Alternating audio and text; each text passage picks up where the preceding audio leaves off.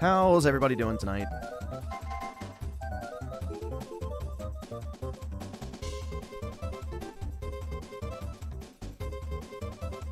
We can watch the Gamescom thing, but I don't know. Which one do you want to do first? I guess we can do it first. Let's see if I can find it. Yeah, I know. I was going to start streaming at 11, but honestly, I felt like a zombie, so I figured I'd sleep like an hour or two more, so I did. I felt dead. Which now I don't really feel great, because the way I was sleeping, I laid on my side, and then of course, the one time, my dog actually wants to lay up against me. He lays on my phone, which almost sabotaged, but did not happen.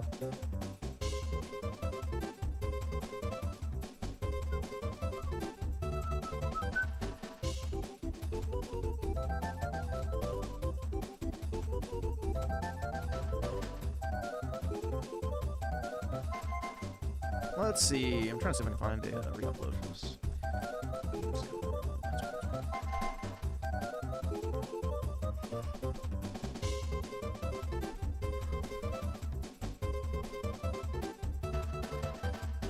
There it is.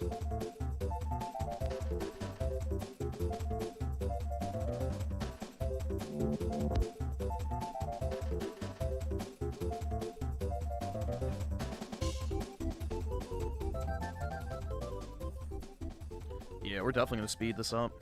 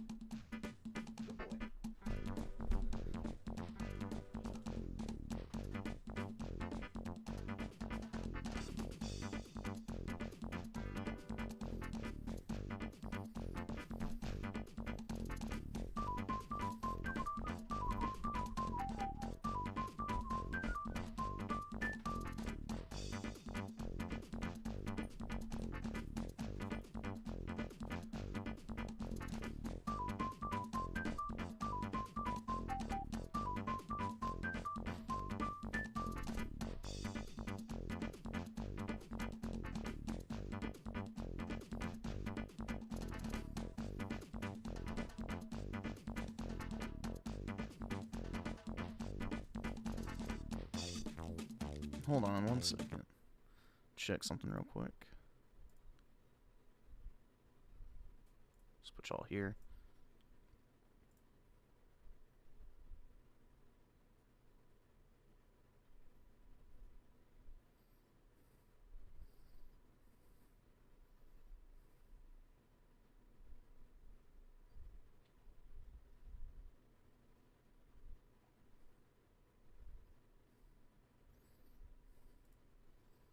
Okay, there we go.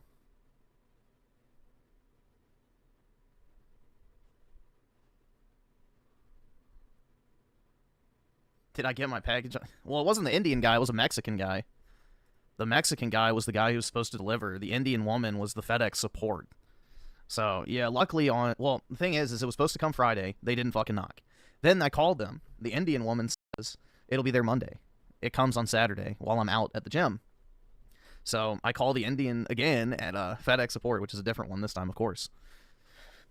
And she says again, oh, it'll be here Monday. Well, I'm streaming on Sunday morning, like early, and I get the notification that the package is out for delivery. So, yeah, the 2 times I called, they lied about when it was actually going to be delivered. And then when it was finally delivered, it came, you know, after 2 days of them saying it wasn't supposed to come. So, yeah, I finally got it. And luckily, the guy who was delivering on Sunday was actually my old delivery guy, who used to do the deliveries to my place and never... All right, awesome. Thanks, nigga. All right. But now we have, like, this, I guess, Mexican guy who's, like, barely able to understand English. So he doesn't like to knock. He just throws stuff at the door. Or if you have a door tag, he just peels it off and slaps it on the door and leaves. He doesn't knock. So it's very annoying. But yeah, especially with a package that expensive. Like, they can't just fucking knock. I don't know.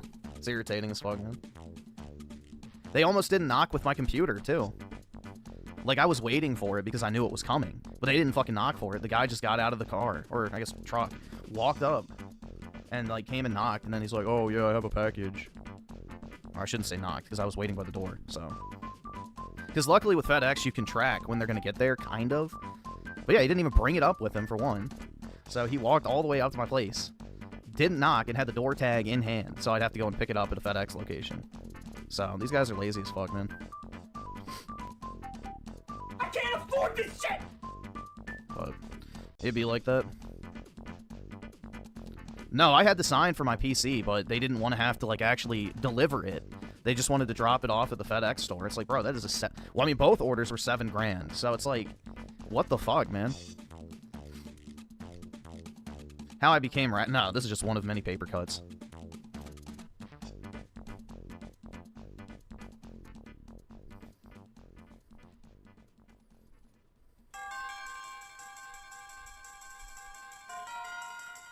Let's see. Tim Marco the 7. I know they different games, but Kirby Air Riders looks deeper than Mario Kart World. Yeah, I would imagine so, because Sakurai is more of like a fighting game dev and likes the deep gameplay mechanics, so I would imagine so. I don't know. I didn't watch anything about it, so I just saw the cover art, and I was like, ooh, 9/11, man.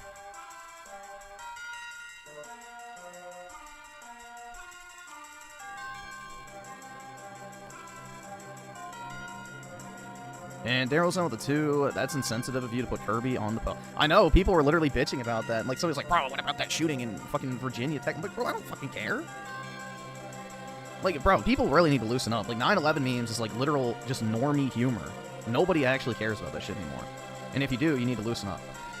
25 years ago. Like, come on, bro. That's like literally normie tier memes. 9/11 memes are so common nowadays. And Daryl's on with the 2, not gonna lie, I'm not sold on Kirby Riders. Yeah, I haven't seen any gameplay of it, so I might not be either.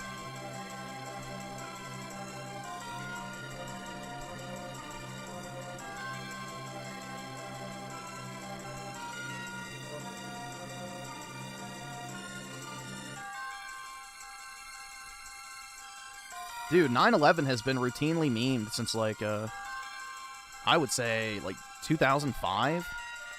Bro, 9/11 memes have been a thing forever.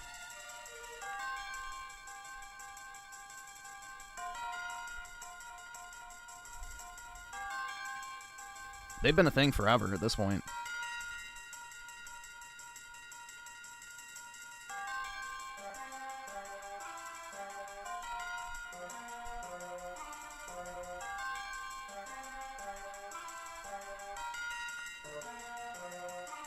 Kirby is more mature than modern God of War, possibly.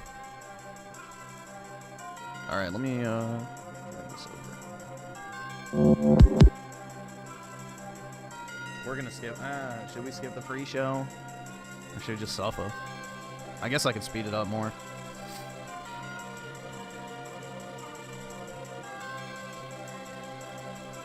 Alright, let me turn off the music. Opening Night Live, the one with Black Ops 7 and Resident Evil Requiem, hosted by Jeff Keighley. That's soon, but not yet. This is the waiting room. And the secret about the ONL pre-show is that it's good itself. We've got an absurd amount of trailers and reveals and premieres right here in the... Your old pal. So let's not waste another microsecond. Here's a brand new game reveal. Yo, remember me? Your old pal Buzzy? From all those I don't. classic games you loved. Nope. Forget about that. Let's talk about the new one. Buzzy 4D. Now this I like. So, where are we going next? Don't mind if I do. Sick. They call me the Orange Blur. Who did these outfits come with pants? What 5090 Matrix are you buying? I have no idea what the fuck that is. What is a 5090 Matrix? Only got one brain cell, right? And it's working overtime on this baby. Sorry, I didn't even know they were still around. The first game I ever played on my PlayStation 29 years ago was Bubsy 3D. If you told me back then Good that for one you, day bro. I would be introducing Bubsy 4D to the world, I'd say, yeah, that sounds about right. Now let's keep this pre-show popping. Here's a brand new game announcement. Wowie zowie, man.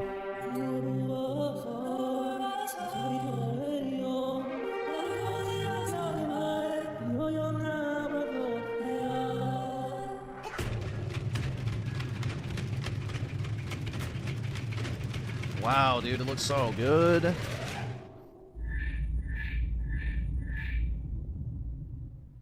You're watching the Gamescom Opening Night Live pre-show, which will basically be me teeing up wall-to-wall trailers in the time before the main event. We do an interview coming up with Project Leah Double Fine's Keeper. For now, here's a trailer for LucasArts Classic, remastered by Night Dive Studios.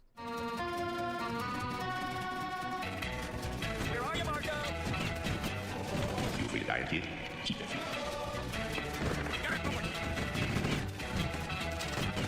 That's an ENC rising. Let's see. That's 5 million. Gonna take Take more bullets. We have 2 on Mr. Once a lawman, always a lawman. Wowzers, dude. If you thought maybe I was exaggerating a little bit when I said this pre-show is filled with exciting and really good trailers because it's my job, normally you'd be right. However, sometimes a trailer is actually just unmistakably exciting and really good, like this one.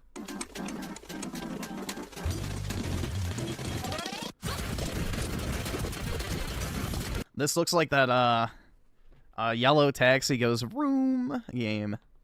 Jeez. That's what it reminds me of.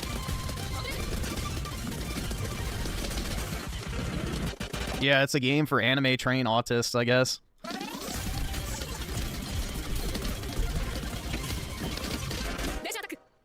And this year's Xbox Showcase, Double Fine announced. What was it called? What the Dench Attack? What the fuck?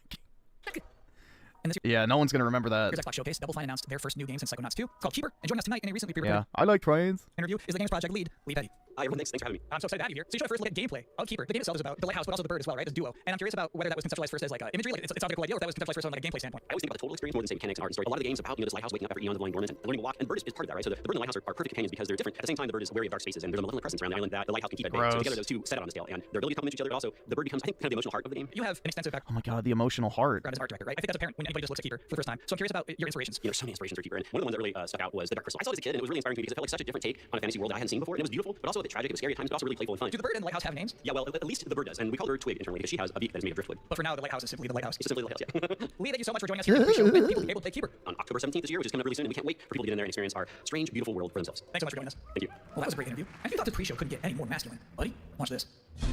At last, Castle Crystal is mine. Not so fast, Skeletor. Whoa, what's happening? You need the Masters of the Universe, Dragon Pearl Destruction, coming soon on all platforms? Just as He-Man and the Masters of the Universe, Dragon Pearl of Destruction, intense beam of action that puts the power in your hands. Have a friend. Am I winning? I don't know how anyone's winning watching this. Live arcade control. It's powered up pixel protection for your gaming console or personal computer. He-Man, the Masters of the Universe, Dragon Pearl of Destruction, coming soon from Limited Run Games. Thanks for joining us here at the Open 9 Live pre-show. We're about halfway through. It's a sufficiently chunked up show. And just to prove my point, here's a new trailer for Absolute. Yeah, I'm not watching this at normal speed. There's no way, bro. Most of the shit is so bad anyway. A magic frog, dude. Hell yeah. October 9th, that's a release date reveal. And I think Frog Mage reveal too, that was cool. Now, if you'd like to take a break at this moment, maybe grab a water and some snacks, I really can't recommend it. Here's a brand new look at Long Gone. Oh boy. Did they do well, these things on? It's survival slop.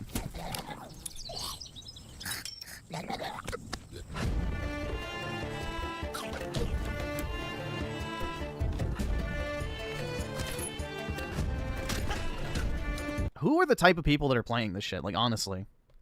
Who are the people that are like, oh my god, man, I need to experience this?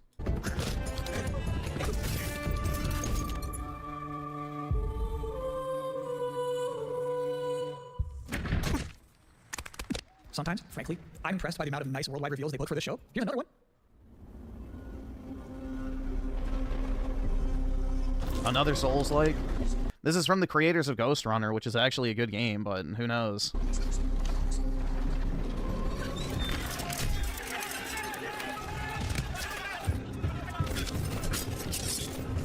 Colonial Simulator? I wish. Bro, could you imagine if there was actually a game where you got to pick your favorite faction of, like, European colonialists and you just pull up to the shores of Africa and just start butchering the natives? That shit would be crazy funny.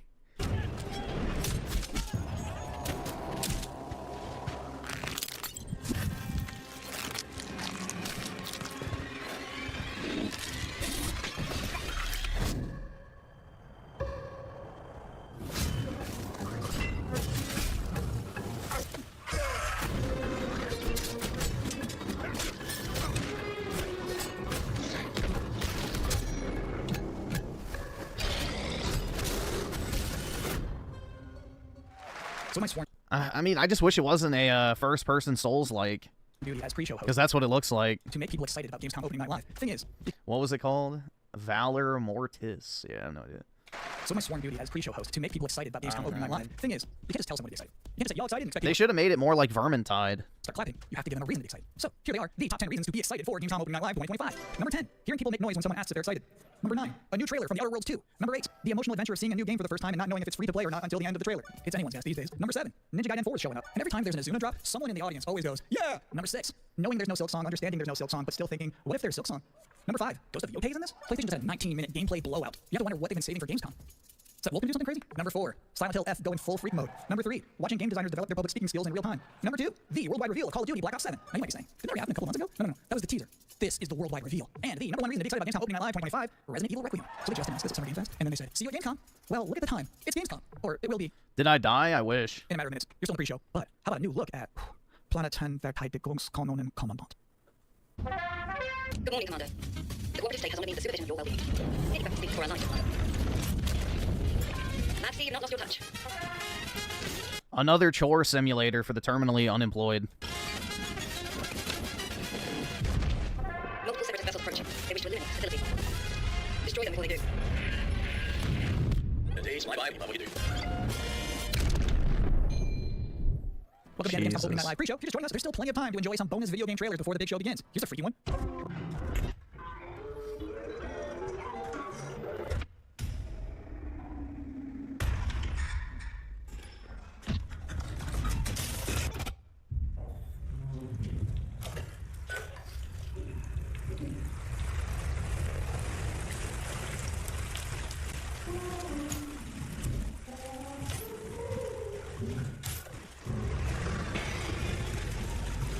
Oh boy, another run and hide simulator. We need YouTube content creators. I think that already exists. I'm pretty sure there already is like a content creator simulator.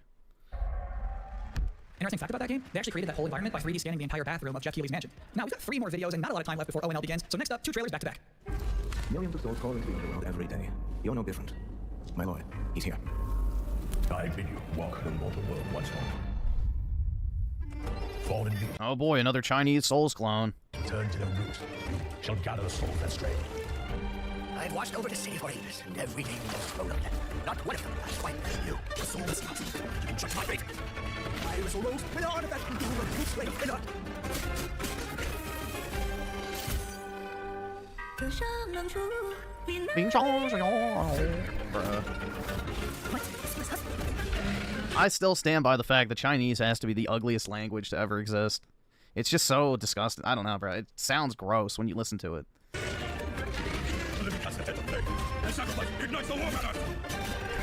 Yep, yet another Souls clone, dude. Nah, Japanese isn't as ugly. Well, neither is Korean, but there's just something really grating about listening to Chinese. I don't know what it is.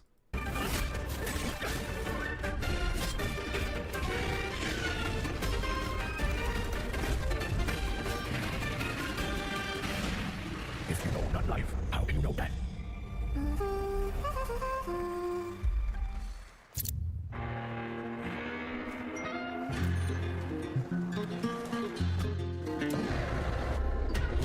The truck driver game. Oh, is this the dinosaur game?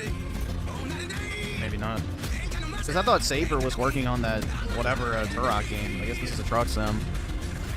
Bad news, Deacon. Storm's almost on top of you. You can still turn around, you know. I won't go down. FTC Logistics. Said you're coming. Take care now, you hear? Let's get it done.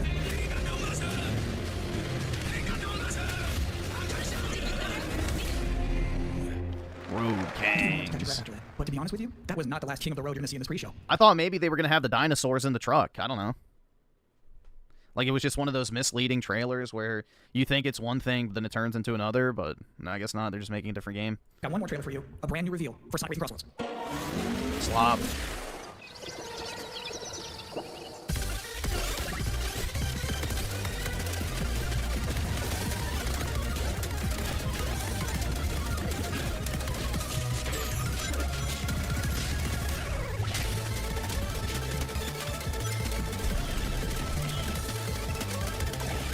And that concludes another 10 out of 10 pre-show. Up next, Black Ops 7, Ghost of Yotei, Silent Hill F, Resident Evil Requiem, and more apparently, it is time for Gamescom Opening Night Live 2025. Thanks for watching. What do you guys call that phenotype of male? Like, what is this? Like, the boomer, soy, lennial? Like, I don't fucking... What is this even? Because he's, like, trying to look like he's from the 80s. So he's obviously... I don't fucking know, bro. Like, it's It's very weird. Jewish. I don't even know, bro. Like,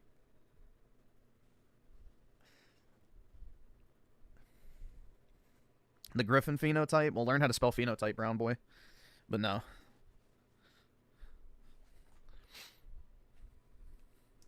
"44, but thinks he's 22. Please welcome your host, the creator of the Game Awards, Jeff Keighley. Uh-oh. Brutal. Uh-oh. You guys ready? Guten Abend. Welcome to Gamescom. All right, this is opening night live. Hello, everybody. This is the kickoff. The biggest games festival in the world right here in Cologne, Germany. We've got over 5,000 fans in the hall here at Cologne tonight. Welcome, everybody. And by the end of the week, more than 300,000 people will watch the show floor, which for the first time has more than 1,500 exhibitors. It turns out Yeah, he's one of the... Dude, he looks old. Dude, it looks like he's aged 10 years. Obviously, they forgot to do makeup on him. the E3 didn't die. It just moved right here to Germany. And of course, there are millions more watching live around the world. No matter where you are, we're all connected tonight. Dog, holy shit. It looks like somebody is, like, draining the life out of him.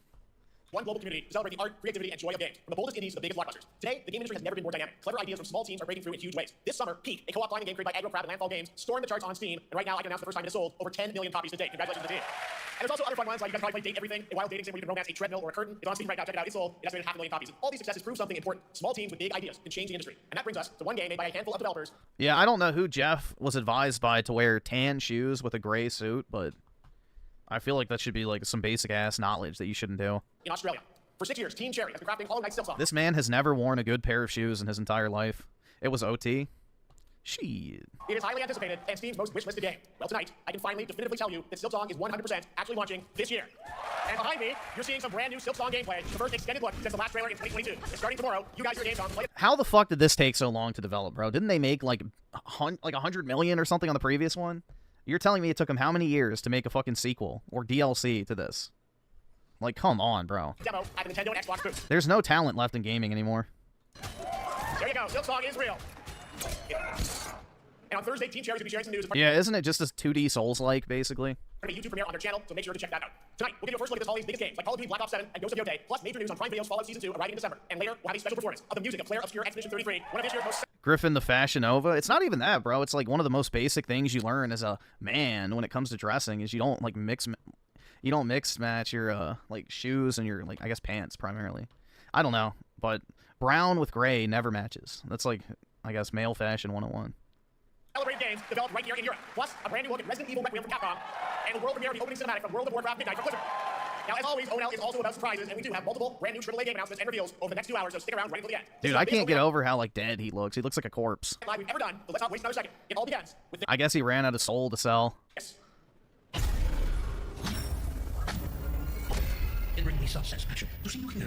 That's his clone? Maybe so.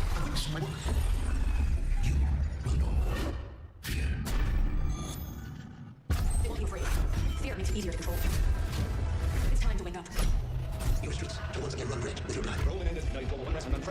Yeah, I genuinely could not give a singular fuck about this game. And then there's the Paris. Bring peace and security to the world. You refuse to let me go. Tell them everything. That is what we do next. On friends.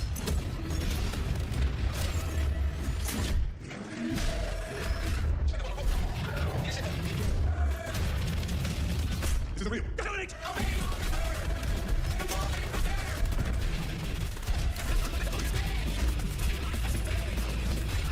Yeah, honestly, I don't really want to play this at all. Like, I just want to play, I just want to play Battlefield again.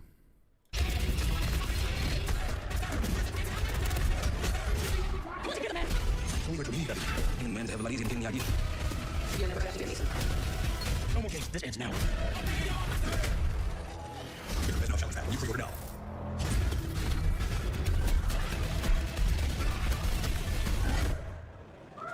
How about that? Zombies, of course, Dead Ops Arcade, and Dead Ops Arcade as well. It looks like we also have an official date. Call of Duty Black Ops 7 releases on November 14th. And tell us more, please welcome Miles Lester from Treyarch and Natalie Pohorsky from Raven to Opening Night Live.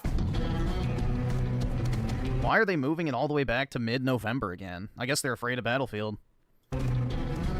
Like, forever now, Call of Duty has been coming out, like, in early October, maybe late October.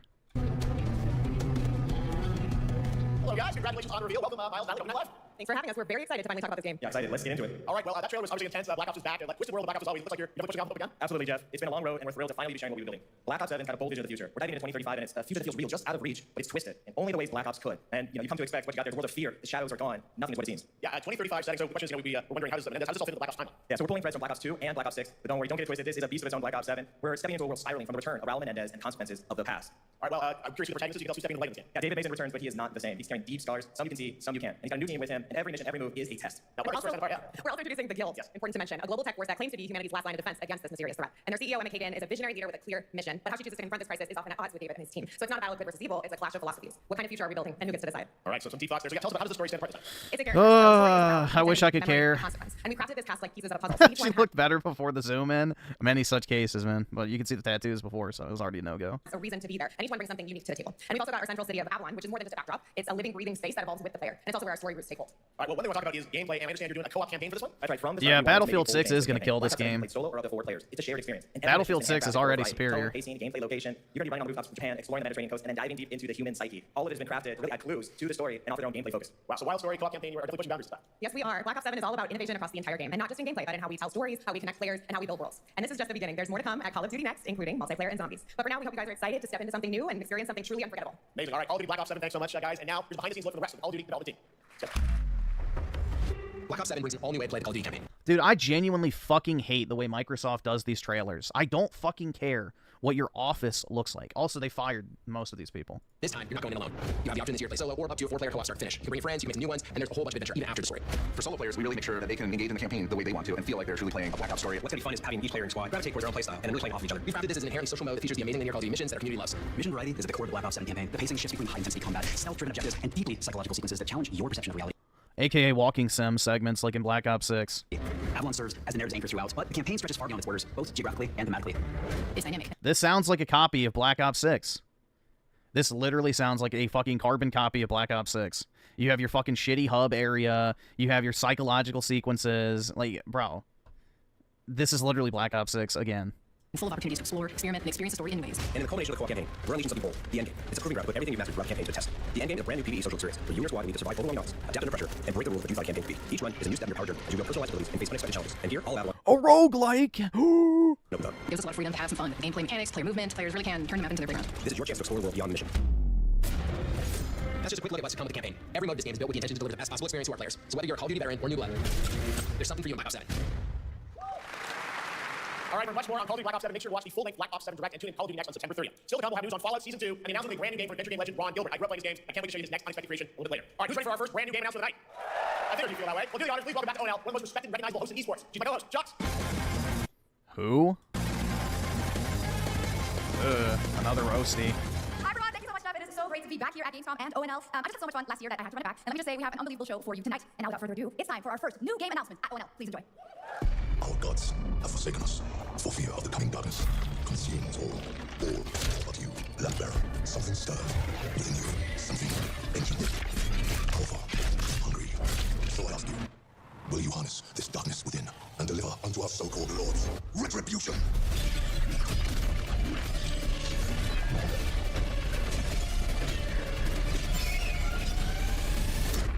But should you fall, the world falls with you.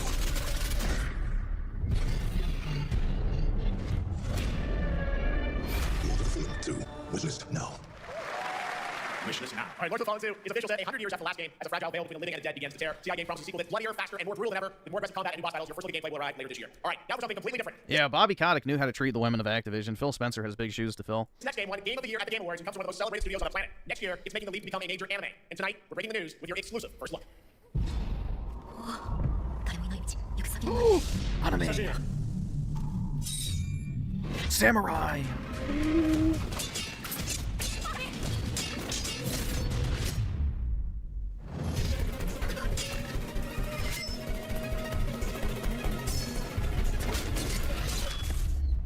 Yeah, look, Sekiro. Dude, that looks terrible. Looks awesome. All right, we're getting started. Our next new game announcement stars a hero who needs no introduction, a true legend of justice and gadgets.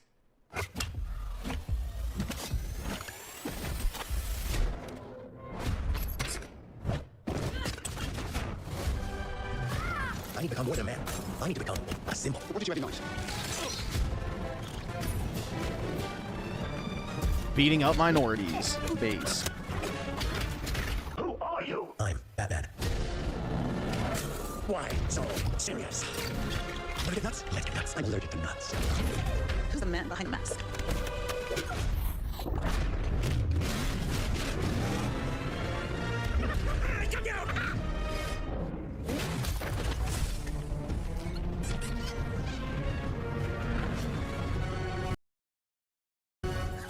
You think darkness is your ally. You merely adopted the dark. I was born in it, molded by... Ah!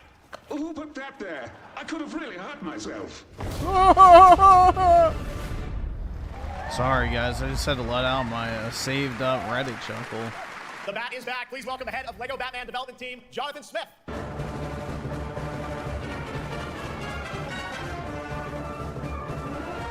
Jonathan, welcome to ONL. All right, so after the huge success with LEGO Star Wars, you guys are returning to LEGO Batman? We are so thrilled to reveal this game tonight for the first time to you all and to the world. Yep. And that's not all.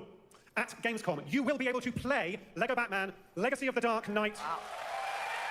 Pretty amazing. All right, well, there will be a demo on the show floor for Wow, dude. I never could imagine what a Lego game would play like. everyone. Now, let's break Yeah, the new Star Wars Lego game sucked. Like, genuinely sucked.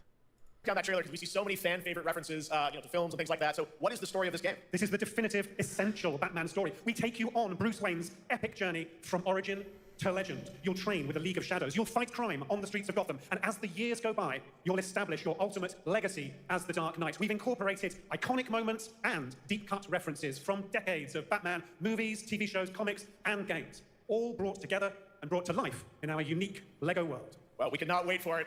Let's also talk about... Yeah, I don't know why they changed the camera perspective in the Lego games, too. Like, I don't like the fact that it's like an over-the-shoulder third-person game now. It's like fucking trash. The combat, we've got some real gameplay here of the combat, and I gotta say, feels like you're really amping things up here this time. Oh, the team has created a really rich, deep combat system that's authentic to Batman's unique style. So, surrounded by enemies, you'll pull off powerful attacks, counters, and takedowns. You'll use cool gadgets like batarangs to stun enemies and the Batclaw to reel them in.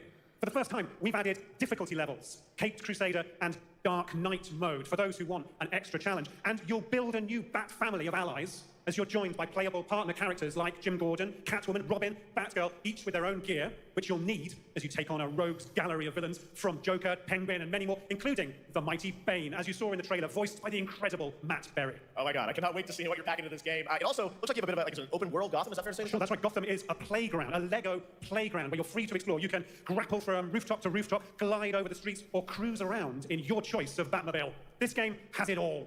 I think you've sold me on it. All right, I'm pretty hyped about it. I will be here playable, as we mentioned, for all you here in Germany. You can play... Daryl's on the 2. Thanks to Dreamcast guy. I bought the Console War book. Congrats, man. Now you can learn all about gaming. Go Batman, Legacy of the Dark Knight, for the first time starting tomorrow on the Gamescom show floor. Thank you so much, Jonathan. Awesome. All right, now over to Shots with our next new game announcement exclusively on ONL.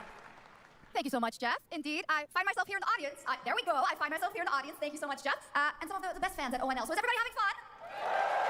I love it, but we're just getting started. Still to come, we have an amazing musical performance from Claire Expedition 33. I can hardly wait. And also a new look at Resident Evil Requiem, as well as a bunch of other surprises. I know what you guys are excited for. I can hear it. Smash. But now it's time for a new game announcement. Oh, she looks like she's 50. Long-awaited sequel that fans have been eager to see for nearly a decade. We have fought the enemies of humanity across 1,000 worlds. No respite, no remorse. I can't afford this shit! We are the wrath of the Emperor, his angels of death. But the Imperium lies broken, its army scattered and reeling. Our foes rise to drag us down, and the galaxy has been torn asunder. On the world of Cronus, we make our stand. We are the Blood Ravens. Dude, this is the problem with Warhammer games. It's like they'll show the coolest fucking trailer and then like they'll show the actual gameplay and it's like, bro, what the fuck is this shit? No victory to claim here. Only vengeance to enact. Whilst even one of us lives, we fight. For only in death does duty end.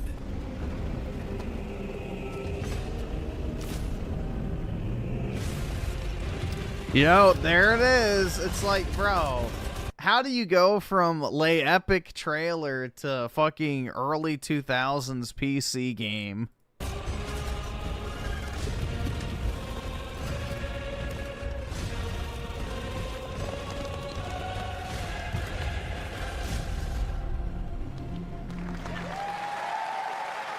2 centuries after the last great conflict, the battle for Kronos begins again in Dawn of War 4 with 4 playable factions and over 70 missions. Dawn of War 4 is coming in 2026 to PC. All right, now it's time for an unexpected update from the Monster Hunter Wilds team about a very special crossover event.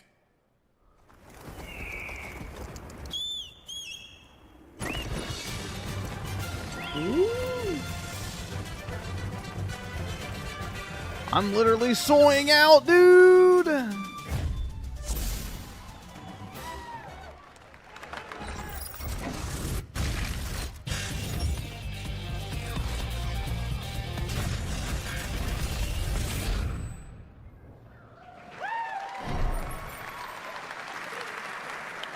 All right, to tell us more, it is my great honor to welcome 2 very special guests together on stage. Ryozo-san from Capcom and Yoshi P from Square Enix.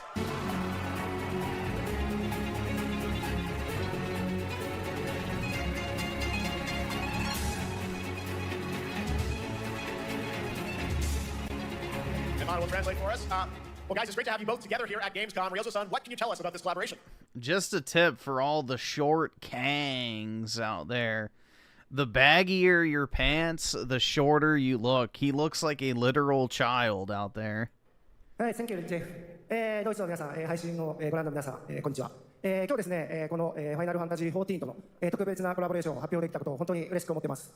Thank you, Jeff. Good evening to everyone at Gamescom and all the friends watching online. Today, we're very excited to announce a special collaboration with Final Fantasy XIV.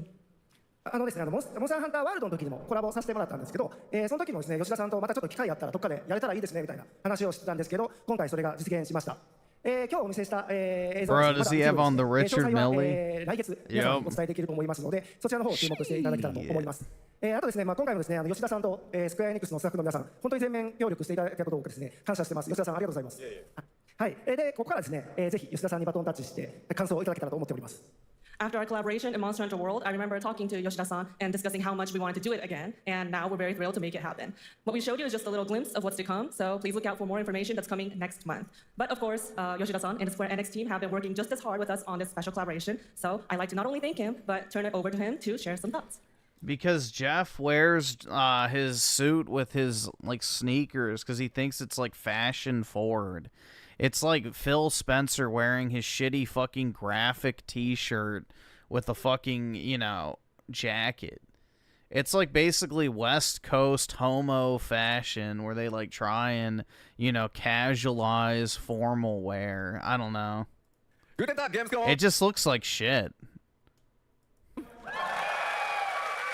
まずはこのような素敵な場所に招いていただいたジェフさん、それから我々にねいつも本当にたくさんのインスピレーションをくれる良三さん、それからカプコンの開発チーム、そして何よりゲームファンの皆さん、本当にありがとうございます。Guten Tag, Gamescom. First of all, I'd like to His thank Jeff watch for probably having us costs here, and more Yozo-san than for your all the house, inspiration, the Capcom team FYI. for working on this special collaboration, and to everyone It's like enjoying our 200,000 to games. Thank you so much. 300,000 most likely. Maybe even more. 良三さんの方からもちょっとご紹介いただきましたけど、モンスターハンターワールドの時もご一緒させていただいて、今回それに引き続き第2弾ということで、モンスターハンターワイルズとも、我々がクロスオーバーと呼んでですね、全面協力して、コンテンツ開発してきました。As Ryozo-san mentioned, we worked together on Monster Hunter World, and we want to make it happen again, and it's happening for Monster Hunter Wilds. We would call it a crossover, and we're very happy to make this happen with all of our efforts joined together. もちろんクロスオーバーですので、ファイナルファンタジー14側にも、スペシャルなバトルコンテンツご用意しております。今日は先ほどねティーザートレーラーとして、モンスターハンターワイルズ側の映像を見ていただきましたが、我々もちょっとだけ映像をご用意してきました。Since this is a crossover collaboration, not only Monster Hunter Wilds, but Final Fantasy XIV would also be having a special collaboration content inside it. Outside of the trailer we just saw, Final Fantasy XIV has also prepared a short trailer to show you what you can get. Wow, all right. Well, thank you so much. Ryozo-san, Yoshida-san, here's the trailer.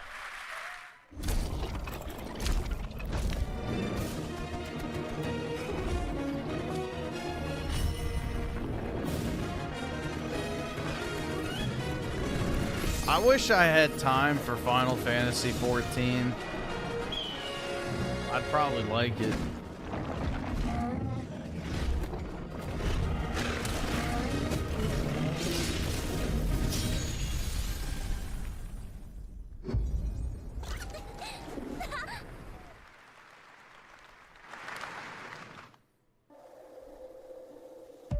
Not actual gameplay. Something that knows us. Knows the rules. But what if this wasn't the place, after all? Look around you. They can see you. Do you believe this is real? Ooh. This isn't a game. It's a test. But do you ever ask yourself, what are we here for? We're here to play.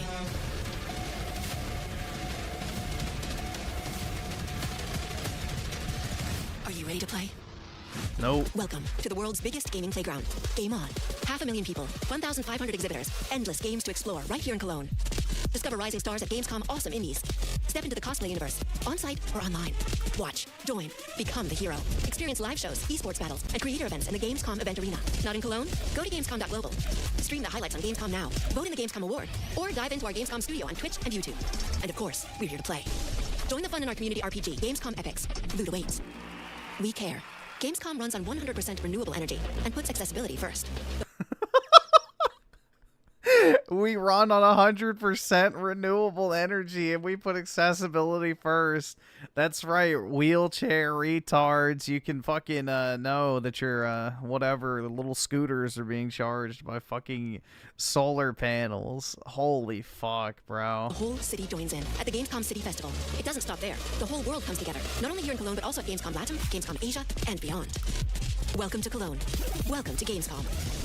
All over the Do people actually give a fuck about the environmental grift anymore? Like, I genuinely don't think people give a fuck. world. And now, keep on watching Gamescom Opening Night Live. I'm ready to game, all right, and that was only a glimpse of what is to come here at Gamescom, the biggest playground in the world, and what it has in store for you. We're here to play, and the fun is just getting started. So, Jeff, what's next? Is it anything good? I think it's going to be good. It's going to be a video game, I can tell you that much. Last year at the Game Awards, we had the honor of announcing the long-awaited return of one of Capcom's most iconic action series, Onimusha. And tonight, we take the next step on that journey. Here's a brand new look at Onimusha, Way of the Sword, coming in 2026. Look, where are my manners? Hello there, fallen samurai. To think something like this was right under the city. What's this in power? Be careful! Oh, righteous! And after everything you and your awful kind put him through, too. Were you feeling left out? Let me show you something to cheer you up. Well, dude, the whole concept of dressing up in costumes, I hate to say, is inherently demonic. Like, look at Halloween, for example. You know, Halloween you could credit as, you know, the thing that started the cosplay trend. But, yeah, look at what Halloween actually is. So it's not really surprising that that particular community leads to trooning out kids.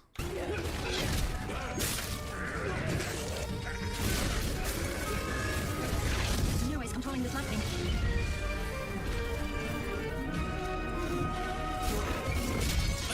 These stupid games. I'm terribly sorry. Anyway, do enjoy.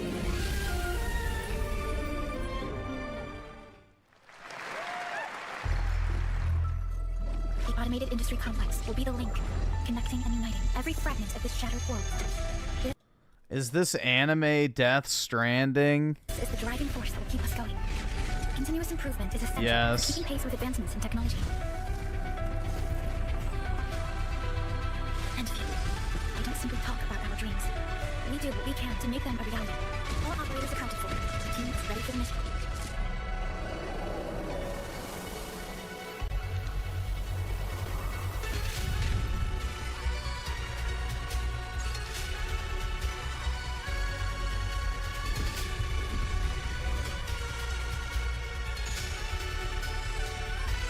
Well, it already has more gameplay than Death Stranding.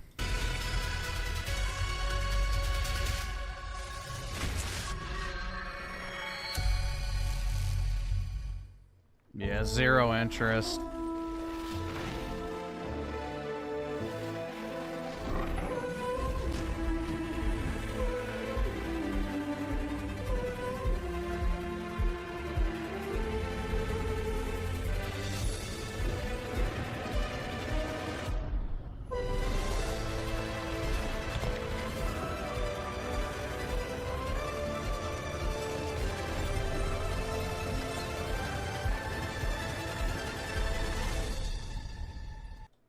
Why the fuck are the Aztecs a faction in Europa Universalis when the Aztec Empire was literally wiped out by 500 Europeans? Why is that even a thing? Bro, you don't even need all of Europa. You just need to fill one ship with people. Send them to the fucking Aztecs, and they're already wiped out within a week. One other matter. The Alpha. She was found.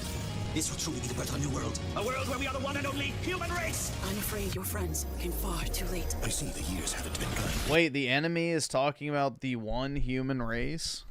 One and only human race. I'm afraid your friends came Oy far vey. too late. I see the years haven't been kind. I know about the Alpha. Why is she here?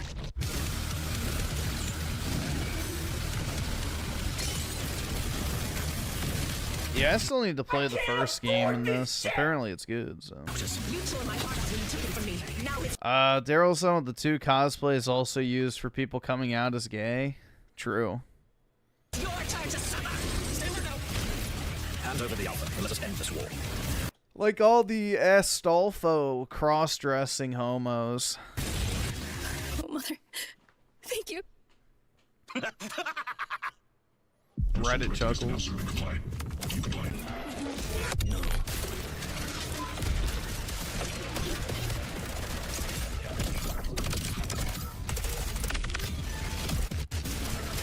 A way out is here. I can feel it. You guys having fun so far? We got a lot of shows still coming your way. All right, now it is time to head back into the wasteland. We're talking about the TGA award-winning Fallout series based on Bethesda's legendary RPG franchise. Season 1 earned universal praise for its tone, storytelling, and original characters, not to mention how faithfully it brought Bethesda's game world to life. Well, later this year, the series returns to Prime Video for Season 2. To tell us more, please welcome to ONL some very special guests. Series executive producer Jonathan Nolan, executive producer Geneva Robertson-Dorrit, and stars Ella Purnell and Aaron Moten. Bug eye woman.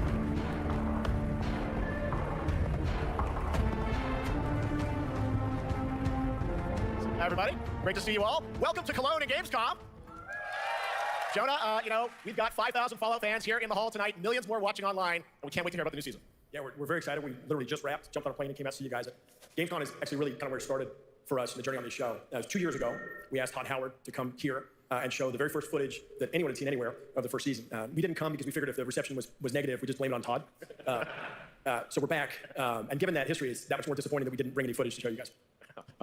Well, let's talk a bit about Season 2. As we see behind us, it looks like we're headed to New Vegas, right, Janine? Yes, Lucy and the Ghoul ended last season dealing with a lot of family troubles, so we thought it would only be right to send them to the most family-friendly town in the wasteland to go deal with their shit. And along the way, we're really excited to take them all to some of our favorite locations from the game.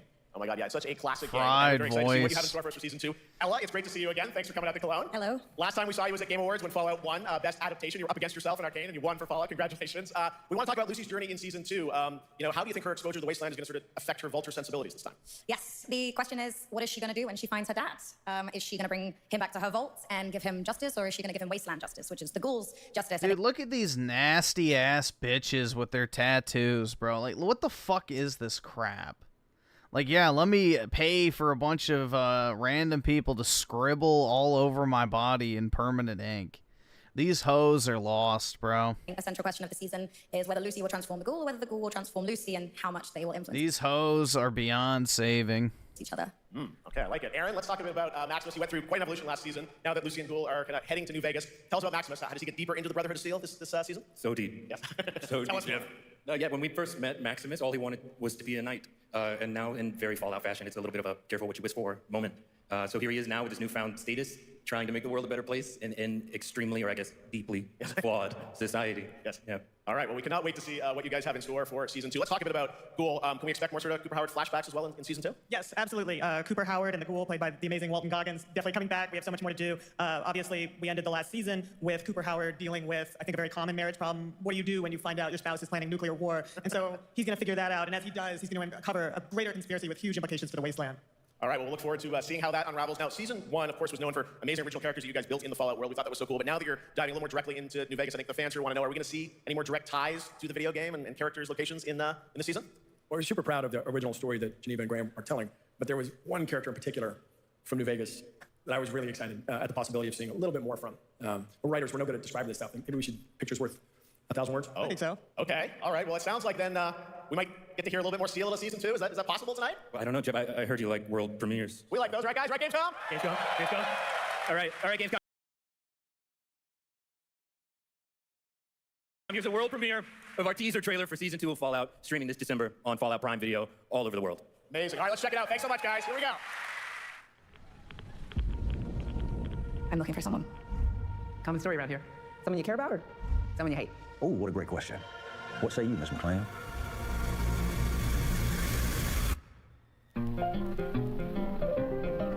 Why would my dad go to Las Wowie zowie, dude. You want to know why the world ended? It started here with one man. It's all over, but the cry. Cooper Howard, star of the silver screen. Like yourself, I am the very best at what I do. And what I do is I know everything. I know there's a war coming. The bombs will only be the beginning. My concern is that you would do just about anything to save your family. I think you are actually quite a violent man. You just don't want to kill me yet.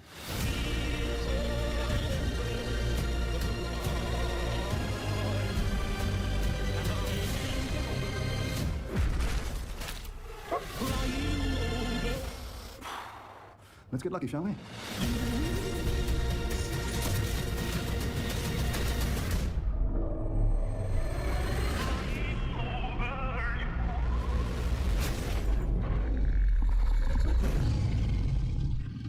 Better for you about what to do in a situation?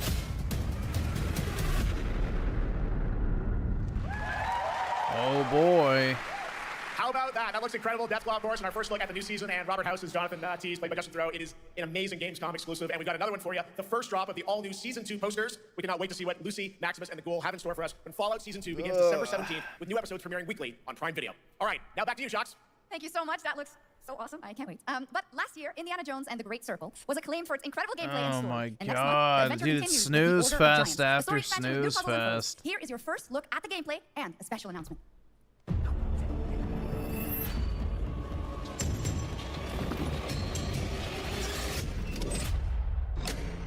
What do you know about the legend of the Nameless Crusader? Fierce warrior. Fought in siege of Antioch, 1097 AD. Very tall, like a giant. Pope Paul IV had an item of this crusader in his possession, his helmet. I'll tell you what, if I see the helmet, I'll leave it exactly as I found. Sound good? Oops. Giant guardians. The root skull, way back. Worshipped by the Mithras cult. I can't believe you dared to investigate this. Impressive for a snake.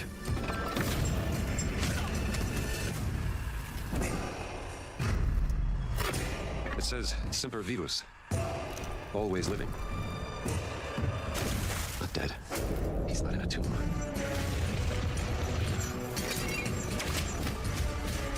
Yeah, this game was forgotten within mere days.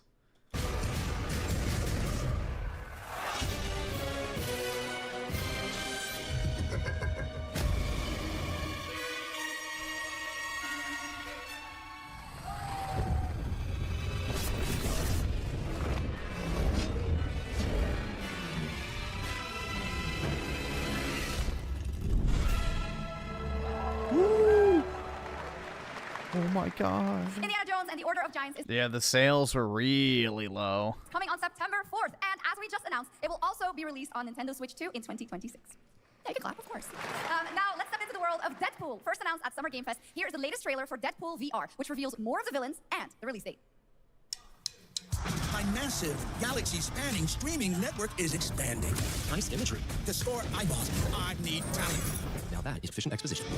The biggest, baddest, fastest recruiter Slop. across time and space. They require persuasion. Look who it is. Spyro Gyra, deluxe portal for 2, if you please. Adoring fans will be watching It your is every move. depressing. This is what gaming is now. Minimum effort. I have little tolerance for low ratings. Oh, shit. OMG. Yeah, that's right. Mojo is in Deadpool VR 2, voiced by John Leguizamo. Now, on to this next world premiere.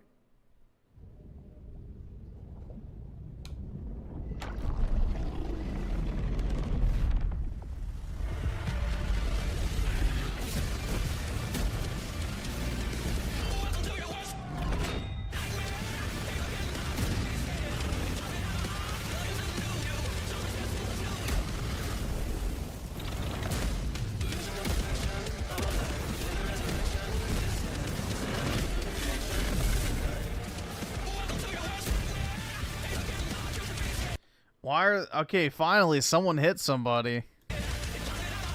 Jeez.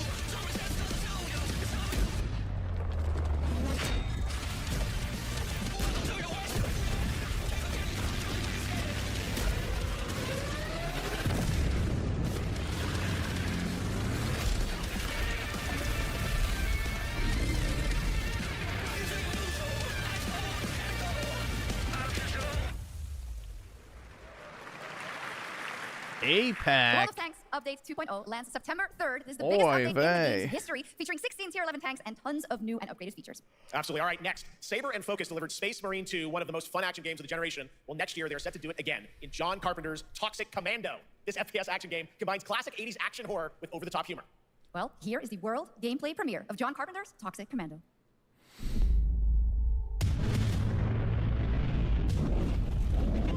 Thanks, Dad. Improvise.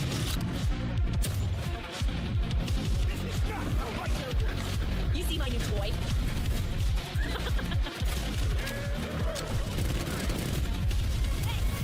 Liar, liar. So is this like Left 4 Dead? Could use some help now. I need some first knock. Can you all please cover me? Looks like it.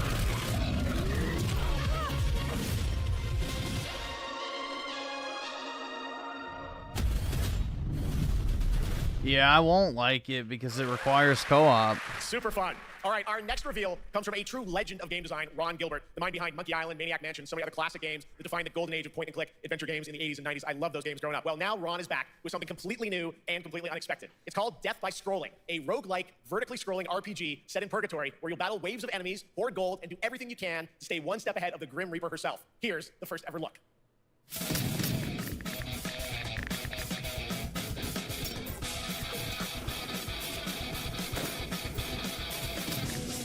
This is what he was hyping up? Dear God. Oh my God, dude, a woman made it, so it's gotta be good, right?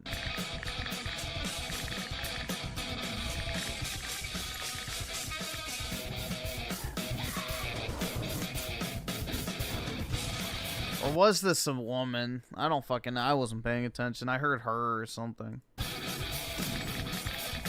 This is just more slop, bro. He really actually hyped this up beforehand. Like, what the fuck?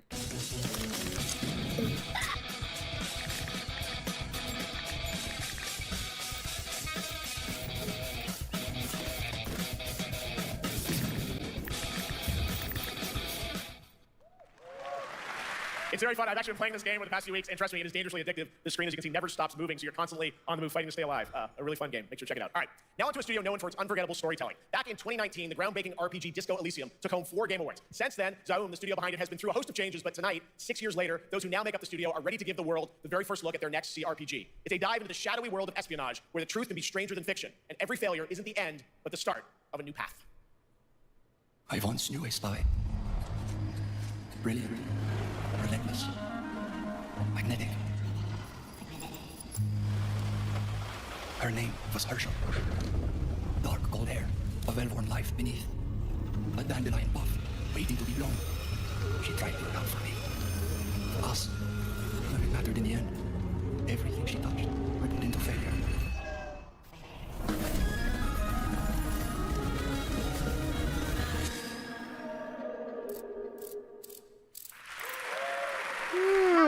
Gamescom Cares, our platform for responsibility projects here at Gamescom that we hold very close to our hearts. This year, we are giving the stage to highlight one of the many great initiatives. It's dedicated to all the games promoting democracy. We invited a developer to learn more about it, and I'm here with your...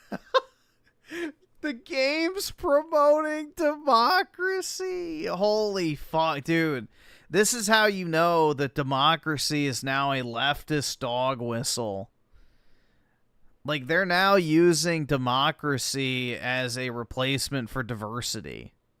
So DEI has been replaced by the term democracy. Just you wait. You'll see it used even more and more and more and more. Friedrich, CEO of Paint Bucket Games from Germany. Hello, tell us about the game you made, The Darkest Files. That's right, guys. Let the people who showed up on a fucking boat, who live off of government assistance, weren't born in your nation, have as much say as you do. Because obviously, democracy, guys. It's great. They're just as American, German, British, Italian as you are, obviously. Mohammed bin Jihadi is 100%, you know, as German as all of you are. It's just insane, man. Pure fucking brainwashing. Hi, thank you. In The Darkest Files, we tell the true story of Fritz Ballock, who was persecuted by the Nazis and forced to flee Germany, only to return after the war to fight them with the sharpest sword of democracy, the rule of law. It shows how quickly a constitutional state can become an unjust state and how this leads to darkness. But it also shows that we cannot simply stand by and watch when this— Dude, heckin' Nazis bad, the game! No way, bro! happens. We must take action. Indeed. There are other examples like your game playable here at Gamescom, such as Glass House by Flat 28 Collective from Italy, a story-rich CRPG set in a lockdown apartment block at the dawn of a world war, and Compensation Not Guaranteed by Team Project Lunch from Singapore, a document checker thriller about a post-colonial country from the perspective of a government official worker. So, Jörg, can you tell us why these games are so important and so impactful? Well, games are more than entertainment. Like any great art form, they reflect our concerns, our fears, our hopes, and what preoccupies us. Democracy is under attack right now. Minority rights are being violated, and the world is becoming increasingly interconnected. So, Told you! Told you! Minority rights. That's all they care about, is getting rid of all those pesky whites, bro. Get rid of all the white people. games are a powerful medium for addressing these issues, and they have the potential to inspire change. I am glad that not only are many people in the global games industry engaging in projects like this, but also more and more institutions like the European Commission or the United Nations. A very important message. Thank you so much, Jörg. And of course, thank you to all of the dedicated developers around the world who put so much heart and soul into those games, making the world a little better. Please check them out, everyone, and check out Please come to our countries and rape us. We'll protect your minority rights. Great initiatives of Gamescom cares. Now, we have much more Gamescom ONL to come next. It's a very special performance of the music of Terra Obscura Expedition 33, plus Resident Evil Requiem.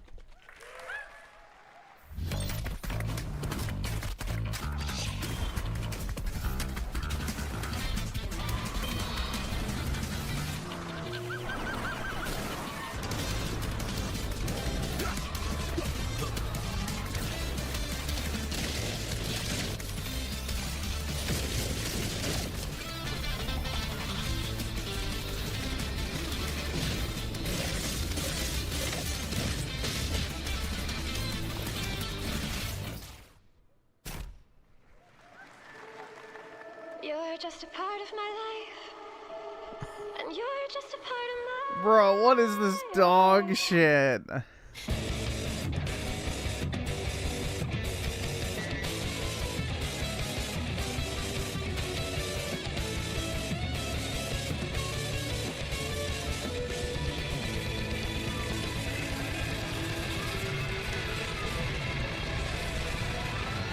I can't get rid of you. After an ageless slumber, the primal flow awakens once more. Is this another Bing chilling game? Such a thick list. Who is this guy? What does he want? Your ignorance is despicable. The power stores deep beneath us. Whatever's lurking, it's behind this gate.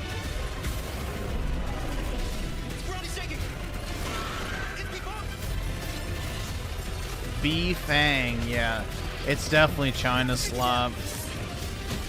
How long did it happen here?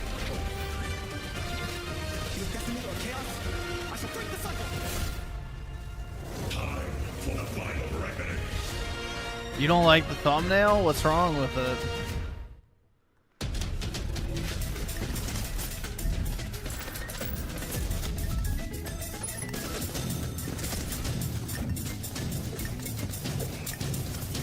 Dude, Squid Game, no way, dude.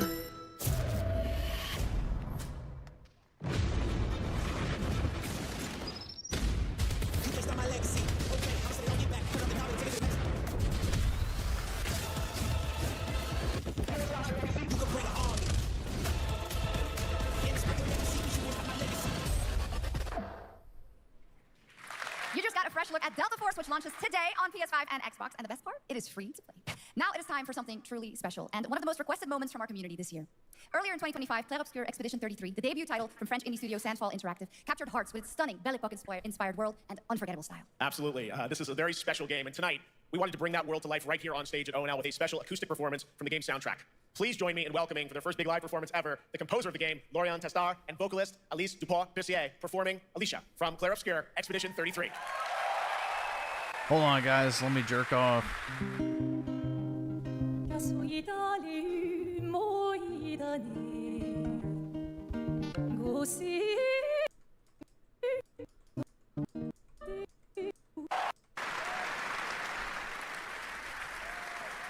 It was absolutely beautiful, absolutely amazing. Thank you so much, and we have so much more opening night live right after this. Yeah, it's too bad the game's not amazing.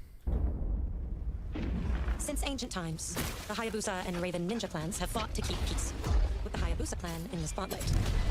But your clan, the Raven clan, has always had a secret motive. Thanks. I owe you one. Hayabusa. Expect heavy resistance from the BDO. We're all counting on you, Yakumo.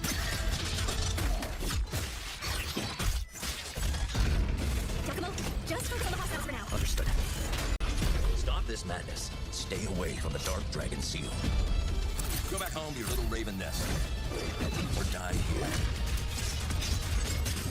If you truly think you have what it takes to slay the Dark Dragon, prove it. The very fiend that resurrected the Dark Dragon years ago. Even a mortal such as yourself has heard of me? I'm sure. Die, insect.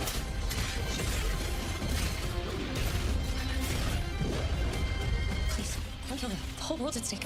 Griffin won't beat this game? Yes, I will. I'll put it on We've Journo seen so many great mode. games so far, so make sure to spread some love to these amazing developers and teams behind them, and wishlist your next favorite game on Steam by checking out our Gamescom Steam event. And the best thing is, you'll find even more games from this year's Gamescom show floors, from beloved indies to big blockbuster titles, by scanning the QR code below. Now it's time for the world gameplay premiere of an MMO shooter set in a post-apocalyptic dystopian Seoul, South Korea. From NCSoft, this is Cinder City. You can bringing call it narrative-driven retard action mode in a if you'd fast, like, seamless but open world. that's what I'll be playing it in. Freeze, ADF! Shit. At least I'm not afraid to admit what I am. And I'm a filthy casual. I don't fucking care. Drop your weapon, last warning! You crossed the line. Are you trying to get us all killed here? 3 minutes to drop. Everyone stand by.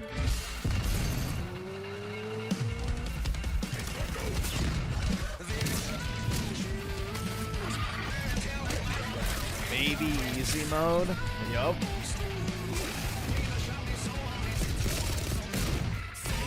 Dude, what is all this China slop? Holy fuck. Oh, never mind. This is Korean. I just saw the circles. Or I guess the ovals is a better term. Yeah, Exoprimal was 1,000,000 times better than this.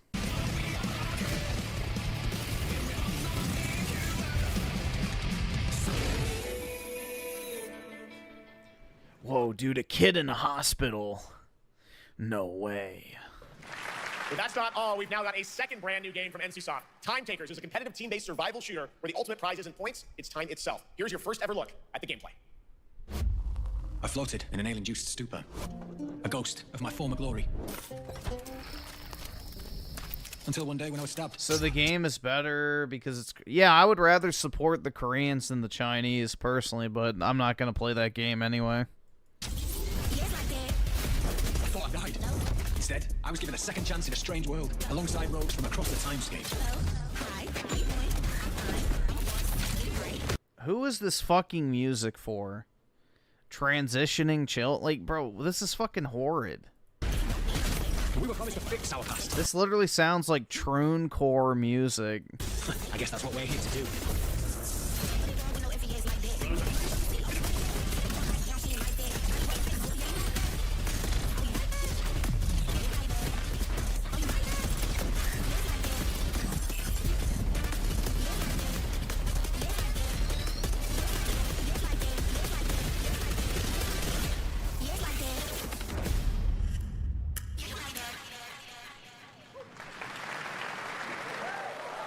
For decades, Silent Hill has defined psychological horror in games. And tonight, the fog rolls in once again. Here's a brand new Yeah, look the at Silent horror of actually having to sit through its boredom. Hill F from Konami, including the reveal of the American voiceover actress Susie Young as Hinako. Targets at 1's HQ. Never found the suspect in the city. Checks are good, but it's still a weapon. Blessing wings from Yoshi Shrine. Exercise is recon. You saved my life and laid claim to my soul. In turn, I shall save your souls by claiming the life of your own self. Who's that? What is this place? This way. I better get going.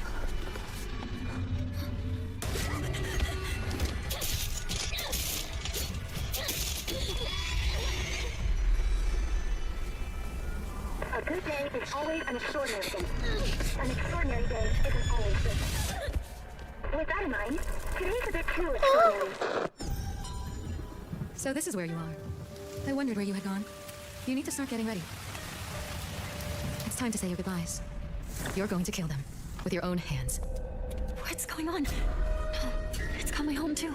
The halls, the doors. Ew, it does sound like Yuffie. Gross. Now I definitely can't play this. Tell me, who are you? Please. Just die.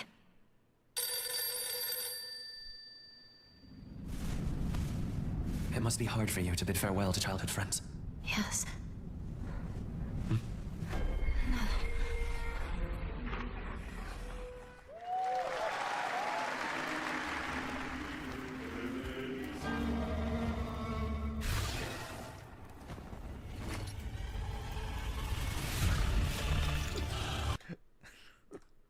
Ready, guys? It's the ideal woman. She can't talk.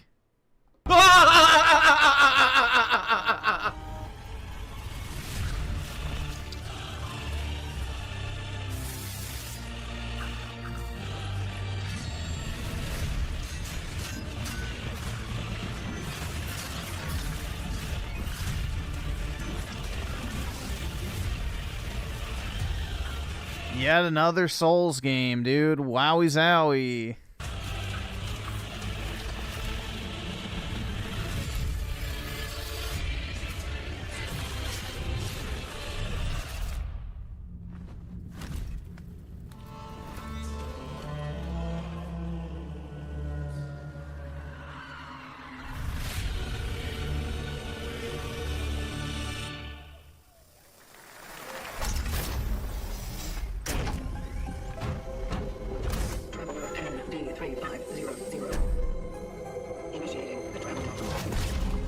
This is the Traveler, an agent of a shadowy faction known only as the Collective. And in Chronos: The New Dawn, you'll step into their role. From Polish horror powerhouse Bloober Team, nominated last year at the Game Awards for their Silent Hill 2 remake, comes a bold new vision of survival horror. In this world, the dead don't stay dead. When they find each other, they merge into something far more terrifying. Launching September 5th, here's your brand new look at Chronos.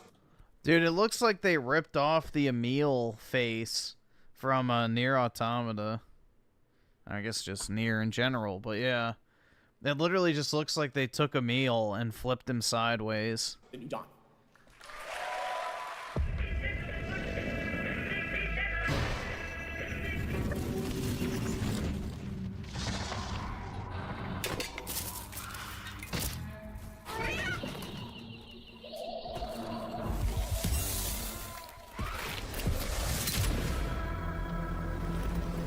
Stray 2, oh my science, yo.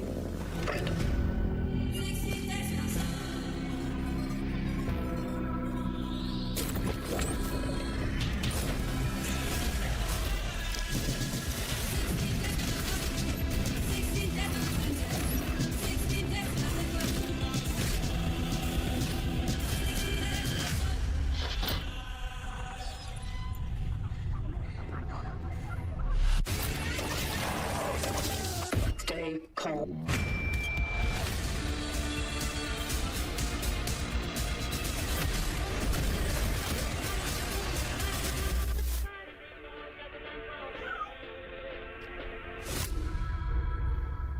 Yeah, I don't understand why no one's just done a straight-up Dead Space clone. I mean, obviously you could say that the Callisto Protocol tried, but it wasn't successful. Like, why does somebody just not literally just copy Dead Space? Like bar for bar, copy Dead Space.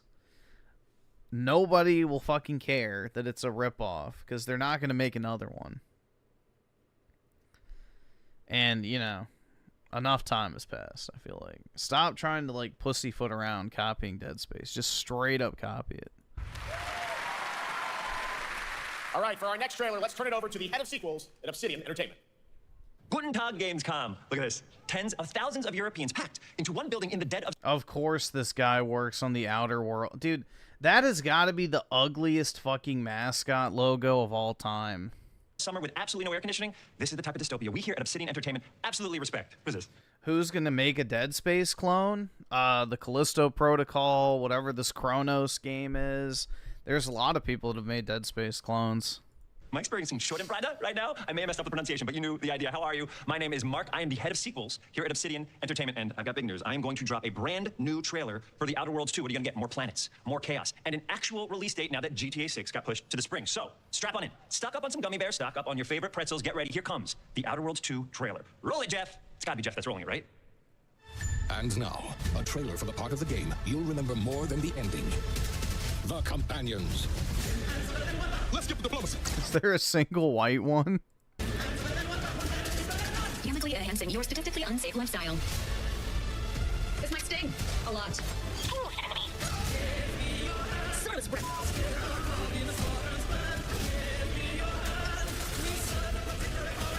Be grateful you're not on fire. Not one white guy. Maybe he was? I couldn't tell. It was too quick.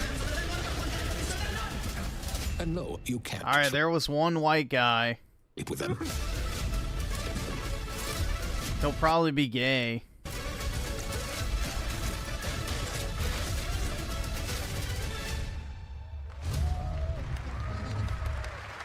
Lots more to come here at ONL, but now a first look at Inzoi Island Getaway with Inzoi's first and free DLC, which is coming tomorrow.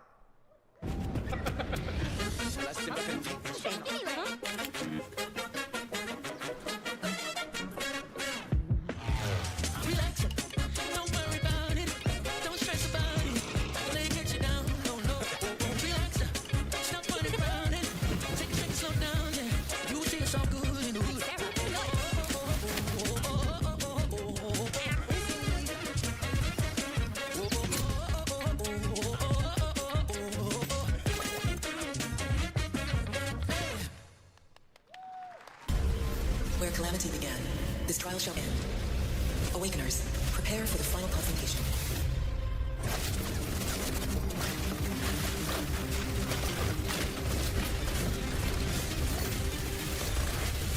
Gee, I wonder why people are going to play this.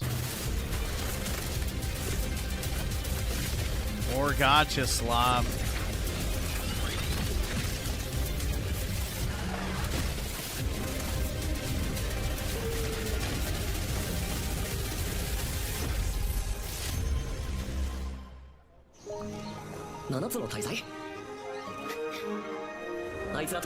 Oh yeah, this is that one anime that everybody makes the giant porn out of.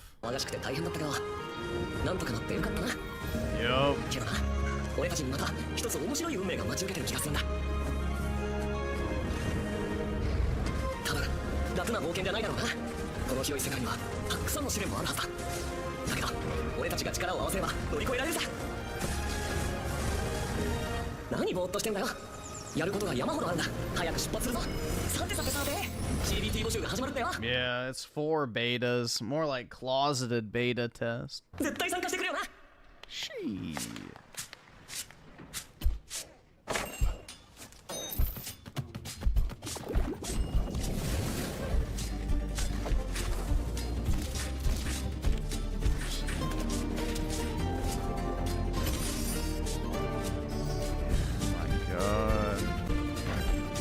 Dude, back in the day, fucking Twitter used to be flooded with fucking giant porn from that anime.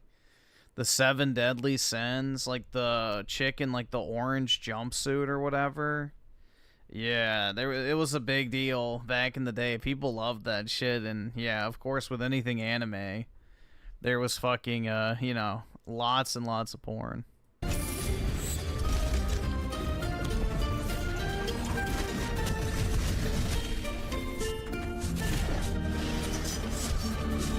You loved it? Oh yeah, dude. There's nothing more that gets me going than a 30-foot tall woman dominating me and using my entire body as a human dildo. It brought you here, my fire. My fire. Don't listen. Your reputation is legend. Oh my, I think I know what you are.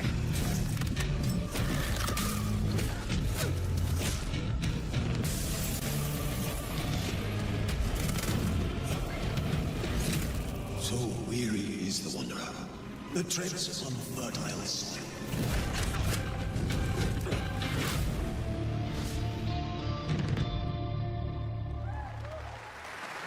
There's some big news. We finally have a firm release date for Vampire Bloodlines 2, October 21st of this year. And next, since we're here in No wonder why most of the people here are miserable. Why is that? Germany, it is only fitting to spotlight a homegrown success story, the deep survival crafting of Enshrouded from Keen Games in Frankfurt. Still in early access, Enshrouded has already let friends adventure, fight, and build together in endless ways. But tonight, the world is about to change forever. A new force is coming, one that will redefine how you explore, how you build, and how you survive. It's a monumental edition, and you're hearing about it first, right here at Opening Night Live. Listen, I dreamt of a time before the corruption and the fight for survival. I dreamt of a shimmering home and of exile. To find peace, we must brave the deep. Here, the old gods whisper, and an ancient fury awakens. We shall purge the profane and command the water to yield to our will, for there is no greater power than the flame of the faithful. That doesn't look terrible. I don't know what it is, but... Awesome. And tonight at ONL, we have news of the latest Xbox franchise that is coming to PlayStation for the first time, and the reveal of brand new expansion as well. Because they don't get any pussy like Griffin? How would that make me less miserable?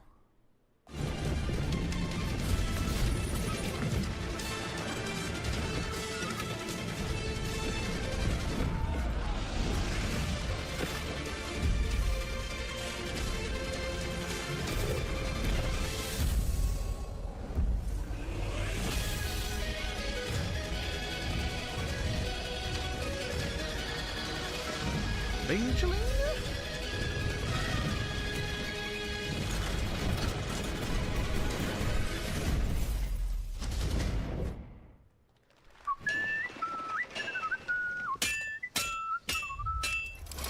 Ew. Honored friends, masters of the blacksmith guild, let me introduce a young master of our craft and new owner of Gutenberg's Old Forge, Henry of Skalitz. Ready? We can begin. First look at Legacy of the Forge, the second story expansion for Kingdom Come Deliverance 2. You'll put your blacksmithing skills to the test to acquire and repair a legendary burnt-down forge with brand new design features. All right. I wonder if he fucks all of them, too. All right, it's time for some big news for the darkly comedic action adventure management hybrid game. Here's the announcement of a major expansion to the game coming soon.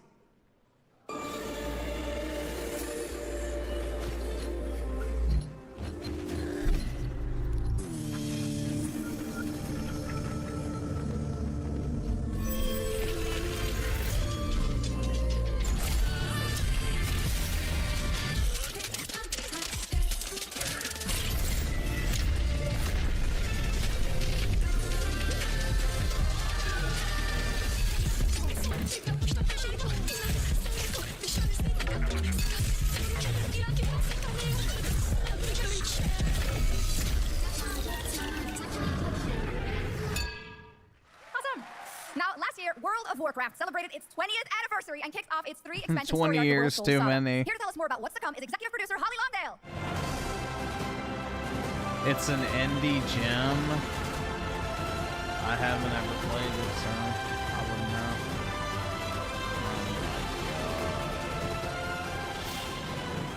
Hello, everyone. I am so excited to be here to reveal our next adventure, World of Warcraft Midnight. I'm equally excited to welcome you all home with our new housing feature. And if you're here at Gamescom, please come by and check it out on the show floor. We have a lot coming in this next expansion, our 11th expansion. To start with, on the horizon, does anyone actually even like regular World of Warcraft anymore? Or doesn't everyone just play Classic now? And about hope. And about heroes who rise when the world needs them most. And it's about the bonds that tie us together. And it all starts at the Sunwell. And if any of you have ever played WoW, do you remember the Sunwell? With that in mind, please enjoy the premiere of our cinematic introduction to Midnight.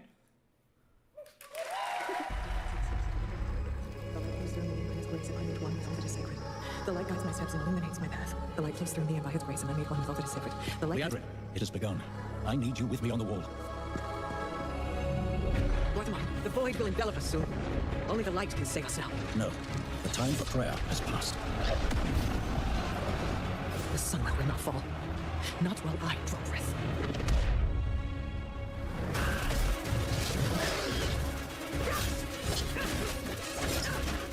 Little elves. I can see you grow weary. How much longer can you hold out? Flee and save yourselves. Leandre, don't. Light be with you. You see? She understands it's hopeless. Soon, you all will. The light guides my steps and illuminates my path. The light flows through me, and by its grace, and I make one with all that is sacred. The light guides my steps and illuminates my path. The light flows through.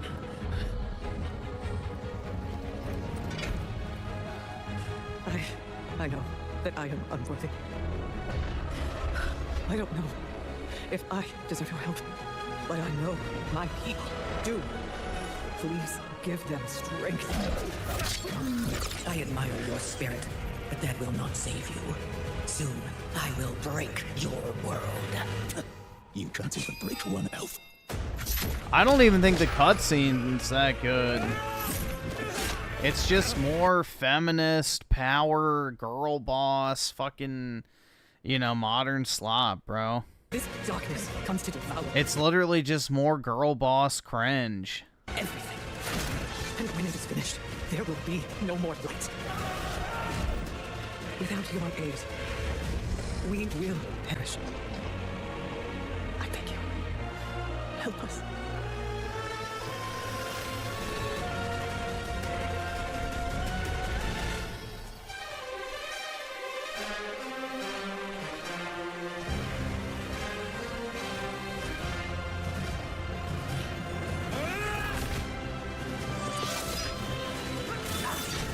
The sunwell will not fall. Not while we draw breath.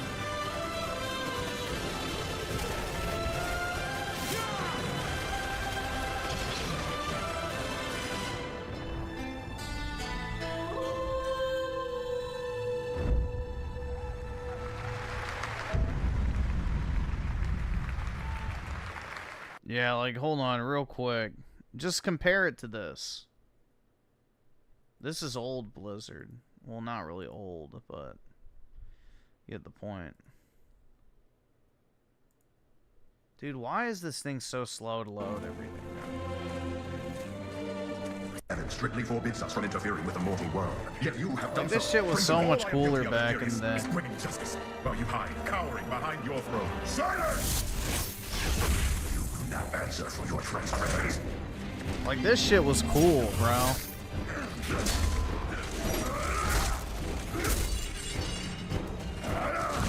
Blizzard's too cucked now. You cannot judge me. I am justice itself. We were meant for more than this. To protect the innocent.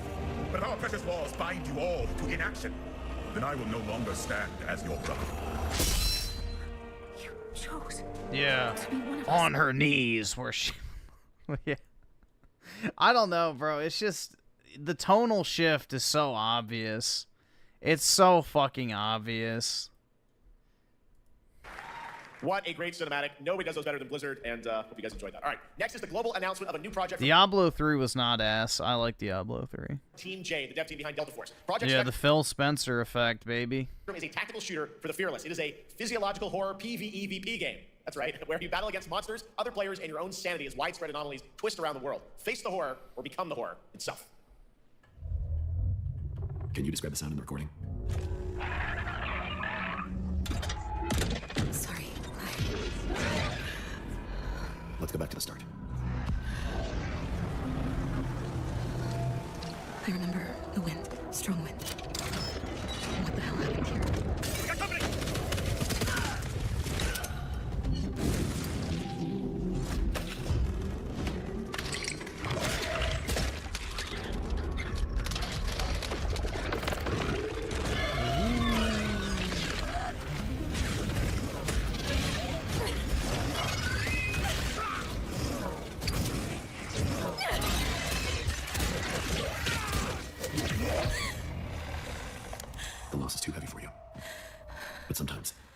can birth beasts and bury truths. What do you think? What if you are the beast? The beast? A beast in the sheets.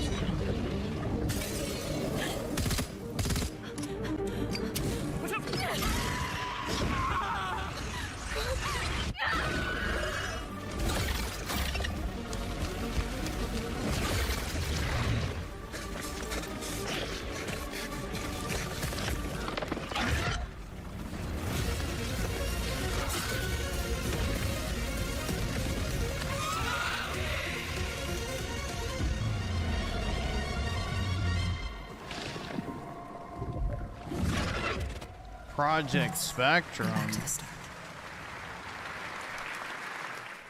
All right, this next world premiere feels familiar, yet it is something brand new from Wargaming. And trust me, you've seen them with tanks, but you haven't seen them do anything like this before. And it's coming to PC consoles. At least she wasn't ugly.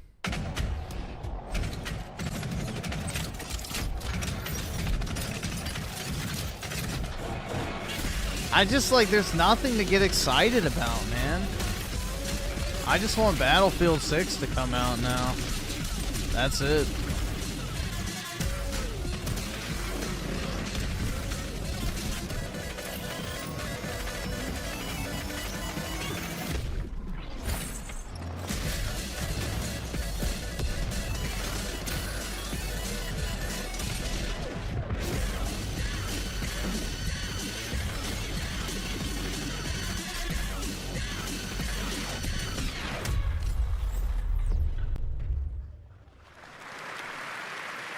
This October, Sucker Punch and PlayStation take us back to the year 1603 into the sandals of Atsu, a lone Ronin driven by a single purpose to avenge the brutal slaughter of her family.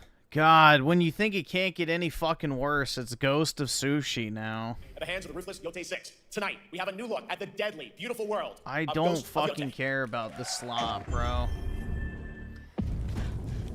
The end of the world. Holy in our minds.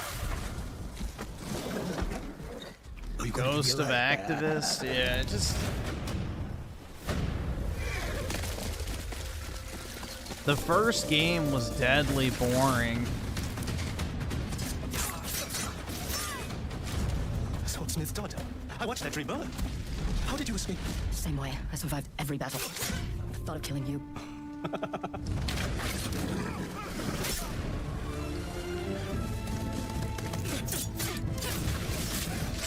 Ruthless spirits wandering the land, driven by vengeance. Sometimes I feel like that is what I am. You know why they chose the English voice actor for the face? Because she's uglier. They chose the ugly one, of course.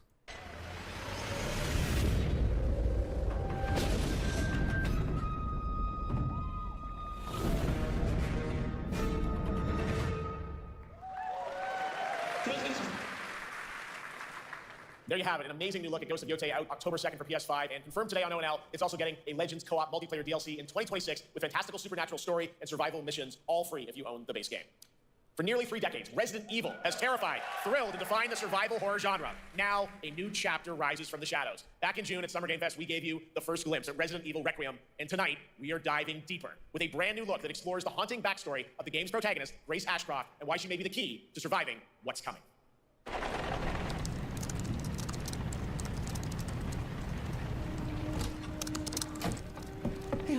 Hang on. You have been on that thing all day. Well, if you're gonna work so late. Get some sleep, eh? She's autistic. Come here, mommy. Grab my hand. I'm almost done, just a sec. It's really coming down hard. Mom, phone. Mom, it's right beside you. Hello? Miss Ashcroft? Yes. Who was it? I don't know. They asked for Miss Ashcroft and then they hung up on me. Rude. What the? They're coming. Grace, we need to go. Go where? Mom, what's going on? Hurry. Wait, who's coming? What's wrong? Shh. We need to keep our voices down. This is ridiculous. Come on. Tell me what's going on. Now is not the time.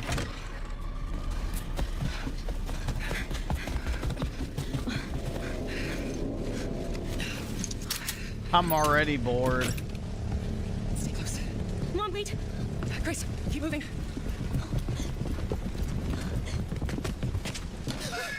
Oh, who's that? Oh, I'm so sorry about the power outage. What happened? It's really no excuse, and I apologize for the inconvenience. Oh, no, it's fine. Don't worry. I should have it fixed soon. I just need to find my...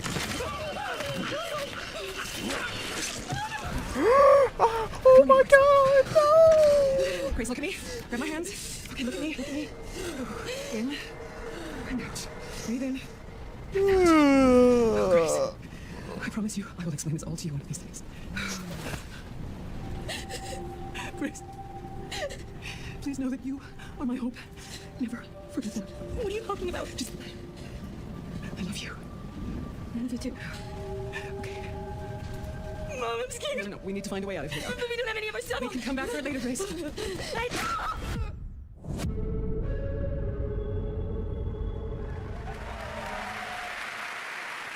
That game is insane. I got to see that sequence in Osaka about a month ago. There's a lot more to share, and there's a reason it was the most wishlisted title coming out of Summer Game Fest this June. Now, for those of you here in the arena tonight at Gamescom, there's some good news, is you'll be over on the show floor, be the first players in the world to get hands-on with a playable demo of Resident Evil Requiem at the Capcom booth as we count down to the launch this February. A huge thank you to Capcom and Takeuchi-san for that special look. And with that, Gamescom Opening Night Live comes to a close, but the celebration of gaming doesn't stop here. We'll be back on Thursday, December 11th for the Game Awards, streaming live around the world as we honor the best games of the year and give you a glimpse of what's coming in 2026 and beyond with tons of brand new game announcements. You're leaving, but before we say goodnight, we do have one last surprise. A global announcement from a studio that walked away with multiple Game Awards wins for its last project. Please, take a look. Dude, wait, I didn't know they had a sperm cell as their fucking logo. That's even worse. Gross. Another fucking Wu Kang's game. You ain't even trying. It's all me. Look at that belly of yours. Where's the mouth? Dude, look how ugly this looks. Hey, hold them back, losing the game. So that cause work. Arsenal take us back. As long as we keep that mountain in our The animations look so unnatural. They're trying way too hard to make it photorealistic. Hey, flogging God's there. Why are we going back? What's right? Got food on our table and... They're coming for us.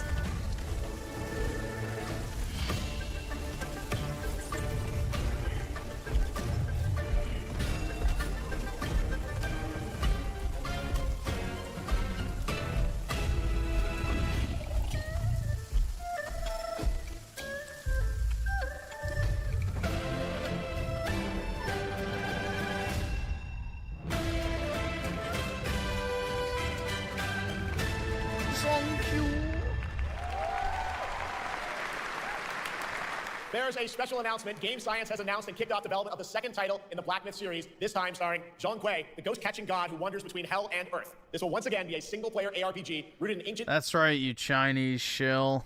Chinese myth and folklore, and don't worry, to those who love the Black Myth series, the westward journey won't end here either. It's been an amazing opening night live tonight. Thank you so much to Shox for joining me. Thank you so much, Jeff. I had so much fun. Also, a huge announcement at the end of that to close out Opening Night Live this year and kick off Gamescom 2025. It's been so much fun to host this thing again with you, Jeff. What an amazing show. Oh, it was such an amazing show. Great job to you. Thanks for coming back again, Shox. And thank you to everyone for watching online and here, the audience in Cologne. What a great night. Have a great Gamescom 2025. And we'll see you on December 11th for the Game Awards in LA. Good night, everybody. No, they didn't win Game of the Year. They just won awards. So, dude, look at Jeff. That's a man that's given up on life. He's just a soulless golem. Hold on, I'm going to save that because, let's see.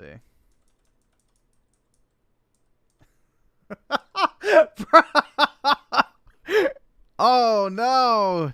Jeff, not in Germany. You're going to go to prison, dude.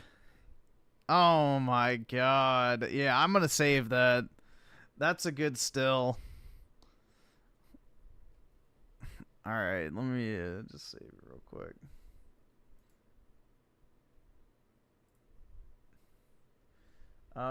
Save it as Jeff Heil.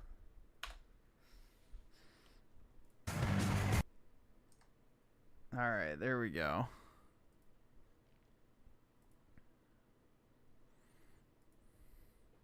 Great night. Have a great Gamescom 2025. And we'll see you on December 11th for the Game Awards in LA. Good night, everybody.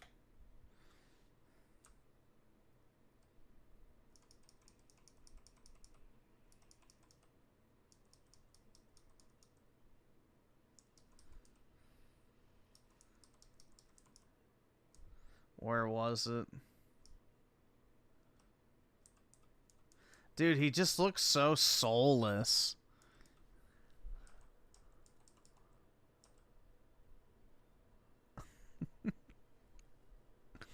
So I became a Nazi, yeah, bitch, I'm the villain.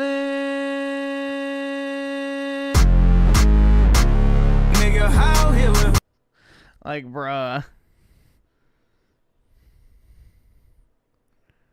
Nah, they'll throw your ass in prison in Germany for doing that shit. Forget getting deported. They throw you in jail for years for doing anything Nazi-related. Dude, Germany and Europe in general is so mind-cucked after World War II. They're, like, literally held hostage. It's pitiful. The so-called winners, even, are held hostage by this shit.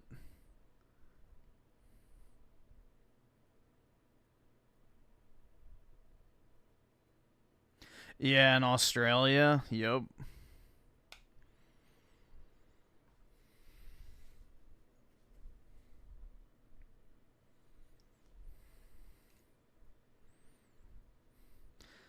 Yeah, it wasn't just enough to vilify the Germans. They had to vilify all white people. Obviously.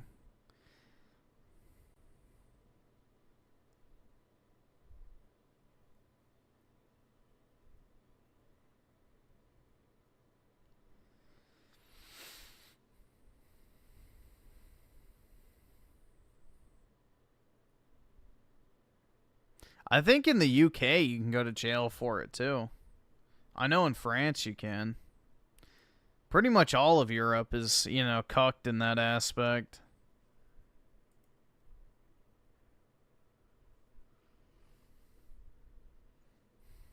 All right, awesome. Thanks, nigga. All right. 5, the only game I'm considering getting is Lords of the Fallen 2. That's it. Other than that, just more AAA slop.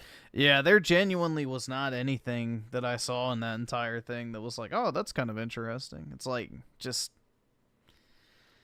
gaming is dead.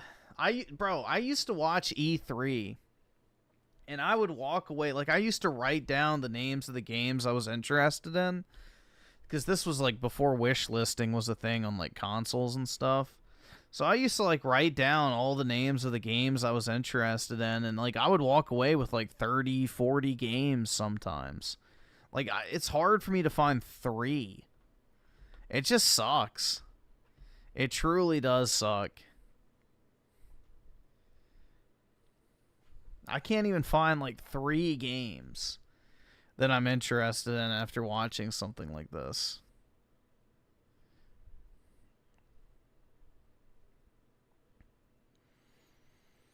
Mr. Fell with 36 months. Lego Batman was the only good game. Yeah, I mean, that did look pretty decent with the Arkham-like combat.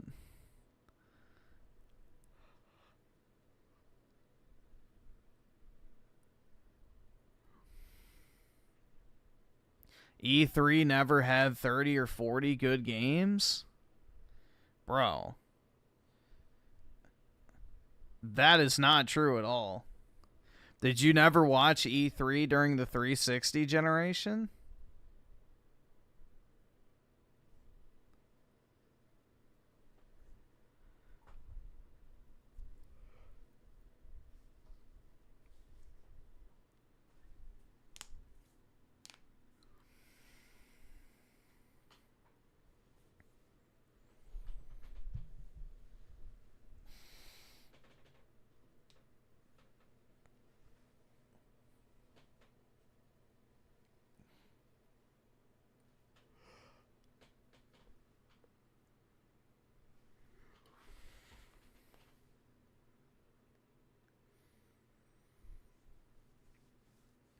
Nah, it's not even fair to say The Last of Us ended gaming when Kojima was making the exact same type of game, but worse for, you know, decades. So, if you want to really focus in on who destroyed gaming by making it movie slop, it's definitely Kojima.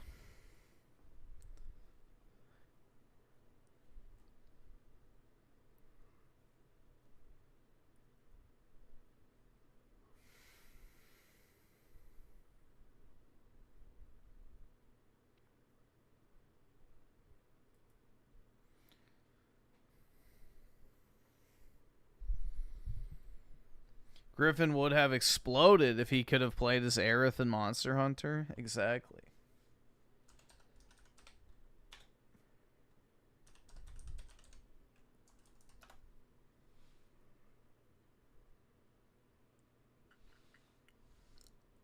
Yeah, I still prefer my, Yo, why did he put a bomb up there? What did he mean by that?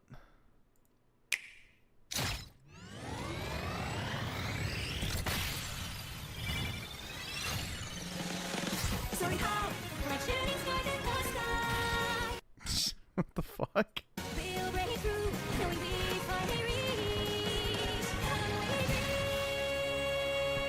Why the fuck is there like a singing fucking opening intro? いやー、ゲーム作りってなんでこんなに大変なんでしょうね。挨拶、桜庭ゼロです。こんにちは。任天堂ゲームキューブでリリースされていた前作カービィのエアライドから実に22年ぶりの復活となったカービィのエアライダー。早速ですが、なぜカービィのエアライダーという名前に変わったのという質問にお答えしますが、今回はライダーが選べるからです。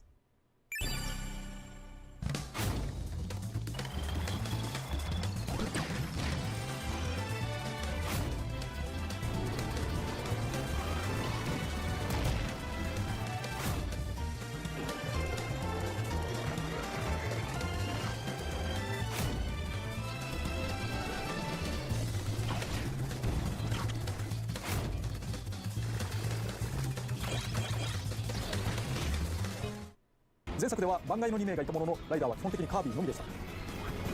カービィがさまざまなマシンに乗り換えて遊ぶゲーム。今回は各キャラの個性も楽しんでいただきましょう。なぜエアライドの新作を私が作るの？ I love how he's just using Smash. Yeah, he's using all the Smash graphics.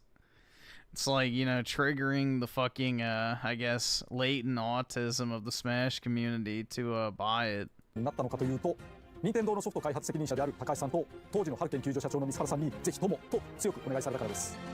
その頃私はスマブラスペシャルのダウンロードコンテンツ制作に忙しく、とても手がつけられなかったのですが、マッハで企画書を完成させました。この辺りについては私のチャンネルでご紹介していますので見てやってください。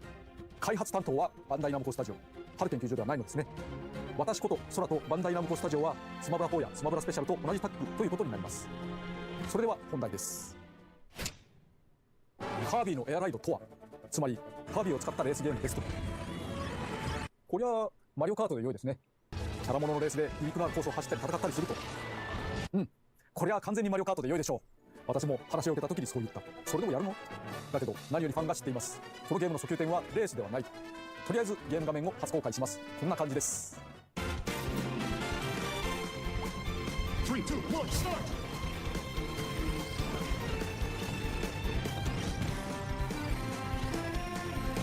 本当に作られていますね。これからたっぷり説明させていただきます。基本的なマシンの走らせ方についてここ大事なのでぜひ覚えてください。様々な形状や特徴。Well, yeah, like, you know, Japanese people don't age until they hit like a super old age. It's the same with most, oh, I shouldn't say most Asians, but Japanese, primarily, I would say. The Koreans, it's kind of hard to tell because they all have plastic surgery, so I'm not sure. But yeah, Asians typically age pretty well. 通称ライダー、ドライバーではないですね。マシンは通常ホバーのように床から少し浮き上がっています。そして自動的に前進しています。ボタンを押す必要はありません。スティックを前に倒す必要もないので注意してください。まっすぐ走っているときはスティック左右だけで向きを変えます。操作はワンボタン、プッシュを使って制御します。ボタンを押すとマシンが地につきプッシュしてブレーキ、同時にボタンを押しっぱなしでチャージを行います。ただまっすぐ走っているときにボタンを押してもあまり意味なし。きつめのコーナーがあったとき、スティックを真横に倒しながらボタンを押すことでザサッと血を滑りドリフトします。プッシュし続けることが大事。そしてチャージを溜め続けカーブの出口で一気に解放。ドリフトを兼ねたチャージを繰り返すことで激しく速く進めます。これが基本。念をしますが、まっすぐ走っているときはボタンもスティック前入力も不要です。基本は左右とカーブでボタン。そして多くのマシンは滑空することができます。決められた飛行エリアがあるのではなく、ジャンプ台を踏み切ればグライダーのように宙に舞います。スティックを手前に引く、つまり下に入力すると機種を上げて上に浮かびます。スティックを前に倒すと機種を下げて降下。なので普段走っているとき前に入力し続けないでください。ジャンプ台でいきなり落ちてしまうので、着地は華麗に地面に平行に合わせてください。ナイス着地でスピードアップできます。ハンドルを切るにも飛行するにも優しく操作をすることが大事ですね。そして前作はプッシュを司るワンボタンのみで遊べたのですが、今回は残念ながらボタンを1つ追加してしまいました。その方が遊びの幅が広がるので、マシンを落ち着けるプッシュボタンに対してスペシャルボタンと言います。チャージゲージの近くにスペシャルゲージがあります。これが溜まった時にボタンを押すとスペシャル技が発動します。各ライダーごとに個性があって、より早く進めるものもあれば攻撃に特化したものもあります。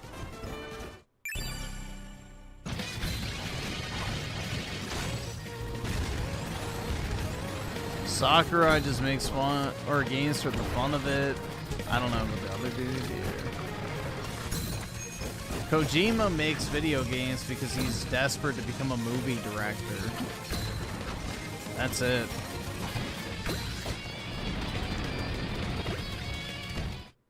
Kirby だけは4つのスペシャルがあり、色を選ぶことで使い分けられます。まあ主役ですからね。そしてしれっとキャピーが混じっていました。キノコも走るエアライダー。あとスペシャルボタンにはもう一つ重要な I don't really know why they chose to release 2 games like this in the same year. Doesn't really make sense. ゲームする前にチャレンジしてみると良いですね。全部のチェックを埋めたらこのゲームのテクニックは万全になっているはず。そしてマシンの性能は様々です。I would have released this next year.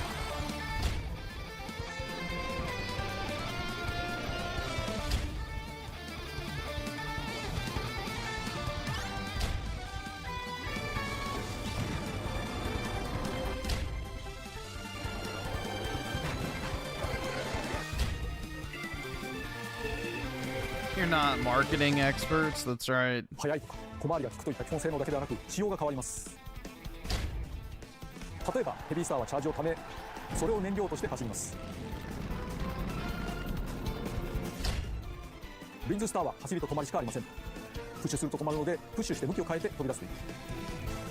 前回は大きく分けてスタータイプとバイクタイプという2種がありましたが、新たなタイプが登場します。二輪走行で安定して走れます。ついでに言うとかっこいい。プッシュしても速度を止めずに直進します。そして向いている方向にチャージダッシュ。耐久性も高いです。なぜかキャラ立ちがあるマシンたち、これが一つの魅力になっています。ところでマシンはルールによっては壊れかけることがあります。実はこの時少しスピードアップしています。逃げ切ったりするにも有効かもしれませんね。前作ではメタナイトとデデデがかろうじて参加していましたが、マシンを自由に選べませんでした。今回は自由に乗せ替えることができてよかったね。ライダーは他にもいます。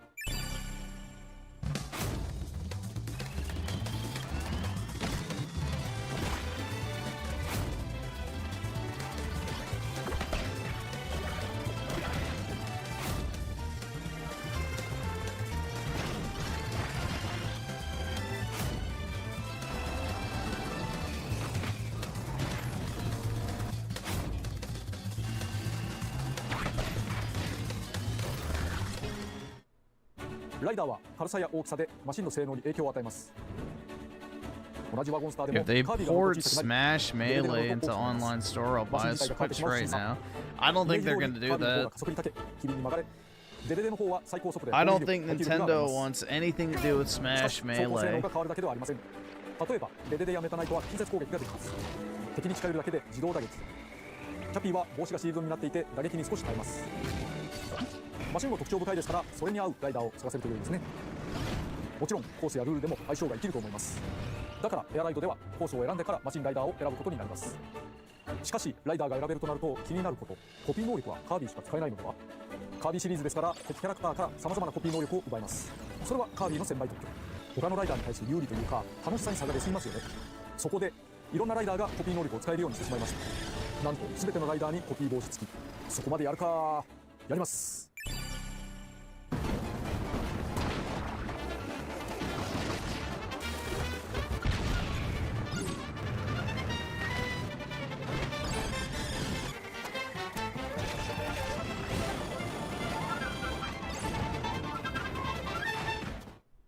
ちなみにプラズマ能力はスティックをガチャガチャする必要がなくなりました。自動でパワーが溜まります。プッシュで発射。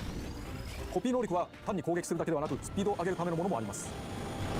コピーを持つ敵キャラを捉えるには目の前でプッシュ、つまりポンとボタンを押す。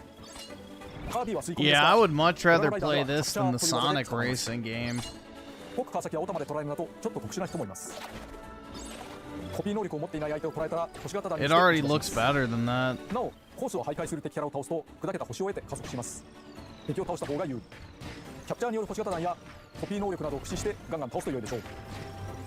ルールによってはライダー単体で歩くこともあります。ここでしれっと新キャラを出しましたが、スターマンです。キノコのキャピーも含めてもともと雑魚的だけれどライダーはメジャーなキャラクターばかりではありません。個性重視で出場しています。これを機にスターマンの可愛さに気づいてくれる人が増えたらいいな。こうとりあえず先にエアライド、つまりレースモードについて説明しておきましょう。個性あふれるマシンとライダーでゴールを競うものですね。最大参加人数は6人です。技術的にはもっと増やすことは可能 They なので need す to が、 do crossovers to the Sonic game. Like, don't get it wrong, Sonic has its highs, but that game is gonna die. Well, they've already announced a bunch of crossovers for the Sonic racing game pre-launch, so they're already trying that. I don't know, I just don't think the Sonic game was very good. I played the beta and it was just meh. It was mediocre at best, I would say. 海の目に行ってみます。海がいきなり言われてますけどね。わーすごい。何が起こってんだろう。なんてのんびりしてる場合じゃないですか。敵が走った走行軌跡にはスタースリップというのがつきまして、つまりこのキラキラしてる星ですけど、それを捉えることでスピードアップすることができます。また自身が敵キャラクターとかライバルを攻撃すると、その分スピードアップすることができます。攻撃によって相手の足を引っ張るというのではなくて、I like the visuals on this though. It looks really clean. ここはシノンドリフトで見てて、ハイホー、そして大渦。そしてもう水の荒れ来るのがすごいですね。生きた水というコンセプトで、このコースは作っています。コピーもう一個お、ホイールだ。このホイールの上土スペシャル。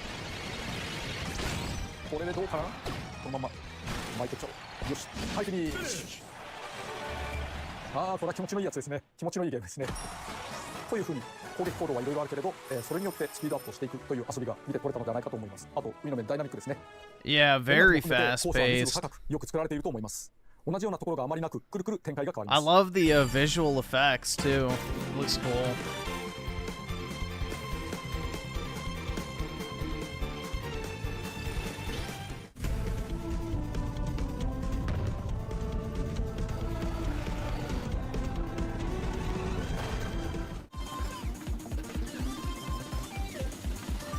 Yeah, I have the video sped up, but still, despite that, it's still fast.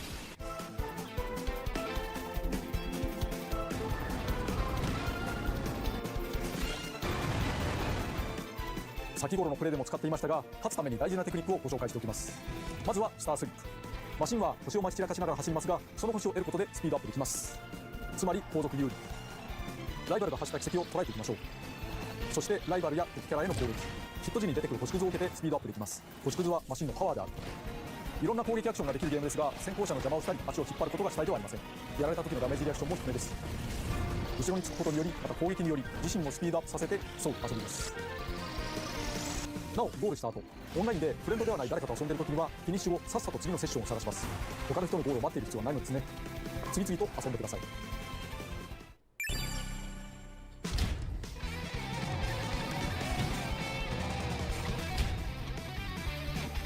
Yep, Nintendo still cares about gameplay.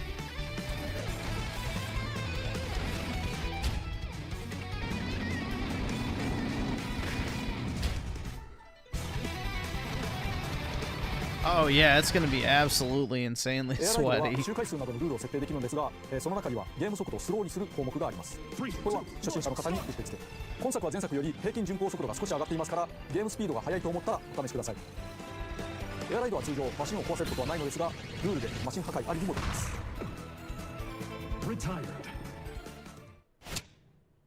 シティトライアルを説明します。ここがメインディッシュ。ファンの方もこれを待っていたのではないかなと。前作はある程度の広さを持ったフィールドが舞台でした。今回も箱庭空間であることは変わらないのですが、今回はなんと空に浮かぶ島が舞台です。その名もスカイア。他のフィールドはありません。人によっては長い付き合いになることでしょう。スカイアは限られた箱庭空間ですが、様々な場所があります。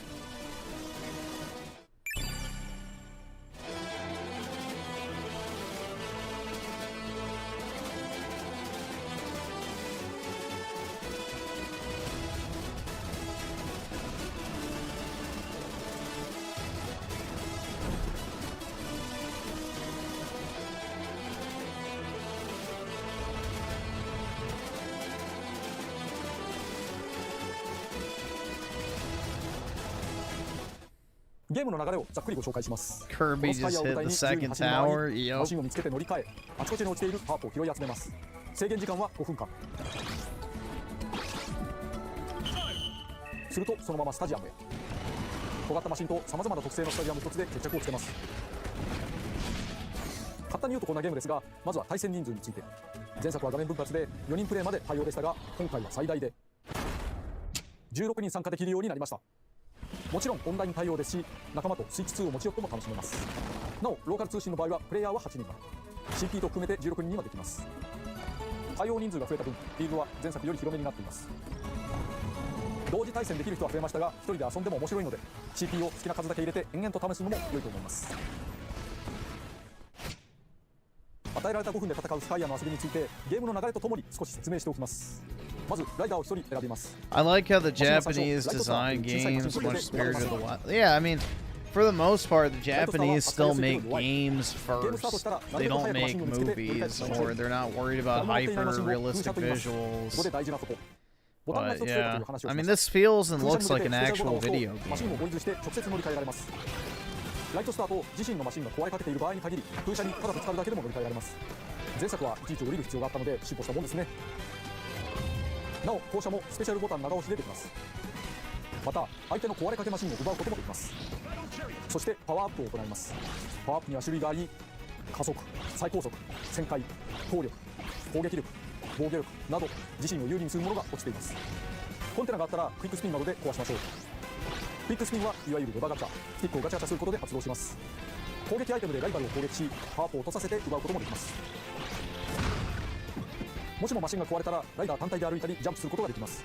さっさと空車を見つけて乗り換えていきましょう。さまざまな箇所でマシンに乗り換えパワーアップを取って強化していきます。フィールドではさまざまなイベントが起こります。翻弄されたり大きく稼いだりとまちまち。その中で特に特徴的な新イベントをご紹介します。ショートレースとデスマッチ。それらのイベントが始まるとフィールドのどこかにスタートエリアが生じます。まずはそこに急いでください。もちろん参加しないのも手です。早く入るとスタートまでの待ち時間にパワーアップをもらい続けられます。ショートレースの場合、スタート地点に入った人でフィールドの一部を区切った街中レースが始まります。なお部外者から見るとレース参加者はゴースト化しており干渉できません。レースが終わったら順に応じたパワーアップ。デスマッチの場合、スタート地点に入った人同士でバトルします。もちろんバトル寄りの性能にしていた人がいる。後継のマシンは普段自由度が高いですが、 Yeah, this looks pretty fun, honestly. ただ不利でも参加した方が結果的にパワーアップしやすいかも。一回倒されるとデスマッチから退場しますが、マシンは壊れません。 I never played the original, so こちらも報酬パワーアップをもらえるので、ほとんど結果を出せなくとも参加した方が有利かと思います。多分ボスが出演するイベントもあります。例えばクラック、ダイナブレードも前作から続けて登場です。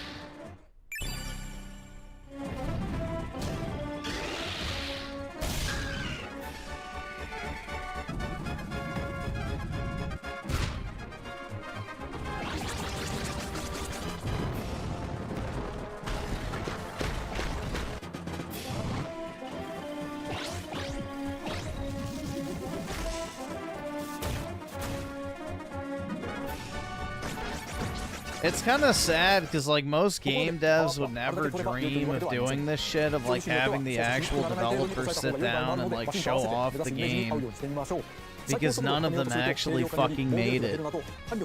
They just outsource everything. そして仕上がったマシンの性能を確認しつつ全員スタジアムに流れます。めちゃくちゃ速い、飛行ならば出ない、バトルでダントツ、小回り重視など仕上がったマシンの特性をよく見ておきましょう。5分のフィールド戦の後、決戦の舞台スタジアムを一部ご紹介しましょう。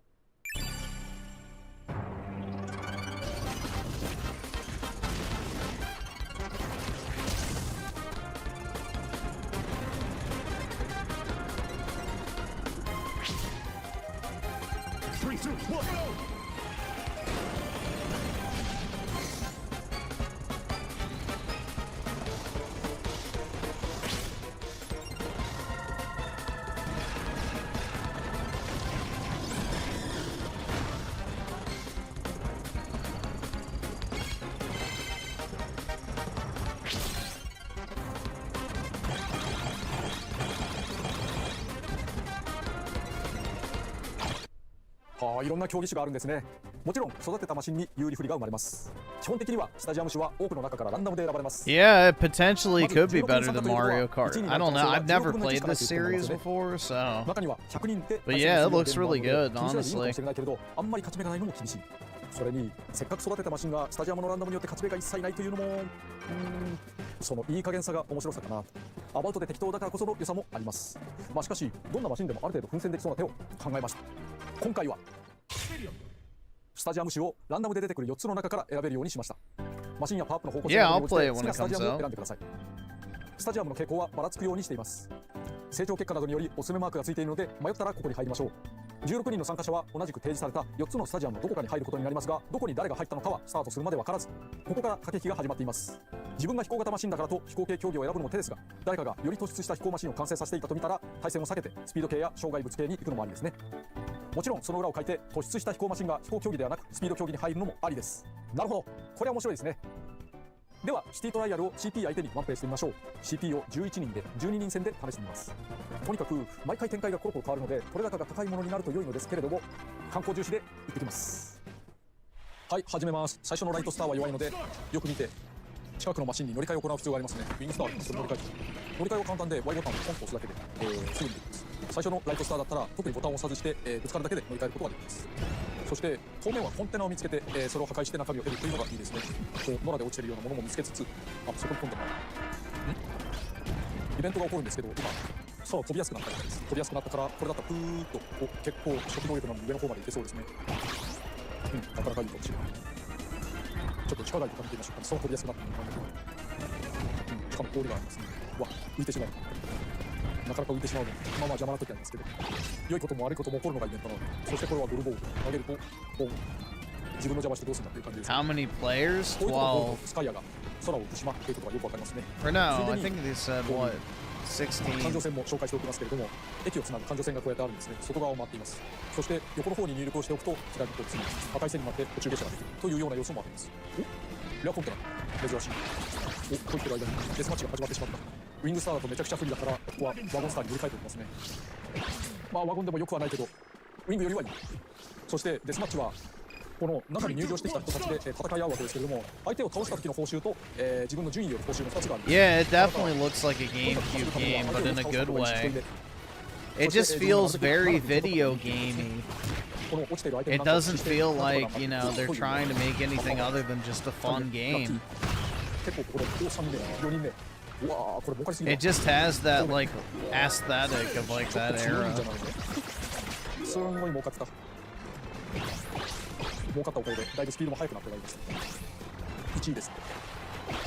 そうだな、これウィングスターにまた乗り換えてみよう。これだいぶ上に上がれるんじゃないですか。遠くに飛びますね。これはなかなか火山が見えますけど、火山の中に入れますが、それは中に内緒にしておこうか。 It's like Smash. Yep. だいぶ上に何かぶつかったけれども、とりあえず今のは気にしないでおこう。さて、そろそろ時間も少なくなったので身の振り方を考えなければいけないです。身の振り方っていうのはどういうスタジアムが出てくることを想定してどういうマシンに乗るかってことですね。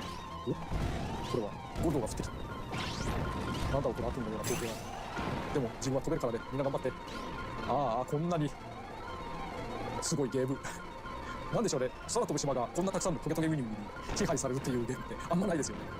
あ、そうだ、一つくれておくと、これちょっと今スペシャル使っちゃいましたけど、降車できます。降りられるけどアイテムはその時拾えないですね。だから降ろされたりとか、降りたりしたらすぐにマシンを乗り換えたりする方がいいと思います。そして身の振り方は決まりました。もう今回は飛行能力が高いから飛行の何かで攻めるということにしようかな。あと5秒ぐらい。おしまい。音楽もぴったりと決まるという。飛行13、そして加速も12。やっぱりここで攻めるべきですかね。重たさも上がってるので、反面防御力とか少しずつ上がってる。Yep, that's the thing too, is like everything looks sharp. There's nothing blurry or undefined or foggy. Like the visuals are crisp, colorful, and sharp. 2回のチャレンジで、より高い得点を取った人が勝ちというルールです。100を狙うよ。よしよし。見ての通り100にはシャッターがついていまして、そのシャッターのタイミングによっては全然狙っても取れないということがあるので注意が必要ですね。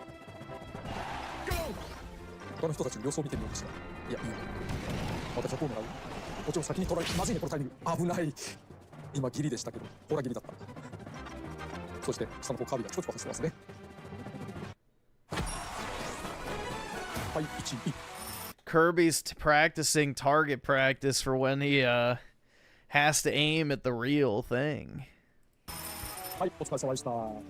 ラクルジョーが、ライトスターに乗ってますね。これは、You know, what part of the building has the most structural integrity issues に入る前にマシン to create the biggest boom? が壊されたりなかったりするとライトスターに落とされちゃうということになるので気をつけましょうということで、このゲーム面白いな。シティトライアルでした。ところでアイテムについての新要素。アイテムは新しいものを拾うと上書きされますが、使用中のものを一つだけ取っておくことができます。コピー能力は毎回使い切りでストックできませんが、アイテムはストックに入り空きが出たら自動的に戻ってきます。ただし使いかけの状態で戻るのでご注意。半分使っていたら半分なくなっています。ほぼ切れている場合はストックされずに消滅します。スタジアムについて、たまにスタジアムが16人全員で1つに統一されることもあります。前作と同じルールということになりますが、この場合スタジアム選択はなしです。コース開始前に予告がある場合といきなり全員一緒になる場合があります。予告がある場合、そのスタジアムに有利そうなマシンはみんな欲しがりますから、それも駆け引き。フィールド時、アイテムの予言の書やアナウンスでスタジアム種を教えてくれることもありますが、アナウンスはたまに偽情報を混ぜてくるからご注意。なお今回はよーく見ると偽情報を見破れるかも。なお1つのスタジアムには8人まで入場できます。人気が集中して同じスタジアムに8人以上が入ると自動的に2組に仕分けられます。そこで疑問が、たまたま1人だけのスタジアムになったらどうなるのでしょう。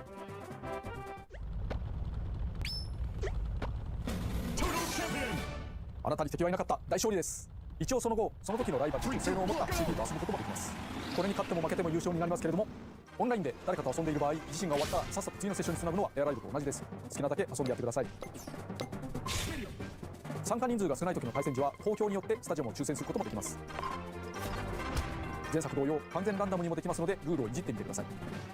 スタジアムは同じ種類でもバリエーションがある場合があります。これはまたたっぷり遊べたもんですね。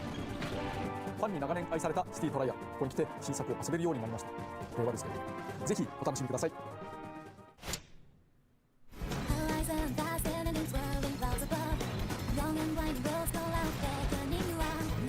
オープニングで少し流れていましたが、今回メインテーマがあります。 It was unnecessary to have the main theme. いくつかのコースの曲とともに任天堂ミュージックでこの後すぐに公開されますので、よろしければどうぞ。単なるコミカルレースゲームではないことは伝わりましたでしょうか。元のゲームは20年以上前のものですが、古さを感じさせず斬新な、しかも他のゲームでは楽しめない It possibly could be better than 今回の番組 Mario はこれで Kart, 区切りです so が、 I 紹 don't 介しきれてい know. ないことがまだまだあります。いずれさらに魅力を伝えたいと思いますので、ご期待いただければと思います。それでは。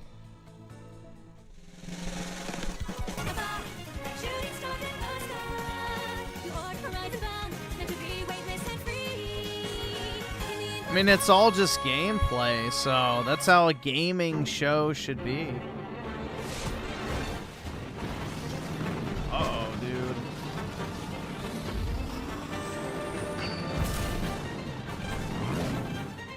No idea what that's supposed to be. But I'm assuming if you're a Kirby fan, you'd know. There you go.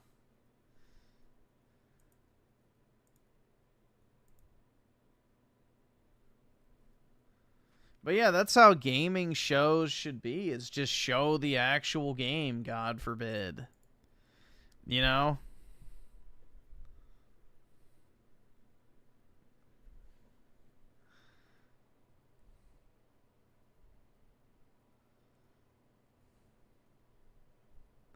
It's really not that complicated.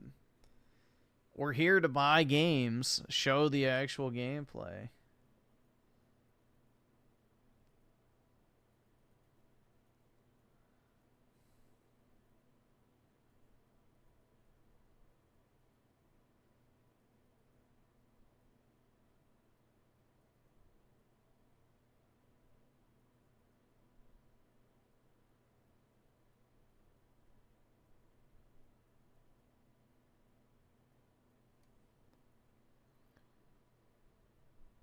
How about the minority and democracy? I know.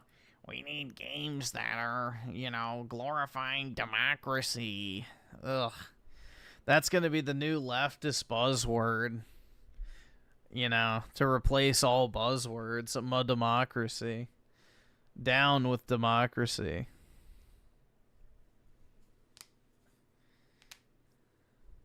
Democracy is a sick joke. There are some people who are not equal to others. As long as you refuse to accept that fact, you're delusional.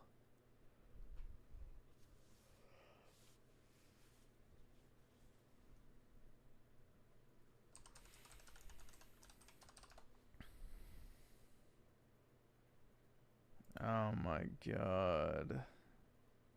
Oh. He's soying out, dude. PS Plus version review.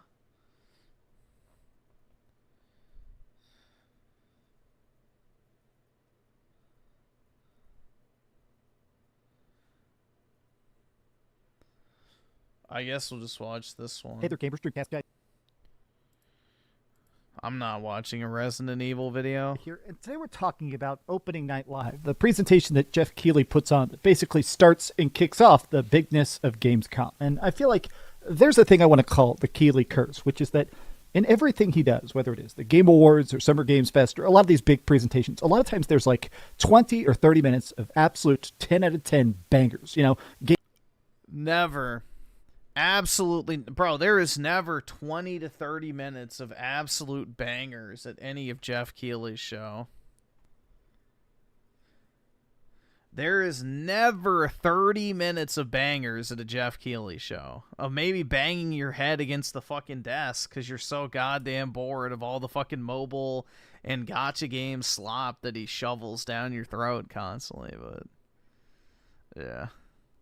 Democracy is just the widest spread form of communism. Yeah, it's basically, a Trojan horse for communism. It's a rebrand.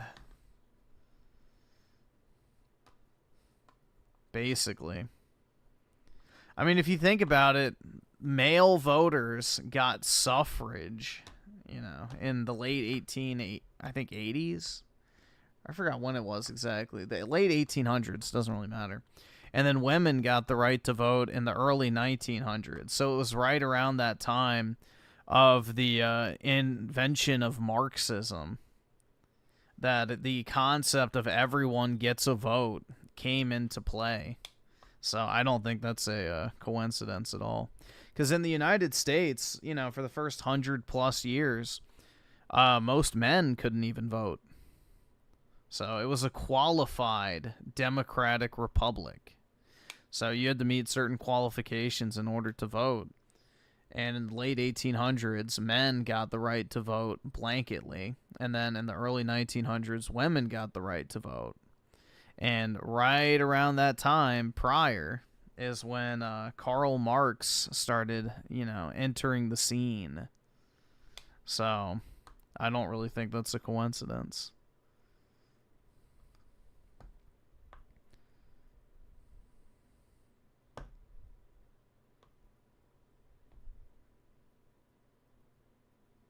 Sovereignty is a tough concept to grasp, I know.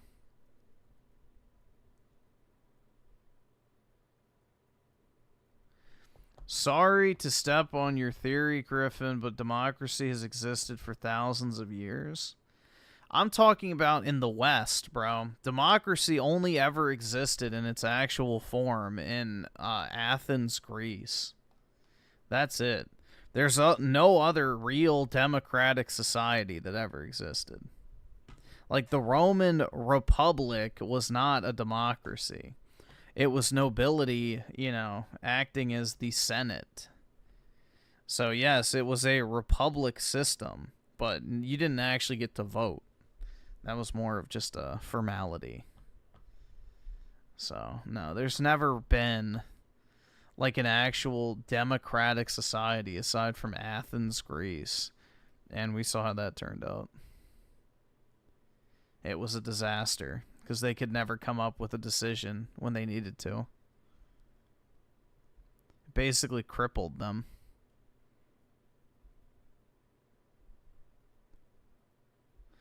Only people who should vote in the U.S. are male citizens 30 and older. I'm more so at the point where it's like you should have to meet a certain amount of income tax that you pay. I think that's the more important thing. If you pay a certain amount of income tax and receive zero government benefits, then you should be able to vote. But if you either don't pay income tax or you receive any type of benefit whatsoever, aside from military benefits, obviously, then you should not be allowed to vote. Like, if you're on food stamps, if you are in Section 8 housing, if you are, you know, on any form of welfare aside from, you know, VA benefits, I don't think you should be allowed to vote either. So that would get rid of a lot of the problems, because then the people who are actually paying into the system could be the ones who decide how the system actually operates, versus a bunch of freeloading leeches getting to decide how your money's spent. Because once you actually dig into the numbers of taxes, especially in the U.S., the top 50% of taxpayers pay 97% of all income tax. Meaning that 50% of the population that pays income tax doesn't even fucking contribute any more than 3%. So that means that, you know, we basically have a 3%, you know, buy-in from the people who are extracting from, you know, the 97% of money. It's crazy. Absolutely crazy. We basically have 50% of people who are just leeches on society, for lack of a better term. But, yeah. Once you actually start digging into the numbers, it's even more blackbilling.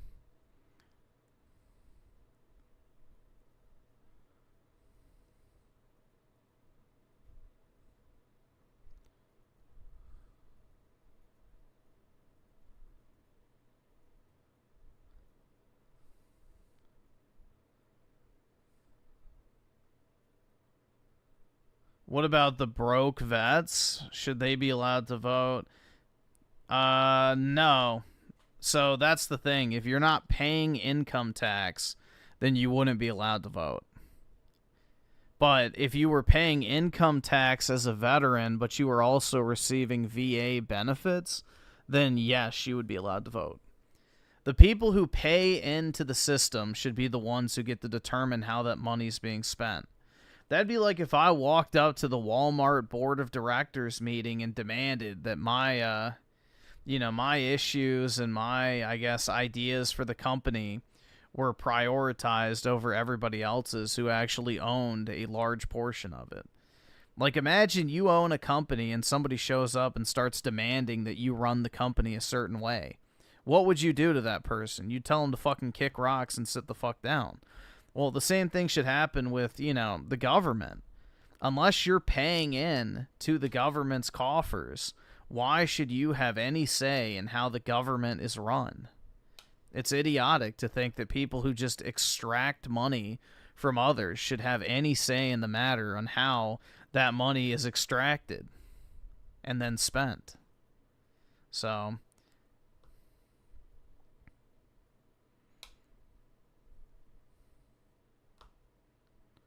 it's like someone demanding that you give them your money because you worked the job and they didn't. I mean, that's basically what it comes down to. You have people who work full-time that can barely afford their rent and groceries, and then you have Shaniqua down the street with 6 kids who gets free government housing and $6,000 a month in fucking food stamps and benefits. Who doesn't have to work, but you do, because you have to prop her up. What type of bullshit is that? Games that look great, that have a release date, that show gameplay, that actually get you excited about the future of games, but it's surrounded by like 2 hours of just boring, free-to-play, crappy drivel slop.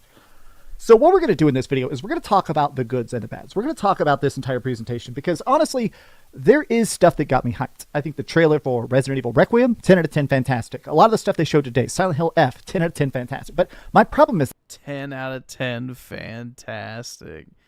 Dude, this guy's standard for a 10 out of 10 must literally be nothing. The fact that, just in general, if I had to put a number on Summer Games Fest opening night live. What game was it that he said he gave it an 8 out of 10 and he said he was... Oh, Donkey Kong. Yeah, he said an 8 out of 10 was like a... Oh, fuck. I can't even remember. Fuck. It was like a regretful purchase or some shit. I can't speak. But yeah, it's like, dude, this guy is so full of shit. He's so full of shit. Oh, it's an 8 out of 10. It's fucking trash. But, everything else is a 10 out of 10. I guess that's his scale. Like, he has accelerated the game journo scale past a 7 being bad. Now an 8 is bad, and now a 10 out of 10 is the average score. This thing was probably, I'd give it a 5 out of 10. Dude, I am not playing Silent Hill. Was good, was great, but the problem is that I'm literally sitting here playing like Resident Evil on my freaking Portal between the 18 different ad breaks. But let's begin. Hi, hope you're having a great day, and if you could please give this video a like and subscribe if you haven't already. Now, what was funny is that I was looking at social media during the course of it, and I thought it was funny that pretty much everybody, even people that are typically more positive than I am, were kind of lamenting how bad this was paced. Now, here's the thing. I feel like this is sort of a specific issue with a lot of this post-E3 era, which is that what E3 did the best is that everybody had like an hour-long bracket, which made it where a lot of times, if you were trying to show stuff off, it was expertly paced. Bang, bang, bang, bang. You're trying to show the craziness of your stuff, keep attention high, and wow the audience. Whereas now, since they're trying to fill this stuff with as many ad breaks as possible, as many random other things that are paying to be there among the games that people actually want to see, it totally kills the pacing specifically. Spending way too long on generally uninteresting games and not moving forward. Hope it gets better in the second hour. Well, spoilers, it actually got a lot worse. I also saw this one. Bro, the crowd at Gamescom is asleep. They kept cutting to the crowd, and people legitimately looked like they were dozing off. And I think it's that they kept showing stuff like this. Time Takers. It's a game where people are... There was like 80 free-to-play games that all blend together. It's Time Travel Fortnite. How cute. Oh my god. There was not just a World of Tanks ad here. There was two. I'm not even joking. They showed a huge presentation about World of Tanks, and then an hour later said, don't worry, we have more news. We're also doing a new version of World of Tanks. How... There have been leaked numbers that these people pay like hundreds of thousands of dollars for their space. And I guess that's the thing, is that these are the games that have budgets that can afford a Keeley spot. But man, it just makes it where you end up waiting for the good trailers. Like, let me go. Let's actually talk about something that actually looked great. Sony showed up with a new trailer for Ghost of Yoshi. Oh my god, this guy cannot stop glazing Sony games. They showed nothing new. They showed nothing interesting. It was another cinematic slop trailer. Stop acting like this was a fucking highlight. They showed you nothing. This is coming out obviously in October, but this trailer, I liked this one a lot. It showed more of the tone of the game. Like we've seen Oh my god. Oh, he loved it, guys. Holy fuck, man.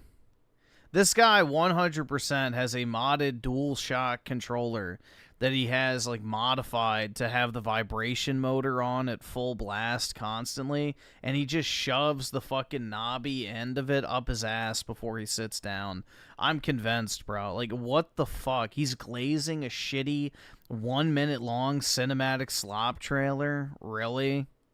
A lot of gameplay of it. We have a lot of stuff that gets it looking good. But this one, it showed more about the bloody vengeance of it. There was a great line from the trailer. Oh my god, dude. Wow. Showed her, basically, it showed the fact that her family gets killed off by these evil, horrible samurai guys. And so now she spent her whole life trying to track them down one by one. And what was great is there was a line where this guy said, "We killed your family. We burned your house down. How are you still alive?" And she says, "I survived the way I've survived every battle, by picturing how I'm going to kill you." That's a pretty good... Whoa, dude, she's so badass. Never mind the fact that a woman would easily be overpowered in a sword fight in a matter of seconds. But, this is so heckin' awesome, dude. Now, if you played Ghost of Tsushima, one of the cool things they did about 2 years after launch was a thing called Legends, where it was a free add-on mode that actually had the ability to play through all these co-op missions, different targets, different objectives, different stuff you had to do, different abilities you could unlock. Legends was pretty cool. I'll admit, I never got super into it. I played probably 5 or 6 hours of it. I mean, after it's literally the Assassin's Creed Shadows plot, pretty much. Played so much Ghost of Tsushima, I was just kind of Tsushima'd out. But the fact that they're already building this into the DNA, basically saying we're doing an even bigger version of it for the sequel, and it's completely free if you buy the game, that to me is certainly enticing. Here's my thing, is that what they showed today that was good was definitely great. This trailer, they showed a brief look about Resident Evil Requiem. Now, they have said, it's publicly known that tomorrow morning they're apparently going to post a bunch of new info about Requiem, so I guess they're just doing like a little teaser, but it showed us more about the timeline. Now, I'm super curious because obviously I'm a Resident Evil super fan. I'm literally playing Resident Evil as I sit here getting ready to film a video about Resident Evil, right? But what was always cool about this is that Resident Evil Requiem, going back to Raccoon City, following up on these characters, the Ashcrofts, these are the detectives. This lady here, Alicia Ashcroft, she's sort of the person that blew the case open about the origins of the T-Virus, the oh my god, craziness of Umbrella, Blue Umbrella, Red Umbrella. It looks cool about the fact that clearly this is going to be a very lore-heavy game, which I'm definitely interested in because I do think they're going to kill a lot of characters off. If I'm honest, I do think they're going to kill Leon or Claire, or they're going to kill somebody. I do think they're going to try to sort of tie up the loose ends of the original storyline so they can do something different in the future. This trailer, while short, was great. I do still wish we'd get a demo, right? Maybe that's just me. I feel like we've gotten all the good Resident Evil demos. I want a Resident Evil 9 demo, dang it. Next up, they showed a new trailer for Chronos: The New Dawn. This is the new game by the people that did the the Silent Hill 2 remake. This game, the more I see of it, I almost become less hyped. Sometimes I get oversaturated where I see a game and see a game and see a game. And after a while, I'm like, just let me play it. I don't want to see it. I don't want to talk about it. I just want to play it. Dude, that's how I was with Monster Hunter Wilds. Every fucking show for 3 years, they kept showing that fucking game. You couldn't get away from it. This is that kind of game. This is coming out on September 4th. So it's coming out here in September 5th. It's coming out here in just a couple weeks. I'm ready to play it. I'm tired of seeing the trailers. It's like a horror time travel game. Super bizarre looking. I'm definitely ready for it, though. I love the monster design. I love the creepy lighting. I love the music. Give me that game. Stop showing it to me, right? They showed a new trailer for Outer Worlds 2, and what's funny is that they admitted that the release date, it's coming out this year because they're specifically trying to dodge GTA 6. I still want to play Outer Worlds 2. Outer Worlds 1 was so great. I never played the DLC, but I really liked the first Outer Worlds. I'm curious about Obsidian having an even bigger budget. The first game was made on such a shoestring, and it's fantastic. Obsidian is maybe... Of course he thinks it's fantastic. The very best studio that they have in their pocket right now. Of all the Microsoft studios, I do feel like Obsidian is cranking out bangers the quickest. It's the best. Oh my god.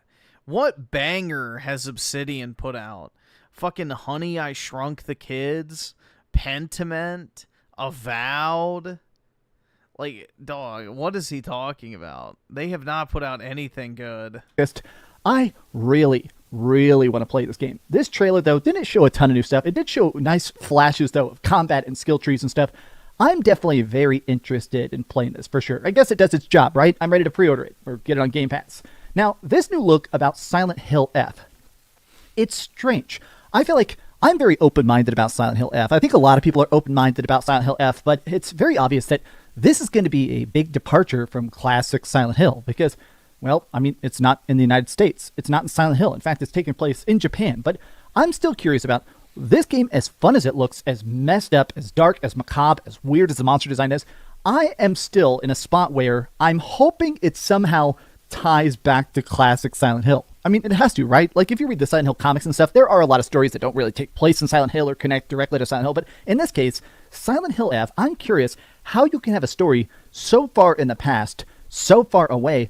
I want to see how this actually fits the rest of the Silent Hill universe. I hope this isn't just some random spin-off. Like, if it is, if it's a good game, I guess I don't like a game where it feels like they just slap the title on it because it would sell extra. I hope this doesn't just feel like it's a cool new game that they put Silent Hill on to double the sales. Bro, she literally has the pipe. It's basically the exact same thing. Right? This, though... this new trailer was really creepy. Really creepy. It was also fully in English. They've announced the English voice cast. I'm definitely playing it in English, and I'm definitely ready. Man, literally 1 month away. God, time flies. Now, here is one of the more controversial projects, which is very strange. I mean, we all remember Disco Elysium, right? Disco Elysium. Unfortunately, I do not remember it because, you know, I'm normal. Yeah, that game looked like absolute shit. I never wanted to play it.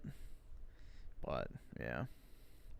I don't know. It's one of those Reddit tier glaze titles that, you know, the Redditors and such worshipped. It's like a point-and-click adventure, very Baldur's Gate-y, right? But it was weird because it's technically one of the highest-rated games of all time. I think it has a 96 on Metacritic with like 4,000 reviews, something insane like that, right? Well, the game got bought. The studio got bought, and they slowly pushed out all the original creators of Disco Elysium. So this looks very Disco Elysium. It's that same studio, but everybody in the comments are like, all right, remember, pirate the game. F this company, F this company. Everybody's basically like, nope, we do not like him, F that company. Zero morals. Everybody's basically like this. Everybody actually working on Disco Elysium got fired. This is the shell of the company literally trying to imitate it in order to get a paycheck. I have to admit that the art style of this is very cool. It definitely is evocative of Disco Elysium, but it's very much just a corpse puppeted for profit. All right, so I usually don't like when they show Hollywood stuff, new movie trailers, actors coming out, but this was But for Fallout, dude, it was heckin' awesome. time where it felt actually appropriate. Fallout Season 1 was perfect. I loved it. Big surprise. Everybody loved it, right? Holy Nope, I didn't love it because I didn't watch it. heck, is it so good. Me and my girlfriend ended up binging it together, and we're even talking about maybe doing like Fallout costumes for Halloween as our couple's costume, because my name is Max, and she really looks like Lucy, so we're thinking about doing Max and Lucy, right?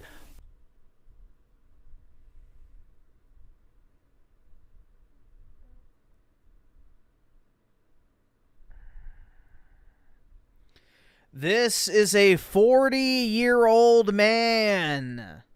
A 40-year-old man. Holy fuck, bro.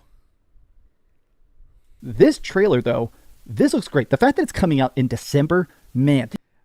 These fucking man children are just... Bro, I didn't want to dress up for Halloween when I was 14. Much less 40. Holy fuck, dude. This feels so soon. The fact that they're doing the New Vegas storyline, tons of flashbacks, more exploration about Mr. House and stuff. Holy heck. I am glad this was there. This was a good get for sure. I am so excited for freaking more Fallout, baby. They really need to tie in a game. I can't wait to watch it, guys. This, right? Where's Fallout 5? Give me Fallout 5 so I can actually play something besides old-ass Fallout 4 updates. A Way of the Sword. Onimusha, this new game looks fantastic. I gotta say, of all the companies, all the publishers, all the studios... Yeah, 13 is the last year I did Call of Duty. Why the fuck did I just say Call of Duty? Whatever. Doesn't matter. Halloween. Fuck, man. I'm retarded right now. Yeah, like 13 is when I did Halloween last. I dressed up as a fucking skeleton zombie thingy, which I think I still have that at my parents' house somewhere. The costume. It was like massive. So I had to like duct tape it on the back to like get it to stay on me. It was like huge. But yeah, I remember one of my friends, like he had a four-wheeler, and they would put like this big ass trailer on the back, and they would put like straw and stuff, and we would like ride through the neighborhoods on the four-wheeler in the back of the trailer and go trick-or-treating. So yeah, that's the only reason I went trick-or-treating as a kid, is because I used to go with one of my friends. I never really liked Halloween that much, and I don't really like candy either, so Halloween was never that exciting for me. But yeah, that was the last time I dressed up for Halloween, was when I was 13.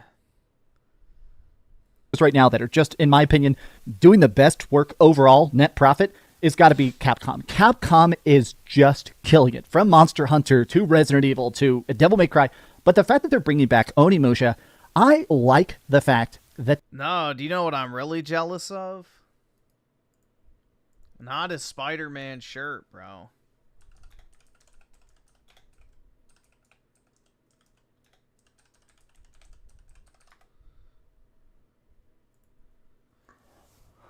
I am so nervous right now, but I'm just so excited simultaneously. Today, I want to tell you a little story about my life, and about why I've been acting a little bit differently over the course of the last year and a half. I've seen a lot of you down in the comment section saying that I seem like I'm happier and sillier. I'm doing bigger videos with more skits, taking more selfies, and just seem like, in general, I'm having much more fun in life. And I have to say that there is an actual reason for that. I've never been so happy. I think that everything I've ever wanted has come true. I got to play video games as a job, and I've finally fallen in love. Deeply and madly in love. Back in 2017, I was at a convention at one point, and I was just there with some friends. We were wandering around, hanging out, and we decided to go get some food. When we went to the food court, the tables were incredibly crowded, so I just had to sit down anywhere there was a spot. And across from me... Yeah, I agree, FBI. I'm never happy either. There was this woman. Life is a chud.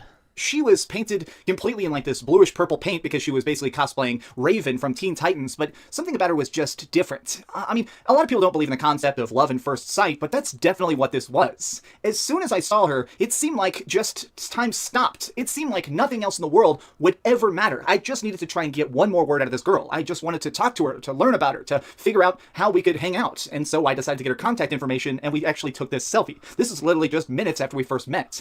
And something really happened there. There was was this spark. Over the course of the next couple months, we started hanging out more. We went on a couple dates, did some really cool stuff, and I noticed that she was somebody that was just so up for adventure, no matter what it was. I mean, really, any idea I had, from going to a comic book store, or seeing a symphony, or just being in my videos, she was so excited for. So, because of it, I started just making up random skits. I mean, I'll admit that I wrote certain script lines just because I wanted an excuse to have her come over and put on silly costumes and hang out with me. And over time, we grew closer, and of course, started dating. And this was just the happiest time of my life. We just have so much fun. She is literally my best friend. She's like a business partner. She's just everything to me. She doesn't mind me working late. She has fun with my ideas. We go to all sorts of parties. She's just everything I could ever want in a woman.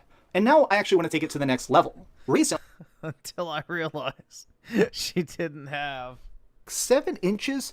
That's pretty big. A new Spider-Man movie came out called Into the Spider-Verse, and well, since me and all my friends are super into the Spider-Man comics, we all went and saw it as a big group. And to be quite frank, we ate up every single frame, and by the ending credits, we all decided to cosplay as it, to get costumes and do a big photo shoot as each of the characters in the film. As I film this, we each have gotten our costumes now and are getting ready to do a big trip up to Washington, where there's going to be a convention called Katsucon, where we want to unite, all put on our costumes, and basically act out a bunch of scenes in the movie just to be funny. But I'm going to be doing something— That could be me. I don't want it to be me. A little bit different in secret. I'm going to be dressing as Spider-Man Noir. Now, one of the things that Spider-Man Noir has in this movie is he likes to carry around a Rubik's Cube, because he exists in a world that's black and white. Well, so I decided to get my own little Rubik's Cube here, but mine has a little trick to it, which is that if I solve this improperly, the entire cube will actually break apart. So my idea is this. We're going to fly up there, we're all going to put on our costumes, we're all going to be goofy, and during the photo shoot, I'm going to accidentally disassemble this, breaking it apart. And then, when we're trying to pick up the pieces, I'm going to reveal this. My ring, which I'm secretly going to have shipped separately from me. My friends are going to carry it on the plane just to make sure that I can't accidentally get caught with it and Jocelyn sees it. So this is going to be my chance to basically break this apart and admit to her that the entire world didn't have color until I met her. And let's hope it all goes well. I'm obviously recording this before it's all been done, so let's hope for the very best.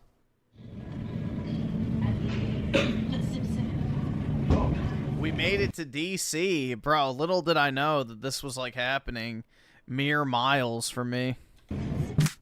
Although, when was this? No, I wasn't here yet. Never mind.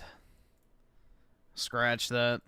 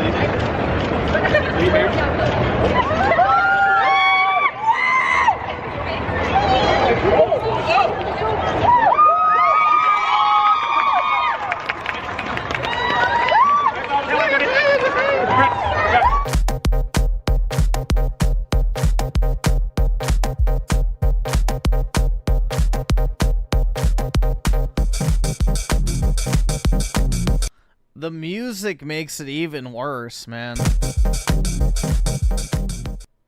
There you guys go. So forget the Spider-Man shirt. We're talking about a whole ass Spider-Man proposal. Oh my god. But yeah, they broke up over COVID. I think he got friend zoned, if I remember correctly. Basically, he put out a tweet like saying like, I'm only doing this because she's been a part of my content, but we've decided to call off the engagement and just remain as friends. Bruh. Yeah, friend zoned while engaged is brutal. That this has the monster. But I'm not going to lie, Dreamcast guy could have done better. Type we recognize. So, I'm glad it didn't work out for his sake. The art type we recognize, but it also feels so incredibly different. The combat looks much more Souls-like, in my opinion. Of the trailer they showed, it showed a lot more like slow, heavy hits instead of that, 10 people trying to surround you and you're just pressing fast attack 18 times. This looks extremely good. This, again, Capcom is usually the best when it comes to dropping demos. I just wish they had dropped a demo for something like this. I feel like it would have broken the internet in half. I feel like this trailer is not getting enough attention because as good as it looks, you put it in the middle of a 2.5 hour showcase of slop. It's not getting a chance to stand out and rise to the top like it definitely deserves, right? So here was the other crossover. Here's the thing. They did 2 separate crossovers back to back. So Monster Hunter is doing a crossover with Final Fantasy XIV, but also vice versa. So if you're playing the MMO, Final Fantasy XIV, there's going to be Monster Hunter stuff in it. They've done this in the past. If you play Final Fantasy XIV, they've done other crossover events with Monster Hunter World, but now they're doing it with Wilds. To me, pretty cool. I have a Dreamcast guy got a girlfriend before Raymond. He said 2. 2 before Raymond did. Played Final Fantasy XIV in a while because honestly I've been so addicted to World of Warcraft the last couple of years, but it is cool to see that these kind of events, historically, they've actually been pretty dang cool. If you ever play Final Fantasy XIV, their crossover events are usually actually pretty in-depth and not just like, you know, a 10-minute side quest that gives you like a pet. That's pretty nice. Lords of the... Film my attempt to approach a girl. I will immortalize your humiliation. No. Why would I approach a girl, dude? The Fallen 2. Now, I'm probably the only person. I really like the newer Lords of the Fallen, the game we got. I mean, it's not super 10 out of 10 spectacular, but I do like Souls-likes. I got a soft If Dreamcast guy can get a girlfriend, even you can, Griffin? Nope, it's impossible. spot for crazy, heavy combat and enemies with too much health. Multi-phase boss fights. The Lords of the Fallen 2 trailer. I've accepted my fate as a loveless chud. It is funny that this is the third game and it's called 2. I do gotta say that it is funny that Lords of the Fallen, this studio has the worst habit of showing these crazy, godlike CGI trailers, and then the game comes out, and it just looks like every other Souls-like. And I don't even mean that in a disrespectful way to the in-game graphics. It's more about the fact that, why do you even bother showing those like crazy tapestries and painting-esque style aesthetics when you know, your game's not going to look like this? This isn't quite false advertising, but this doesn't even fit the tone of what the final game actually ends up being, right? No, I have already told y'all my pickup line for women. It's like, hey girl, are you a video game? Because I want to pick you up, take you back to my place, and stay up all night beating you. So, I already have my pickup line. Thank you very much. Dreamcast guy likes girls that have tents in the morning. Oh yeah, dude. Now, I'm going to sound crazy. This was the biggest surprise of the entire thing. There have been leaks and rumors that they've been doing a high-budget, super deluxe Lego Batman. and I'll be honest, I didn't fully grasp it, but here it is. The trailer looks multiverse. Except you can't beat a woman, chud. I can beat her cheeks. Hell yeah, dude. You play as Batman and go through the entire Batman career, but it showed Heath Ledger's Joker. It showed Penguin from the 2020 Batman movie, and you can drive the different cars, the different Batmobiles from all the different movies. It showed different styles of Bane and stuff. It looks like you're actually going through all the eras of Batman, but like as a singular story. It almost feels like the way they did that, what is it, Star Wars, Lego Star Wars, The Complete Saga. It almost looks like that, but in a singular game. They also showed open world segments, open world Lego Batman. I can't believe I'm so excited about this. Look at this, 8K likes on that tweet in 90 minutes. People are going crazy for Batman Lego, but I'm definitely on that hype train. So one of the things that sucked about this is they started off, they did a little tease. They said, hey, check it out. Here's Hollow Knight Silksong. They showed like 25 seconds of gameplay, literally 25 seconds of gameplay. And everybody's like, great. They said, we promise it's coming this year. Then they showed 15 minutes of just Call of Duty Black Ops 7. And I'll be honest, Black Ops 7 looks awful. And I'm not saying that as a Call of Duty hater. I'm saying specifically. Oh, fuck off. Didn't this guy shill Black Ops 6? I'm pretty sure he did. I don't remember. Maybe he wasn't one of those. But I'm pretty sure that he was. Let's see. Hey there, gamers. Dreamcast guy here. And today we're talking about Dino Crisis Remastered because they... My brutally honest review. When you really consider it, it's just kind of strange how much there is controversy around Call of Duty every single year. It constantly gets called lazy or a cash grab or the worst game franchise, but at the same time, despite the... Now, the problem with this is that I played a little over 3 hours of the multiplayer. You can see here I played like 3. Does make this extra mechanic where when you're trying to fight people, also with the additional verticality of some...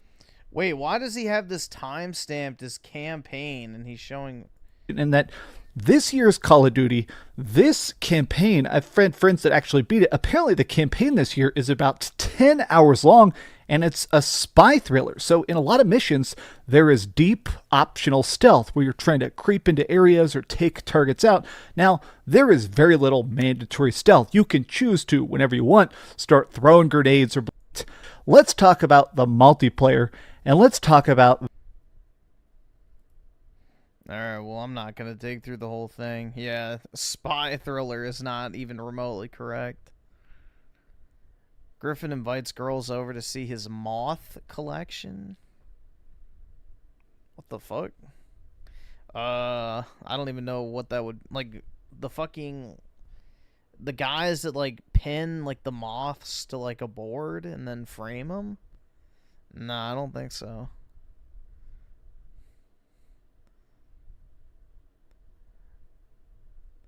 My Aerith figurine. I only have one Aerith figurine, but it's not actually out of the box and it's in storage. So I have more Tifa figures than Aerith figures, FYI. Because there's only one Aerith figure, but there's 3 Tifas. But I have 3 of each Tifa and 3 Aeriths. This game looks like trash. In fact, I even saw a lot of the replies being like raw sewage. Here, just for funsies, let's be toxic. Let's refresh this tweet. Let's see what the top replies are. And hope, let's see here. Battlefield 6 blows out of the water. Call of Duty has lost the plot. I mean, everybody's like, bro. Yeah, Battlefield 6 clears, bro. It's just terrible. Another Call of Duty, another one in a year's time, nothing new. Yeah, everybody's like, man, I can't wait to get it for Black Friday. It's just, to me, it's such boring, recycled trash. Starting with it like it's some grand reveal was such an odd choice. Honestly, the gameplay, the mech, the power suit, super jumps, it just looks boring, man. I could not... If I can't find any girl, will I ever resort to getting a femboy? Absolutely not. I would put a bullet in my brain before I ever considered becoming gay. Possibly care about Call of Duty, especially after playing so much of that incredibly fun Black Ops beta, or sorry, the beta we had for Battlefield 6. There were a lot of trailers like this in here that did give release dates, but nothing else really new. Masquerade Bloodlines 2, this has been in development forever, and apparently it is finally actually coming out this year. I mean, I'll believe it when I see it, but at this point, I guess I'm excited. There were so many trailers during this that just did not exactly get me excited. Even stuff like this. Hey, another World of Warcraft trailer. It's just some pre-rendered cutscenes that don't actually show gameplay or classes or anything like that. Overall, I gotta say, I did not like Opening Night Live. I don't think it was the worst one they've ever done, but it definitely wasn't very good. And honestly, I just feel like Keighley, it's that problem of the fact that other presentations always did a good job putting the games... Jeff Keighley is just there for the bag, bro. Hold on. I should have had this pulled up anyway. Like, he doesn't care about any of this shit. He's just there for the paycheck. And that's it.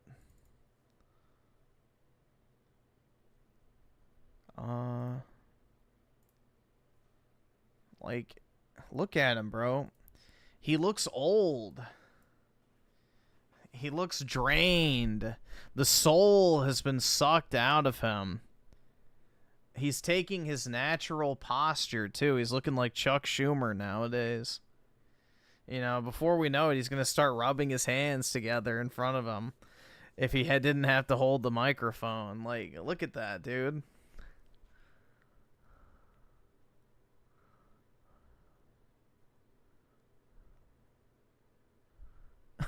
Oh, yeah. In Germany, too, bro. That's dangerous.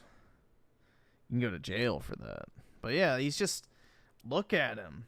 He's soulless, bro. He's fucking soulless. There is no light in his eyes.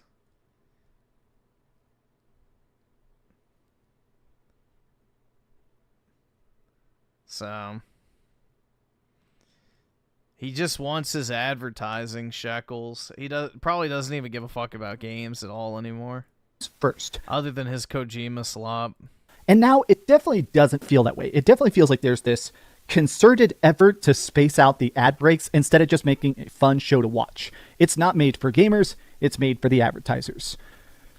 That's just my off-the-cuff thoughts. Did you watch opening night live? Is there any games I missed? I'll be honest, I think I got and watched everything. I just wanted to pull up the games that I liked the most or hated the most, but I will be honest, I was playing my PlayStation Portal because, honestly, I'd rather play Resident Evil 2 than watch 18 freaking ads about Fortnite updates. But thank you for liking the video, thank you for watching the video, and please keep dreaming. Oh, no bueno. Oh, no bueno. Shit. Jeff should propose to Kojima. Yeah, I don't think Jeff is married. He used to date that one, what's that blonde chick that does the Apple reviews? She's been on YouTube forever. I forgot her name. But she's really cringe.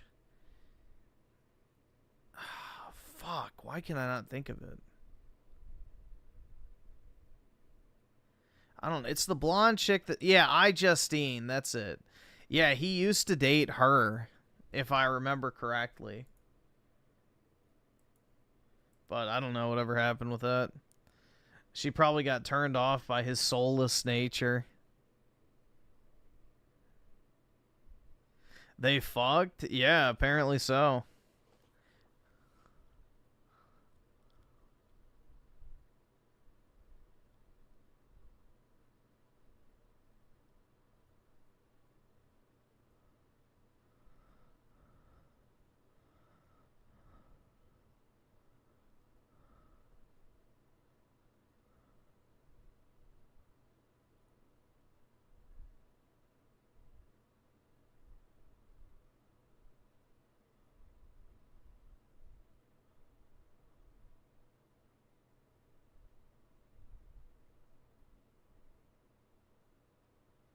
Jeff was getting the hotties, shake my head. Dude, his family is rich.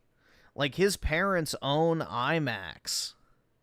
So, dude, Jeff has a shitload of money. Like, this whole idea that he's like some, you know, natural grassroots guy that just worked his way up through the gaming industry as like a presenter is complete bullshit. His parents are literal billionaires that fucking bankrolled everything he's ever done. So, yeah, he's just another Nepo schnoz in Hollywood that has leached off of another entertainment medium. Shocking.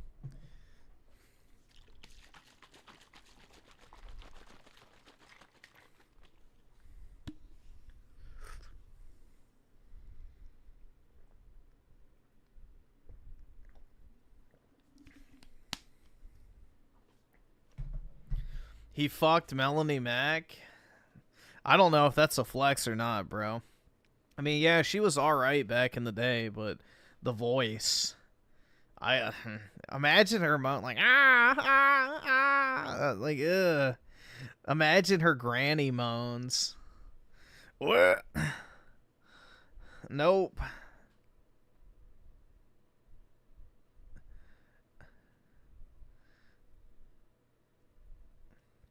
Why would anyone fuck these YouTuber females? They look like they don't wash their fanny. I don't know. Maybe because they're wealthy. I don't know, bro. I feel like it actually... let me be careful with what I say. I feel like a lot of these bitches are, like, psychotic behind the fucking scenes and probably are, like, genuinely hateful people, but at the same time, they'd be kind of fun to be around because of that. I was going to say it differently, but I don't know. I feel like I would vibe well with that mentality. Just genuine hatred. Because when you're online, as much as a content creator is, you start to develop, like, genuine hate. Whether you express that or not, it's there. So, all I can say is I can relate.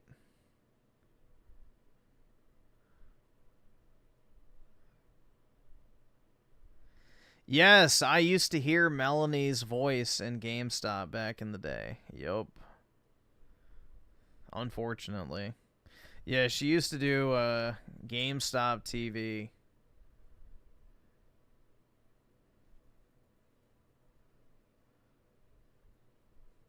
Griffin, you crazy, I guess. Why don't you sleep with Melanie to find out?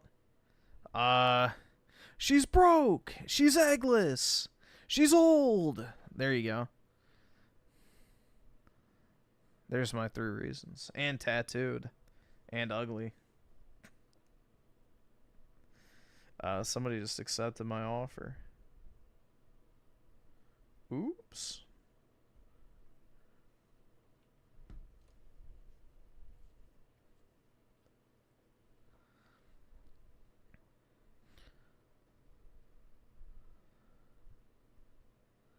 Also, that big tits chick was also on. Yeah, Elena Pierce. Yup. I don't want to take her away from the quartering, bro. If he wants to use her as a human sleeve, then have at it. I don't understand why anyone would pay her to talk. That's just my my humble opinion.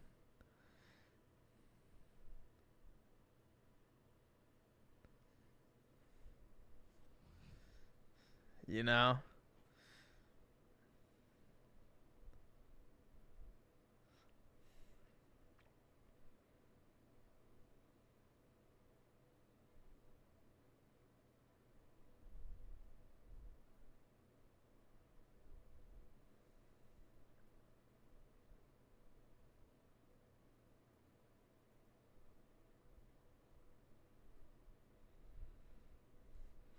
Should we watch a COD Autist? Oh, wait, hold on. I have some stuff I want to pull up real quick. I forgot. Shit, I almost forgot to do it. I have some stuff. Alright. We got some interesting things. I gotta put on the music for this thing. Alright. So, we have the list of most Democratic names in America has been revealed. So this is the percentage of voters registered with either major party who are registered as Democrats. So these are the most commonly occurring Democrat names in today's day and age. Ebony, spelled incorrectly. Shaniqua. Amani. Shamika, just in case you needed a different spelling. Ania, Tamika. This is different. It's not Shamika, it's Shanika. So different, man. Latoya and Ania. So there you guys go. These are the most Democratic names in the United States, guys. Truly, truly wonderful, man. God bless Democrats. I mean, it's just... Ebony, Shaniqua, Amani, Shamika, Ania, Tamika, Shanika, Latoya, Ania. The most educated demographic also, remember that too. But yeah, holy fuck, man.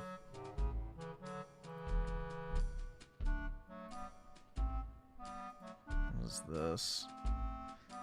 This is just retarded. Hold on.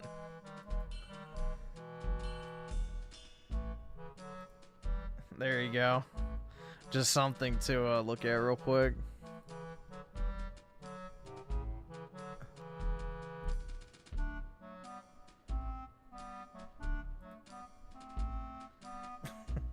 Fenton Yahoo. And then here we go. Here's the new Mr. Beast video. Get excited, everybody. We sent 1 million African refugees to Europe. It's coming. Don't wait. Don't you worry. Don't you worry. That would be a fun video. Oh, yeah, man. Oh, my God, bro. This is like... Hold on. This is like one of the biggest cell phones I've ever seen in my life. Let's see. Fluffle Nugget with the 2. Where's Laquifa? She's at my place, bro. But yeah, I don't know. I can't afford this shit!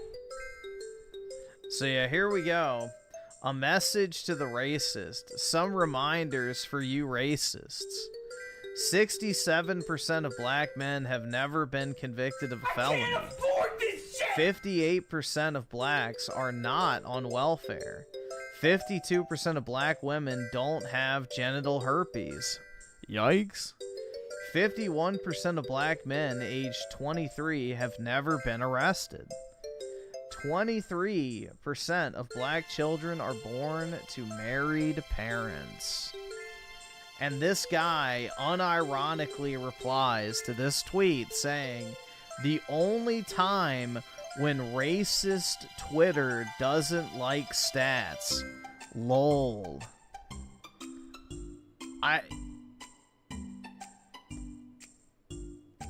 Bro. They're not sending their best.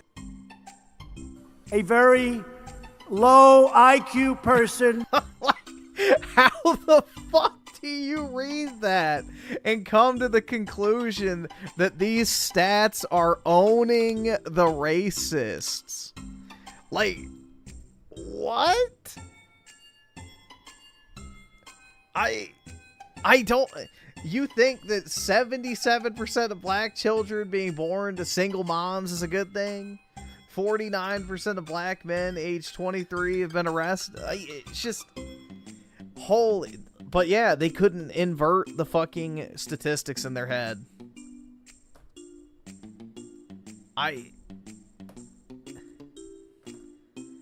That is insane, bro.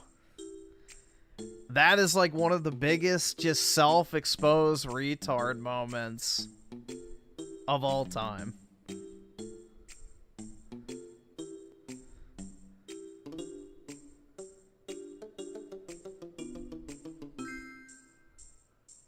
Yeah, the genital herpes thing is nasty.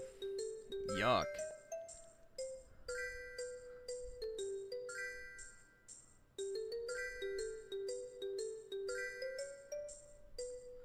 But yeah, anyway, that was too funny, bro. Like, the only time when racist Twitter doesn't like the stats. Like, come on, bro. Really? One more time. They're not sending their best. Okay, let me see what else I have. I sent a bunch of stuff. Alright, let me close out of these. Alright, you can look at Fenton Yahoo again. Alright, here we go. I thought this was interesting.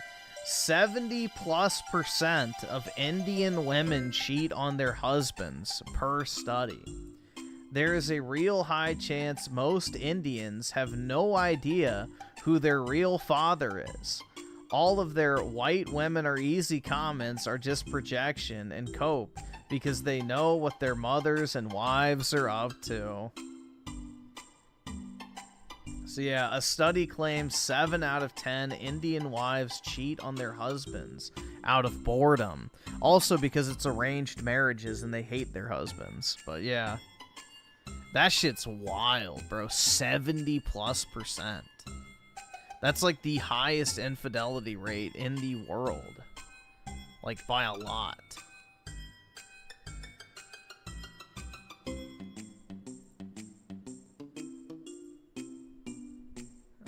What's this? Oh, yeah, dude, this was funny. This was funny, bro. This old guy's wild. Would you use... So, in case you guys don't know, this is the guy who does that PragerU shit. And he is... There you go. I don't need to say it, just know that. But yeah, just listen to this is wild, man. Weebs everywhere will be signing up to PragerU in droves. Would you use the word evil of animated child pornography? Because I certainly would. No, I would use evil only with behavior. That's where we might differ, forgetting the sex issue. You can't be evil You didn't do evil if you thought evil. You did If evil I'm if you masturbating committed. to animated pictures of pornography, I'm not doing something evil. That's correct. Yeah, I think that's despicable. Yeah. Really? Yes, of course. Dude, the weebs love this guy. That is one of the craziest self-reports I've ever seen. Who is this guy? This guy needs to go to jail.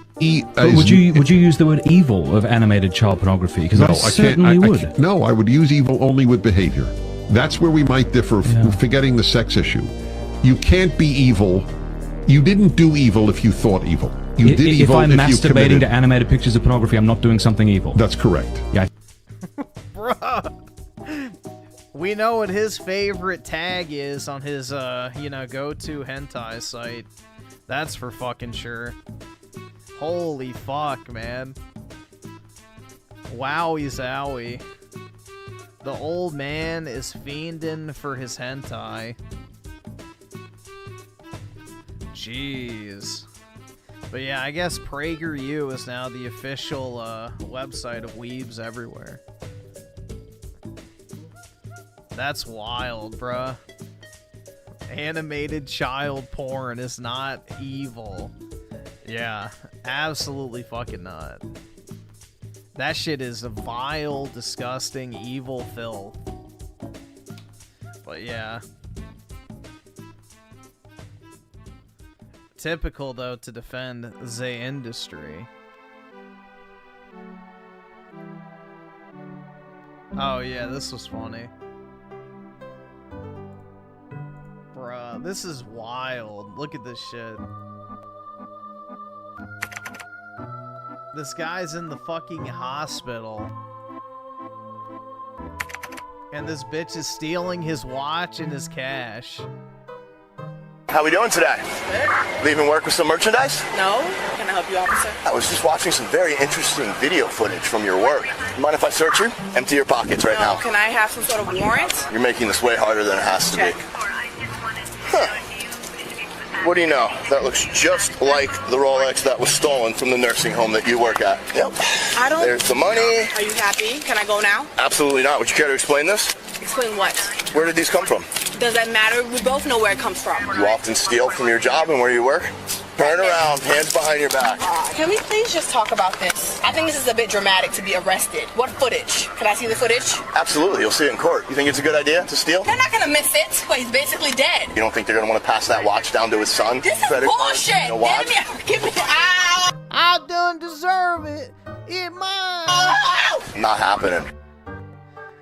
Oh my god, bro. Once more. They're not sending their best. It's just...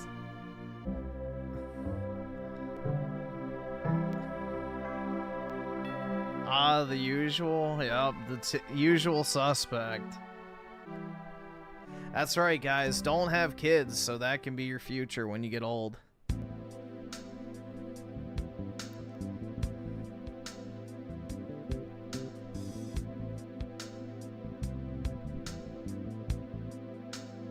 Does she know about security cameras? Again, man. They're not sending their best.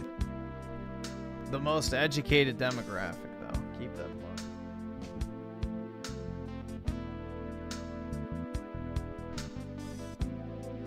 But yeah, wild.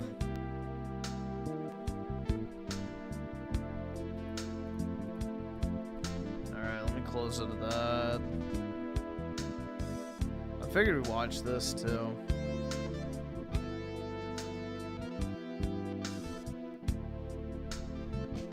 If you guys want to see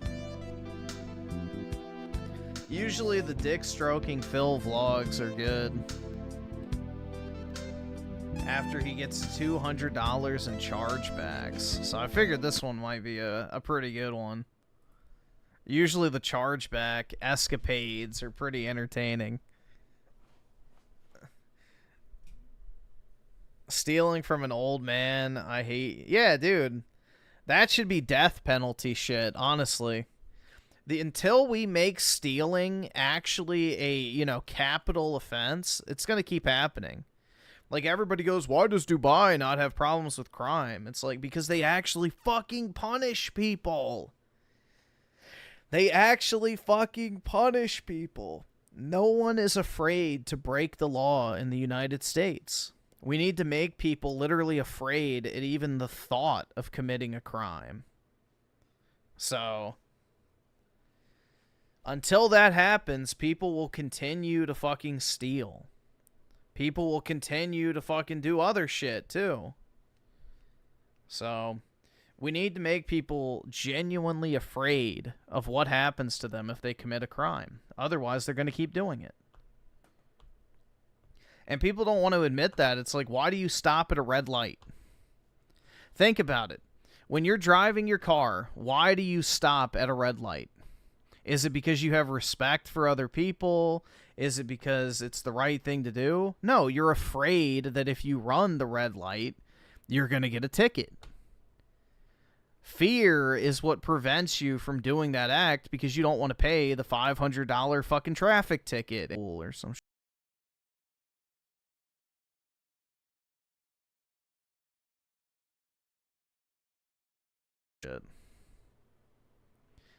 Did it I think we're good now.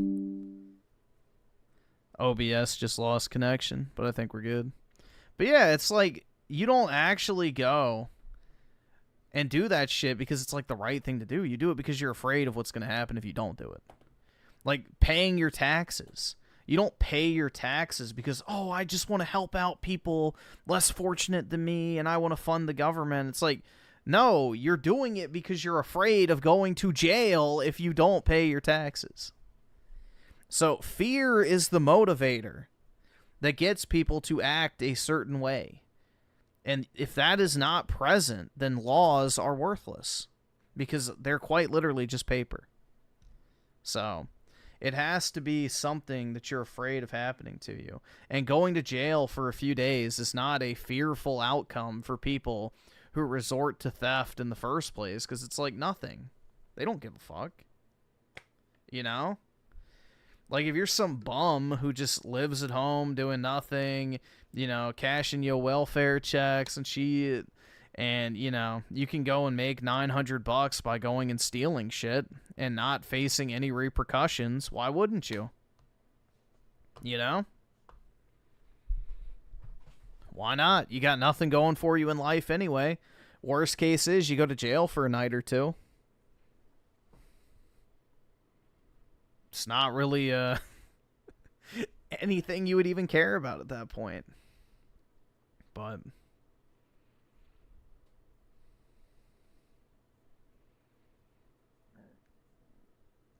if fear is the motivator, then why do you fear women? Well, I think you have that backwards. So fear is the reason you don't want to approach women is because you have the fear of rejection for one. You have the fear of them saying that you're sexually harassing them. And then you also have the fear that they're going to post that shit on the fucking internet and embarrass you. Or try and ruin your life. So fear is what prevents you from talking to women. So... But yeah, most things in life that shape behavior are based on fear. And that's just a fact.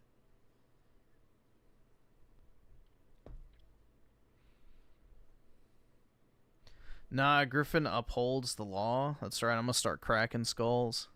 The only crime I think is valid is tax evasion. That's it. Tax evasion is a victimless crime and should be everyone's moral obligation. DSP tries it this week, which I certainly do. Put your money where your mouth is, right? It's just that simple. DSP tries it. Is this a cheap, quick money grab? All I care about is this. Minimum effort, maximum profits. It's just the truth. So support the stream right now. Thanks for the money, dummies. Banned, banned, banned, banned, banned. The camera's been on the whole time. Bouncy, bouncy. I'm actually a virgin.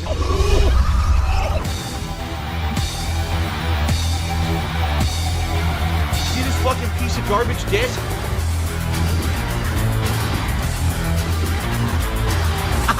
Thanks for the money, stupid fuck.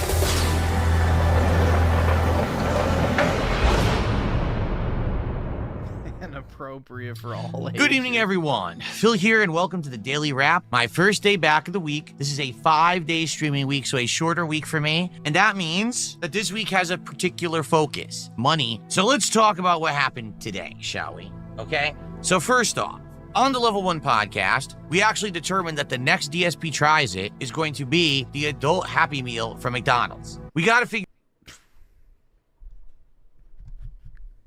Oh my god. Holy fuck, man. Jesus. Figure out what the next DSP Tries It episode is. Here's the options, okay? So option number 1, Taco Bell has 3 new items. One is some kind of a attempt at a street taco. They took a gordita, which is the soft, folding, fried thing or whatever. You know what I'm saying? Oh no! my god, what are you even bro. saying? You're out of your mind. They also have a new shake. Apparently, it's like some disgusting flavor, too. The flavor is a surprise. They have frozen cum in their milkshakes. I think DSP misses Panda. Well, bro, just from a pure sexual attraction standpoint, like, obviously, I don't really think Panda Lee's that attractive. Her face is weird.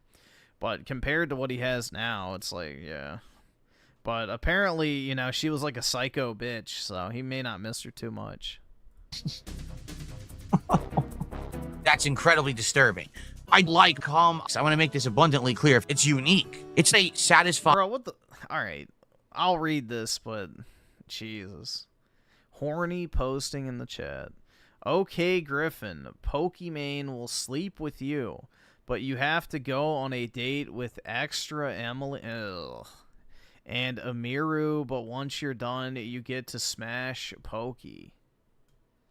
Not worth it. Dairy product. I would have to respectfully decline. So anyway, possibility number 2 would be the McDonald's Adult Happy Meal. So yeah, it's either a quarter pounder with cheese or a 10-piece nuggets, and you get an adult toy collectible. There's 6 different toys available. The toy might be interesting. What sounds better to you? Taco Bell menu or the McDonald's Adult Happy Meal? So let's do a poll. McDonald's Adult Happy Meal won the poll.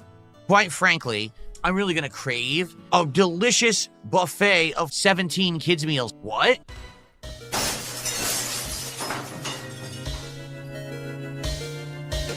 How dare you?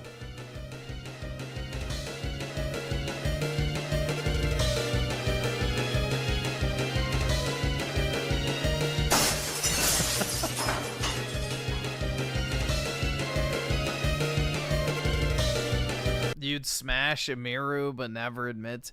Dude, I saw like some short, or not a short, what do they call on Instagram? A reel?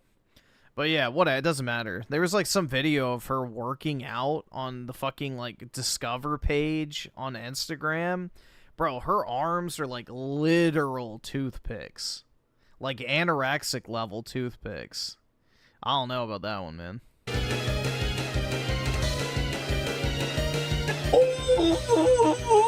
Second strike. You understand?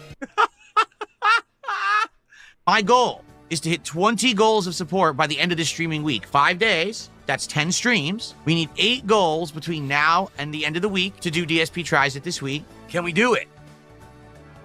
Will people show up and support? I hope so. Please support whatever stream you can be at. If we hit a goal, that's great, but if you were going to support, please support still. Let's try to hit multiple goals during the streams where we're going to get more people and more support. So hopefully that'll cover the streams where likely we're not going to get much support. Speaking of which, let's get some support rolling. Can we get our tip bigger than $1.50 this morning? And then we moved into Battlefield 6, the open beta, because today was the last day for it. In a nutshell, Battlefield 6 can be very chaotic and frustrating. It's very hard to get a single kill and not immediately get shot from 17 directions. Oh my god, see, I don't know these maps at all.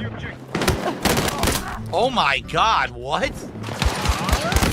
What the hell? Come on, man. What was that? Yeah, positivity is a close second, but yeah, support is his favorite. Oh, Griffin wants a fatch. Oh yeah, dude. More cushion for the pushing. Oh my god, down instantly again? What the fuck? Why are you down instantly every single fucking time? can't see anyone. What the fuck? Forget it. Forget this shit. No, really. What? Instantly down. Oh, what? Oh, what? I don't get that at all. I shot him in the face, it didn't register, and I instantly got downed. Okay. I don't know the map. Oh, seriously? Get out of here, man. Dude, all I want to do is get to a safe spot for like a quarter of a second, and I can't. I can't get to a safe spot. Look, I'm dead again. Oh my god.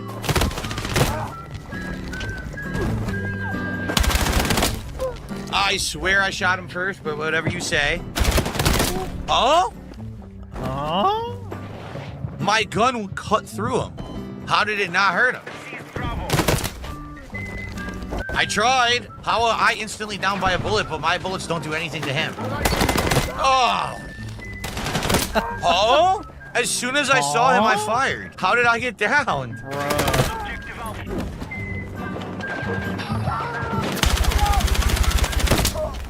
He walked through my shot. Couldn't even fire because he just sprayed. I died instantly again. So stupid. Yo, this is so dumb.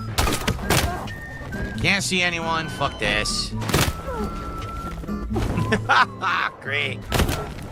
Oh my god. It's ridiculous. Like, I'm sniping from a safe position. Someone across the map sees me and gets me. What the hell, man? It's hard to enjoy the game when you can't literally get anything going because you just die from every single direction no matter what you do.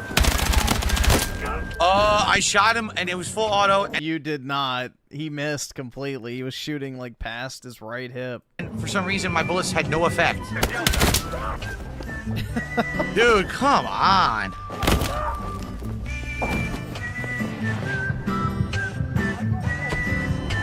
Wow, I'm having lots of fun. Huh? But gosh dang it, I've had so much fun playing it. How is this fun? What is going on?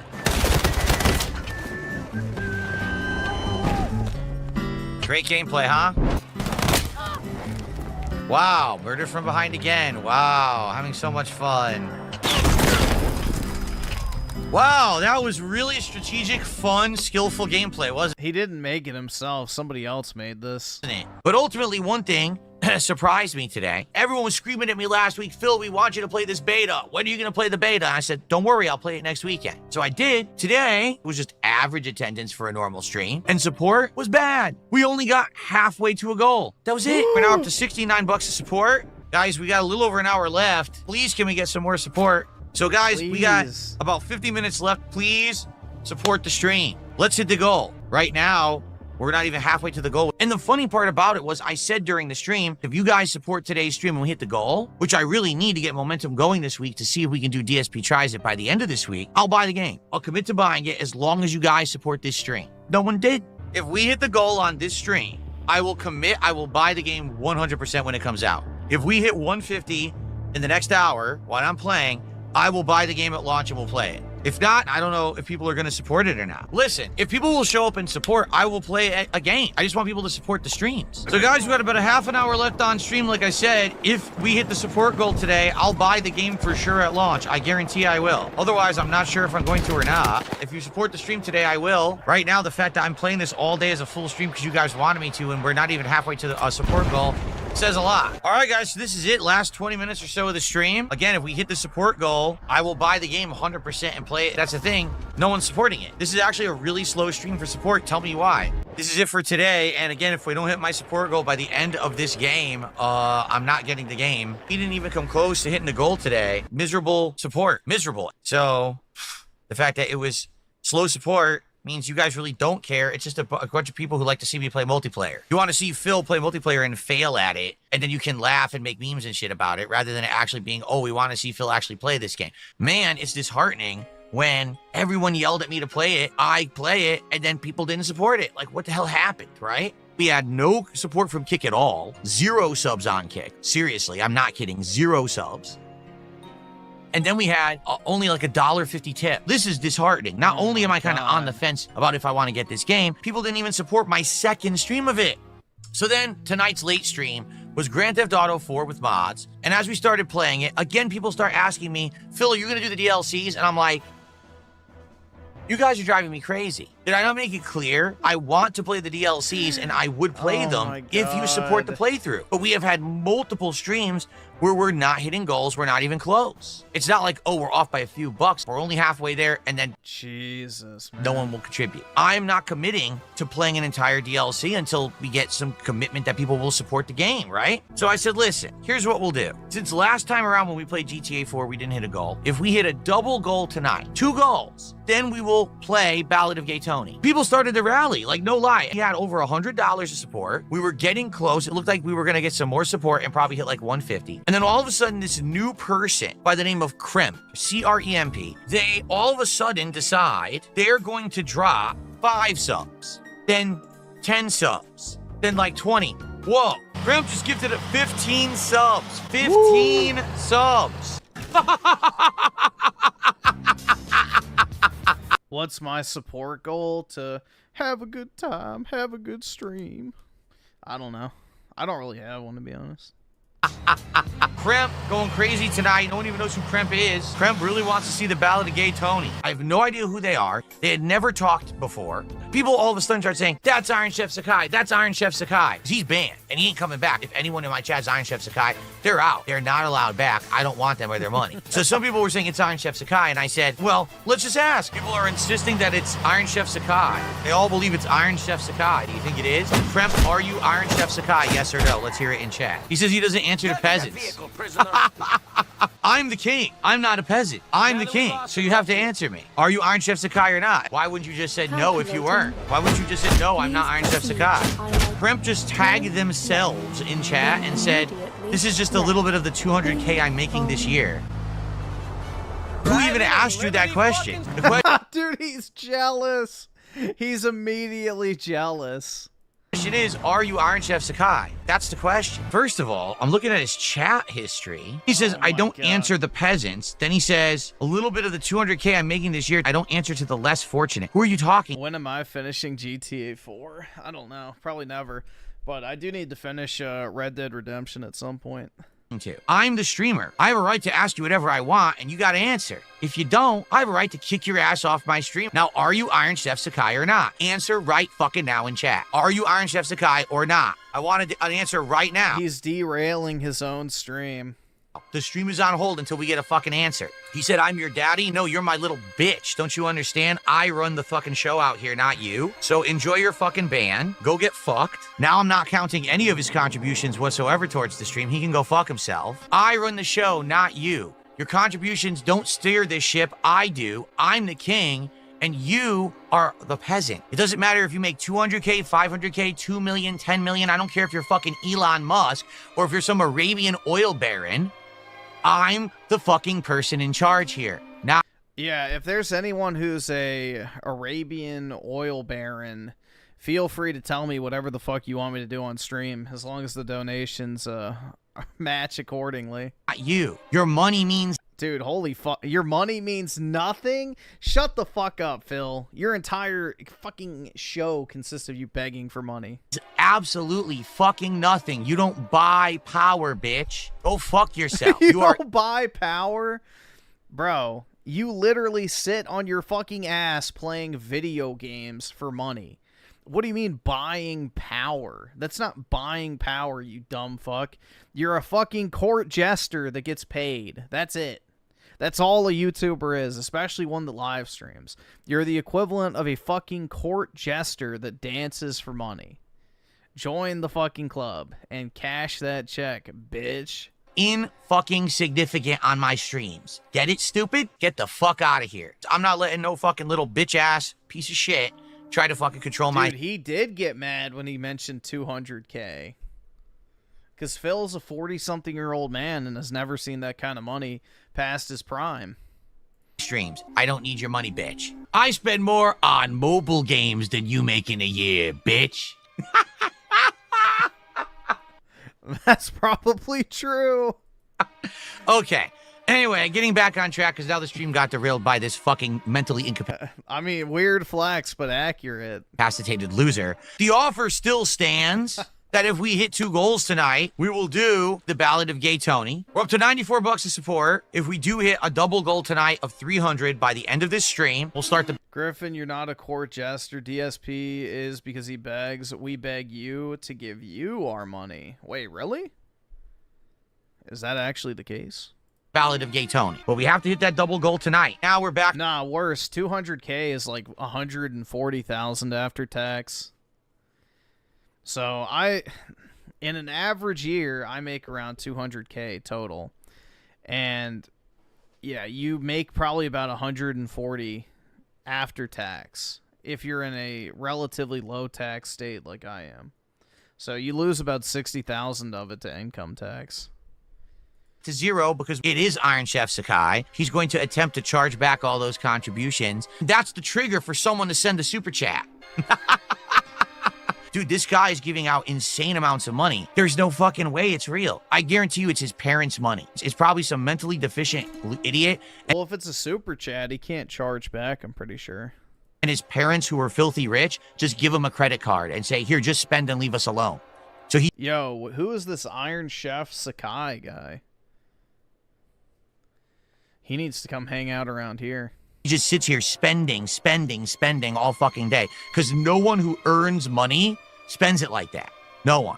You're banned. I don't want your fucking money, you stupid bitch. You fucking weirdo fuck. Go simp for the fucking casino and stay the fuck off my streams. Nobody fucking wants you here. Spend some more of your parents' money somewhere else. Is Kremp seriously gifting more subs? Kremp is banned and is gifting subs, folks. It doesn't count. He's actually gifting more subs. What a fucking idiot. What kind of a mentally deficient loser sits on a streaming website making insane amounts of sock accounts to gift wild amounts of subs just to cause drama? What is wrong with this guy? He's a complete mentally deficient person. I think that ICS got rejected by the OnlyFans girl, so he came crawling back. He's one of Phil's pay pigs on Kick who got banned for talking shit to him. Hated him ever since. That's retard.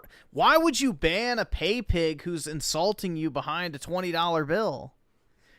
That even Wings isn't dumb enough to do that. The fuck?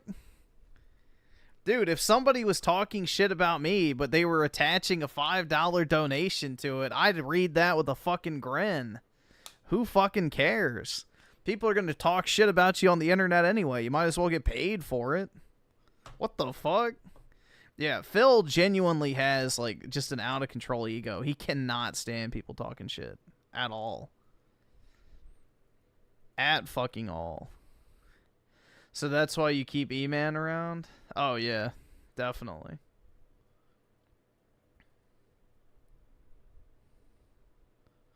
I could say the same about you, FBI, but, you know. You kind of fit the bill more if it was a former mod. If it was a former mod, then you kind of fit the bill even more. So I continue to play GTA 4. And then Ether335, they come in and they gift 50 subs. The hell? This is very suspect, is it not? So, of course, now, as you guys can see, Ether335 gifted 50 subs. Ether335 is actually an... Why did I ban Todd? I never banned God Howard. He just, like, quit the internet. He, like, dumped his account or whatever the fuck. So, no, I never banned him. Individual who supports my streams, or it's ICS. So Ether335, for the record, you're saying you're not Iron Chef Sakai because you understand that your timing is impeccable and everyone is now going to accuse you of being Iron Chef Sakai. He says, yes, it's legit. Have fun, bro. We all believe him. Ether is Iron Chef Sakai. Isn't it suspect that at the very same time that we had this new guy, Kremp, coming in, gifting over 20 subs, then it's revealed that he's likely Iron Chef Sakai and he's saying insulting things to both me and the viewers.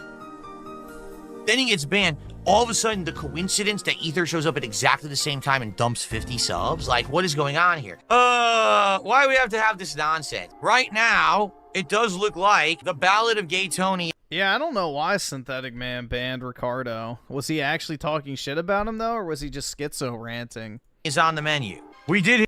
Because, you know, Ricardo doesn't seem like a shit talker, bro. Hit 2 goals tonight. If I get charged back for all of this, then no. If the contributions stay, then we're good. So I'll let you know on Thursday if I get paid or not for all these subs. If they don't come through, that means that this is all charged back and it was all actually ICS, and then we can't do it. You're breaking the law.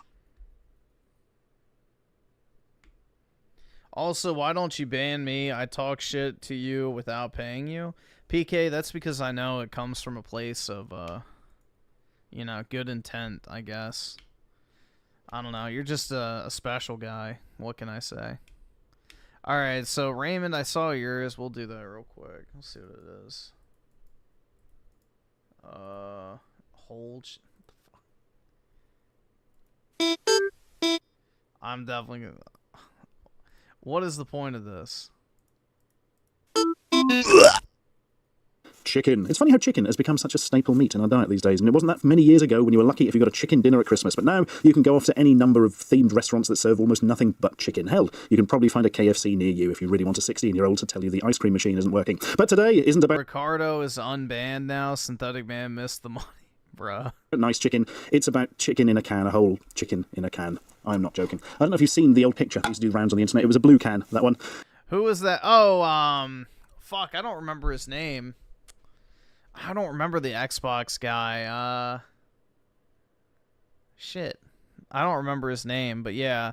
The guy who had the two hot blondes living with him who were his tenants / roommates, and they paid their rent and blowjobs.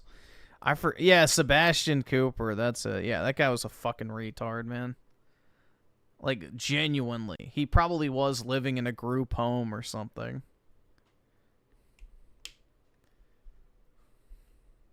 And the most horrifying thing came out of it, a sort of chicken's corpse covered in jelly. And frankly, I'm terrified that's what's going to be in this one. Thank you to whoever sent this in. Obviously, this lovely chicken ready trademark. Yep, somebody actually went to the office with this. One whole chicken without giblets. Damn, I forgot to bring my own giblets. Packed in broth.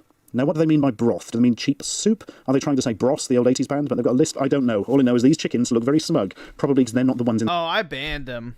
I got sick. Because, like, dude, he was in here constantly shilling for every Xbox game. And we pulled up his Xbox account. And this fucker didn't even play 90% of the games he was shilling for constantly. Like, I had more gamer score and more time in every single quote-unquote banger Xbox title that he was shilling for constantly. Yeah, and he kept doing the crypto scam shit. Yup. So, I just got sick of him. So, he was trying to scam people with his, like, yeah, if you give me $300, then I can 10x your money or some shit. It's like, bruh. So, I'm not doing that shit. No crypto bro scamming in my chat. McCann. Net weight, 1.42 kilos. Serving suggestions. This product is fully cooked and may be served cold or hot. Yeah, like I'm going to heat this up. I don't want to wreck my pans, my life, and anything else in the vicinity. Salads and sandwiches. Meat may be removed from bones and combined with ingredients such as mayonnaise, dressings, olives. Wow, I'd love a recipe book from this guy. Meat may be removed from bones and combined with ingredients. Good work. Soups. Broth is delicious when used to prepare chicken rice. Yeah, I think I would probably say this was something you would probably use in a soup. Or not at all. Yeah, I'm going to go for not at all. Delectable chicken-ready dumplings. Oh, no, thank you. I think we'll avoid that. Do not heat in can. But I like explosions and shrapnel in my... Yeah, maybe I don't. Nutrition facts. It's full of cholesterol and salt. What do you expect? Ingredients, chicken broth, and salt. Could you explain what chicken broth is, perhaps, a little bit? Do you mean just water that's had chicken in it a long time because it's been in a frickin' tin?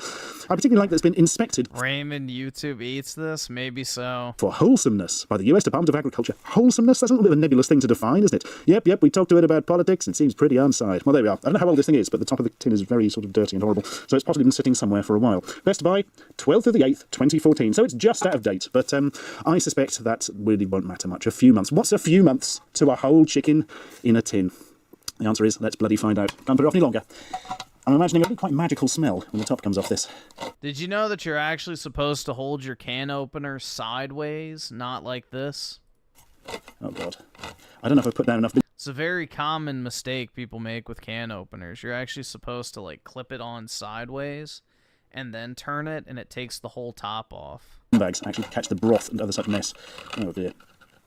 Oh, my God. I have not got the tools at hand to deal with this. Why? Is this all the fat that's gone to the top or something? Oh my god, that's horrifying. Yeah, I can't. This is basically full of water and some sort of fluorescent pus. Okay, I wasn't expecting this. I'm going to have to go off and yeah, drain that.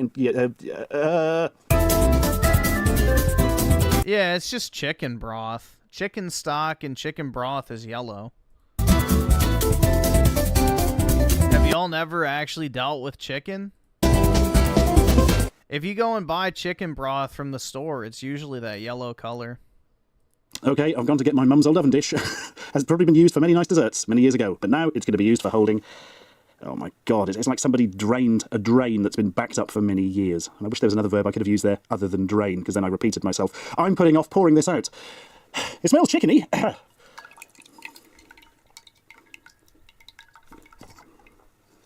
Oh yeah. Whole chicken, whole chicken, whole chicken in a can. It's nearly drained. There's some sort of props left over from one of the Alien movies coming out, I think. Yeah, get a load of that. Yeah, that's the stuff. I'm going to have to eat this at some point, aren't I? Oh my god, right. So we've got a bowl full of what I can only assume is some form of congealed fat that's gone a completely fluorescent orange, and something that looks like it's been puked up by something. Yeah, I mean, obviously you wouldn't want to eat preserved meat in a can. That's nasty. Not of this earth. It smells very chickeny, though, it must be said. And now, prepare yourself for a whole chicken in a can. Oh, hang on, the thing's stuck. That's not good. Here we go. Oh, marvellous. Any vegetarians in the house? What's that? All of you now? Do you know, the one on the internet that I saw did actually come out as a whole chicken, so I was kind of expecting that. This, oh my god, who here, I don't know why I'm asking this as a question, put it in the comments, there we are. Who has seen the movie Beastmaster, the 80s action flick, one of my mum's favourites, coincidentally, where the actor Mark Singer is off on a magical quest and teams up with some horrifying albino vampire monsters who can reduce a living creature to a pile of pus and bone within seconds. It's this stuff that drops out when they're finished. So... Should have brought my surgical gloves for the autopsy. Well, they've still got the skin on it. God, where do they cook these things? Oh, hey, it's so tender, the meat's just falling off the bone. I wish I was dead. Oh, I soon will be. It's very pink, isn't it? Worryingly. This is the sort of pink... I mean, look at this. Are you sure this is cooked, lads? You 100% sure, Mr. Canned Chicken Man, that is cooked? Because that's looking a bit suspiciously red to me. You probably can't tell at home, because obviously lighting is weird to use a video on that. But, yeah, if this is one of those things you're cooking at home, you'd be like, I'm going to put that in for a few more minutes. Anyway, time to try some delicious meat. I'm going to try this nice bit here that actually looks vaguely cooked. Tastes of... horrible meat gelatin, like the stuff you get in cheap pork pies. Cheap pork pies. Yeah, that's very British. There's something with chicken texture that's turning a little bit to dust in my mouth. Not really any flavour of chicken. That's amazing. They managed to take an actual real chicken and make it not taste of chicken. I mean, that's like some alchemy going on there. That is amazing. Yeah, there's all I can imagine at this moment is Dan sitting at home and saying, thank God he didn't bring me in for this one. He likes a nice chicken, does Dan? Probably not this one. This is the most amazing part, obviously. This is what I eat? No. Absolutely not. This is great. I don't eat canned or processed meat at all. I just go and buy chicken and then bake it in the oven. This is Halloween costume material for the rest of your life. Chicken bones. It's absolutely lovely. I'm going to have to try some of the broth now, aren't I? I'm not going to try the stuff in the bowls. I mean, it's frickin' fluorescent. That is not a good thing. It's like the sort of colour nature gives to poisonous frogs in order to warn other animals off eating them. So, congealed fat and goo. Let's just get a good look at that. Lovely. What's it taste of? Yeah, just, well, congealed fat and goo, frankly. We're going back to the cheap pork pie analogy there. Go on then, let's try a little bit of... I can't even tell what part of the chicken was what. It just sort of collapsed into nothingness. Is that a leg bone there? Can't tell. The leg bone's connected to the nasty goo. The nasty goo's connected to the rest of the nasty goo. The nasty goo's connected to everything else. Now hear the word of the Lord. If you were actually eating this for dinner, I don't think you would say grace to God before. You'd say to Satan, wouldn't you? Go on then, a little bit of the darker stuff. Congealed fat. That's it. There's just no chicken taste to it. Maybe... No, I was going to say, I think I was just imagining it. Actually, that is absolutely appalling. Well, there only one thing remains, for me to jar the camera slightly and try some of the skin. I have an air fryer, but I don't really use it too much. Let's get a bit of some follicles on it, that's always better. Follicles, follicles. Sounds like a children's show, but is actually disgusting. Right. God almighty.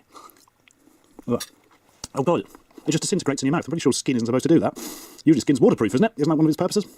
Well, there we go. For your delectation, that was Chicken Ready, one whole chicken, and it's absolutely fucking awful. I cannot describe how crap this is. They've managed to take a whole chicken and totally ruin it. I mean, even if you're preparing for a zombie apocalypse and all you had was tinned food, you probably wouldn't be stretching towards this one. There must be better uses of the medium, to say the least. Oh well. The scary thing is this is probably higher quality than the chicken we get in most processed foods. Subscribe for more. Well, yeah, that's a given.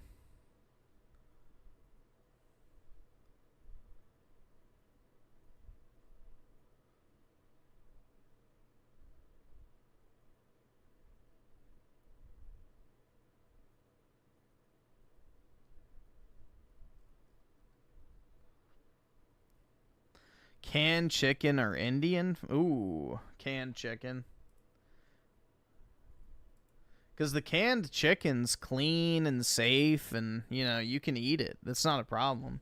It's just going to be nasty and super fucking, you know, disintegrated. But Indian food can genuinely kill you. Canned chicken or British food? I'd go British food. Just get like a pot roast or something.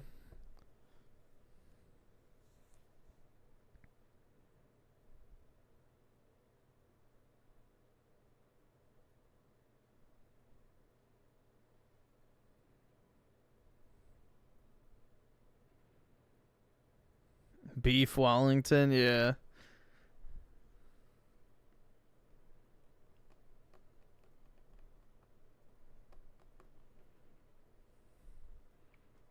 Tinned beans, British tinned, American chicken. What a great combo.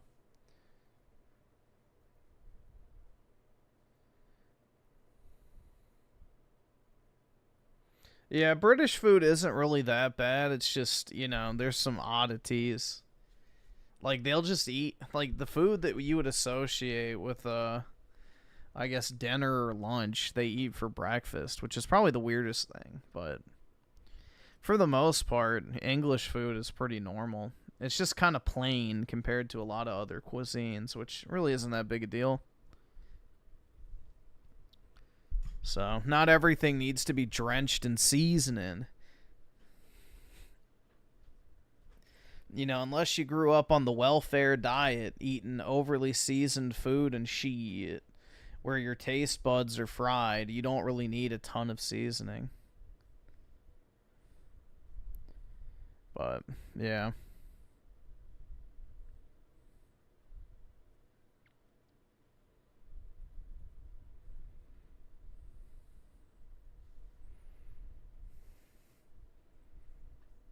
Did I see the like to dislike ratio? No, I did not. What's it at?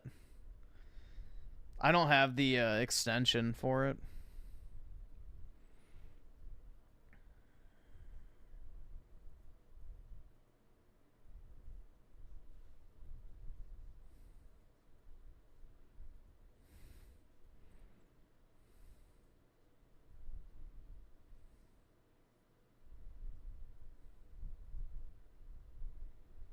I think it looks pretty bad, honestly. But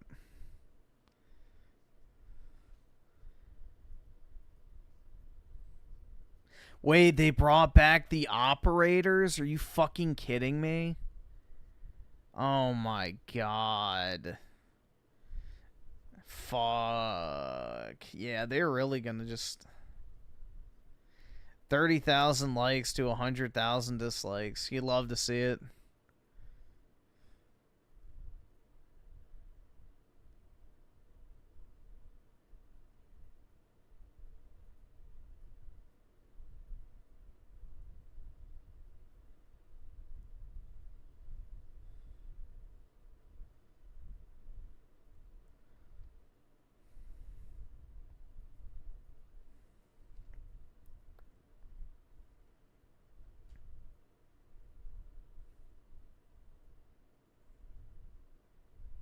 Top 10 games of all. So welcome back to We're gonna skip to number 1.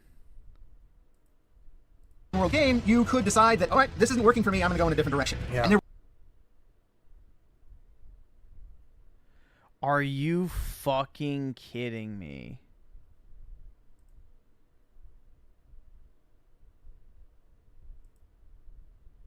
path, it wouldn't be nearly as effective as this. Hey, here's a world. Go at it. Right. Are you fucking kidding me? Elden Ring. And yes, that does diminish the story somewhat, but just the mechanics of that game, it's brilliant. It's really a brilliant game, and I will have nightmares about the lava level, climbing the roots of the Halig tree, trying to get to the city where Millennia is. It's just, ugh.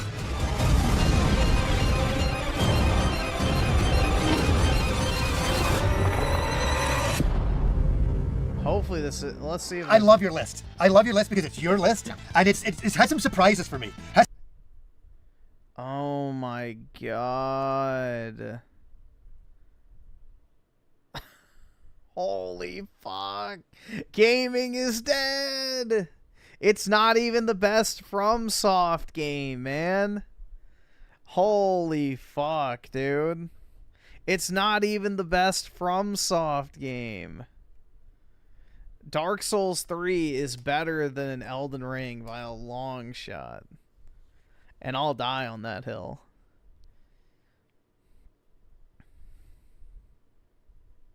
Yeah, that's the thing. It's like such a shitty game to replay. I have zero desire to replay Elden Ring, probably ever.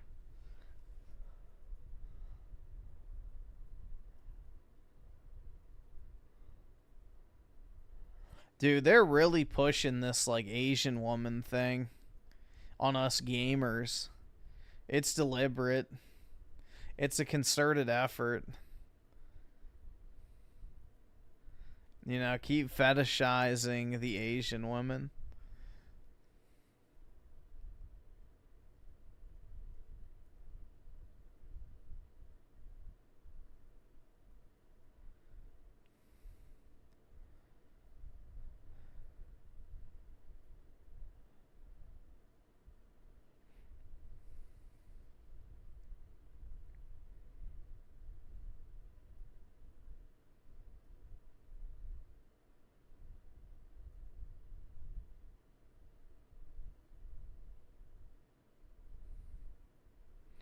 Video games are a waste of time. They are. By nature. It's what they're designed to be, is a way to waste time. I don't understand why that's so hard for people to accept. Video games 100% are a waste of time. Anyone denying that is just delusional. But that's the entire point. They're meant to waste your time.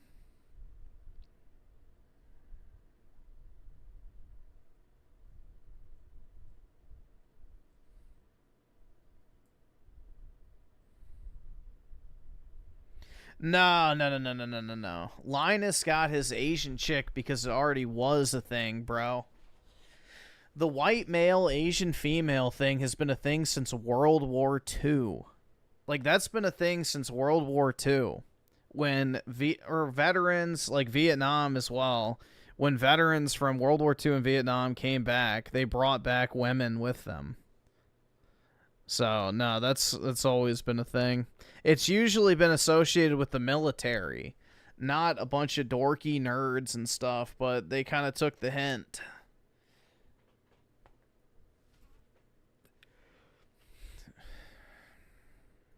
But yeah, that was more of a military thing than a tech thing or nerd thing. The military did that shit first. The chuds would get deployed and then they'd bring back their Asian fleshlight with them. That's why you see a lot of Vietnam veterans with Asian wives. Especially.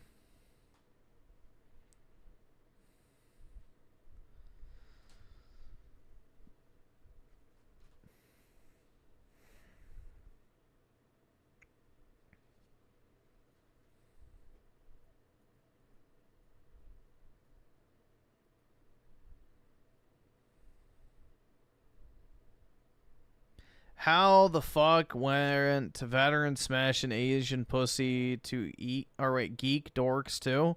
Because they discovered the cheat code of just be white. Asian women fetishize white men just like white men fetishize Asian women. So it's a, you know, match made in heaven, I guess you could say. So having a white spouse in an Asian country is considered a flex. Like, if you're an Asian guy who marries a white woman, massive flex. If you're an Asian woman that marries a white guy, massive flex. So, it's like, you know, basically you're the trophy husband or wife. It's kind of weird, but, yeah. It's how it works. There is no upgrade, man. I guess is the takeaway.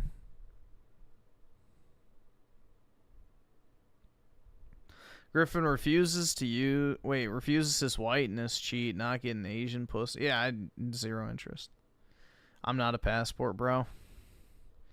I'm not going to spend thousands of dollars to go to some, you know, third world Asian country just to slam poon, bro. Especially with some chicks that have already been run through like 800 times.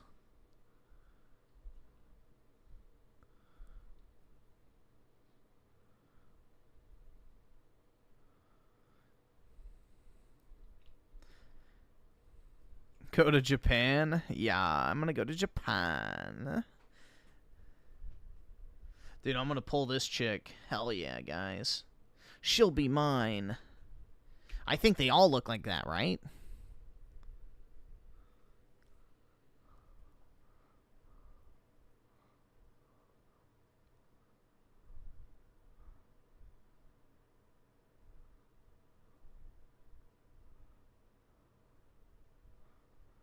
Yeah, I think of the Asian women, the Japanese are the most attractive, but I don't know. I don't think I'd do it.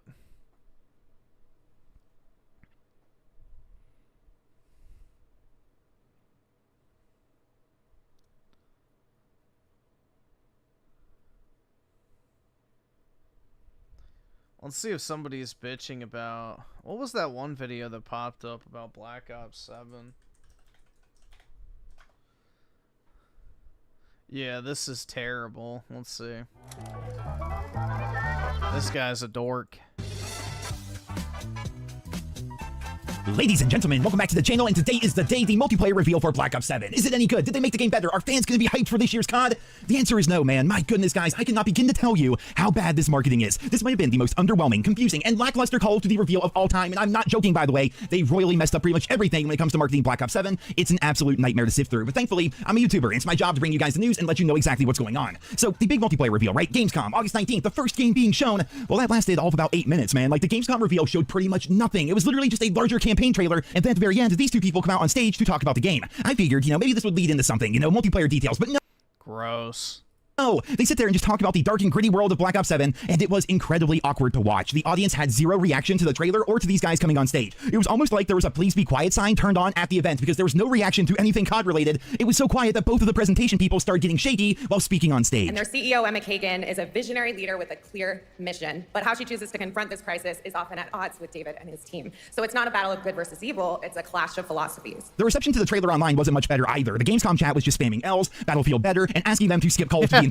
Battlefield better is true. Entirely and move on to the next game. It was really freaking bad, and it was a massive disappointment. Crazy how the Xbots on Twitter are glazing this slob just because it's on Goy Pass. Yep, many such cases. We had to wait until the end of summer for this reveal. Like, the kids are going back to school like next week in my area. We had to wait all summer for this, and they showed literally nothing. I was so confused. I even tweeted out like, that was it? That's what we've been waiting for? But then the notifications started popping up from Charlie Intel, Modern Warzone, J-God was in there. Like, all the people that were flown out to Treyarch Studios suddenly started posting a ton of information about the Black Ops 7 multiplayer. I was thinking to myself, where is this information coming from? Like, I just watched the whole reveal. None of that was in there. Like, I know you guys were at Treyarch Studios last week, but why is the official COD Twitter not talking about this? Why didn't they mention any of this at Gamescom? Like, why are they not posting any of this stuff themselves? And then things started to get really freaking weird. Strap in, guys. We have a lot to go over here today. There are timestamps down there in the description, but I recommend watching the whole way through because I'm about to take you guys on a freaking journey.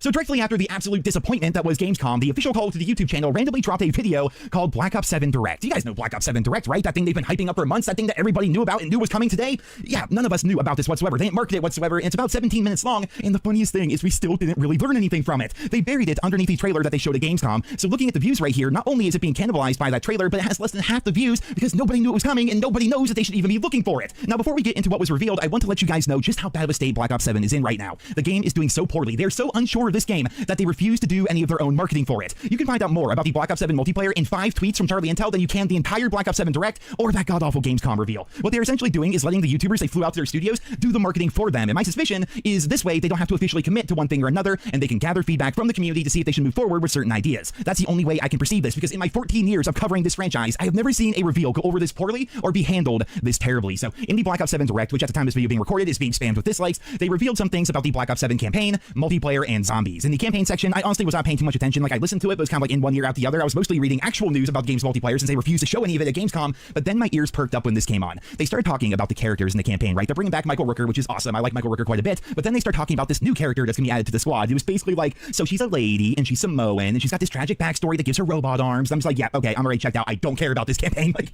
this is what they're doing, man. Like, this is what the Black Ops universe has essentially become. And the craziest part is I think a lot of people would actually really enjoy certain aspects of the campaign, but they barely touched on any of that whatsoever during Who the fuck wants to play as that, bro? the direct. They revealed that you can level No one. up your guns in the campaign. Literally no one. There's going to be challenges in the campaign that'll tie to your player level, but that's pretty much all they said. And it turns out there's much more to the campaign that we end up finding out from YouTubers that were flown out to Treyarch. Like, again, this marketing's so freaking terrible. It turns out the campaign will literally have its own mastery camos. Yeah, freaking mastery camos, like a dark matter you can get in the campaign. But of course, they never officially said that in any of their marketing or anything like that. And they start talking about how it's going to be co-op and PvE, and there's going to be this big fight at the end they can do over and over. Just why not officially market any of that? Like, why are you outsourcing your job to freaking YouTubers? It doesn't make any sense, man.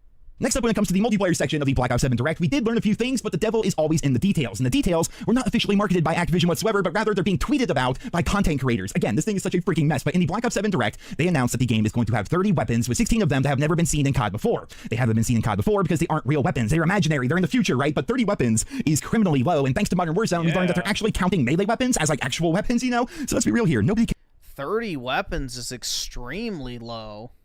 I feel like there was more assault rifles and SMGs combined in Modern Warfare 2. There was probably like 30. cares about melee weapons besides these knives only, right? So essentially, Black Ops 7 will only have 28 weapons at launch, and that's counting pistols and launchers, man. That's freaking terrible. For context here, Black Ops 1 had 42 weapons at launch, and Black Ops 7, a game made 15 years later with like 10 times the budget and 5 times the developers, only has 28 weapons. I mean, gee, I wonder if they're going to be cutting content from the base game to package as DLC for the upcoming seasons. They would never do that, would they? Yeah, obviously it's what they're doing here. After that, they revealed Omni Movement, and guys, it looks like we were right. It's like a slightly dumbed down version of Black Ops 3 movement, man. Like, you can jump higher than normal, you can wall run for a brief period of time, you can jump off of that wall and jump onto other walls like you could back in Black Ops 3, and I can't imagine what it's going to be like with skill-based matchmaking. Like, do you guys think your lobbies are sweaty right now? Just wait until half the team is wall running and double jumping and the other half of the team is butt sliding. Like, it's gonna be so freaking bad. Weapon metas are also going to be crazy as well. We already have people with like 40,000 kills in Black Ops 6 with only the Amos and the Jackal. Well, in Black Ops 7, they're adding even more weapon prestige systems, meaning you can technically level up a gun to level 250. And on the one hand, new progression is typically a good thing, but on the flip side of things, players now have a reason to only use the most broken OP guns the entire freaking year. And on top of that, I actually think this is kind of a good change, but in high skill-based matchmaking brackets, it's gonna be very frustrating.